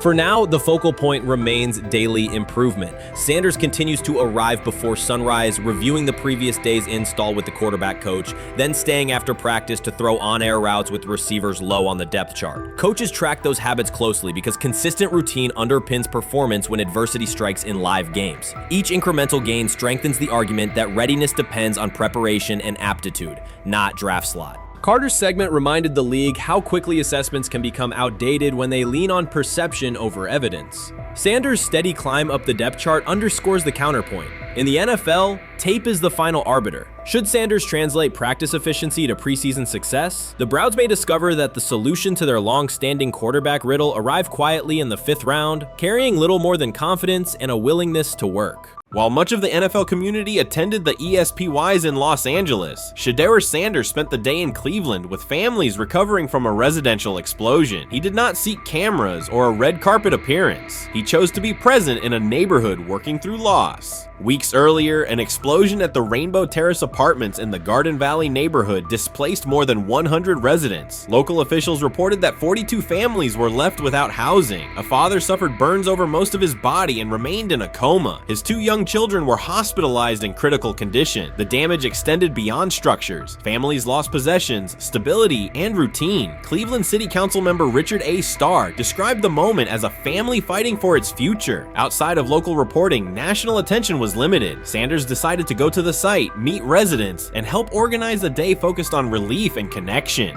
The decision drew questions almost immediately. Some asked why he was not at the ESPYs, others questioned his motives. Sanders did not respond with counter-arguments. He explained simply that he felt an obligation to be present and that he would act on that conviction. This was not a team-scheduled appearance. He promoted the gathering himself, arrived without ceremony, and spent the day with residents. His approach emphasized listening, participation, and time. The event, which he called the Garden Valley Fun Fest, brought a large turnout over several hours. The purpose was straightforward: create space for families to reconnect and for children to play, even as recovery work continued. Sanders threw passes with kids on the blacktop, joined in games, and spoke with parents and grandparents about what they were facing next. He moved through the apartment complex and common areas with minimal staff support. Browns defensive lineman Michael Hall Jr. attended and interacted with residents as well. There were no speeches or staged moments. The focus remained on residents and their needs. Questions about visibility persisted as photos and short clips circulated online. Some criticism framed the visit as a substitute for a higher profile appearance in Los Angeles. Sanders kept to the same message. The priority was to support a neighborhood coping with displacement and uncertainty. He did not present the choice as a protest of any event. He presented it as the correct use of his day.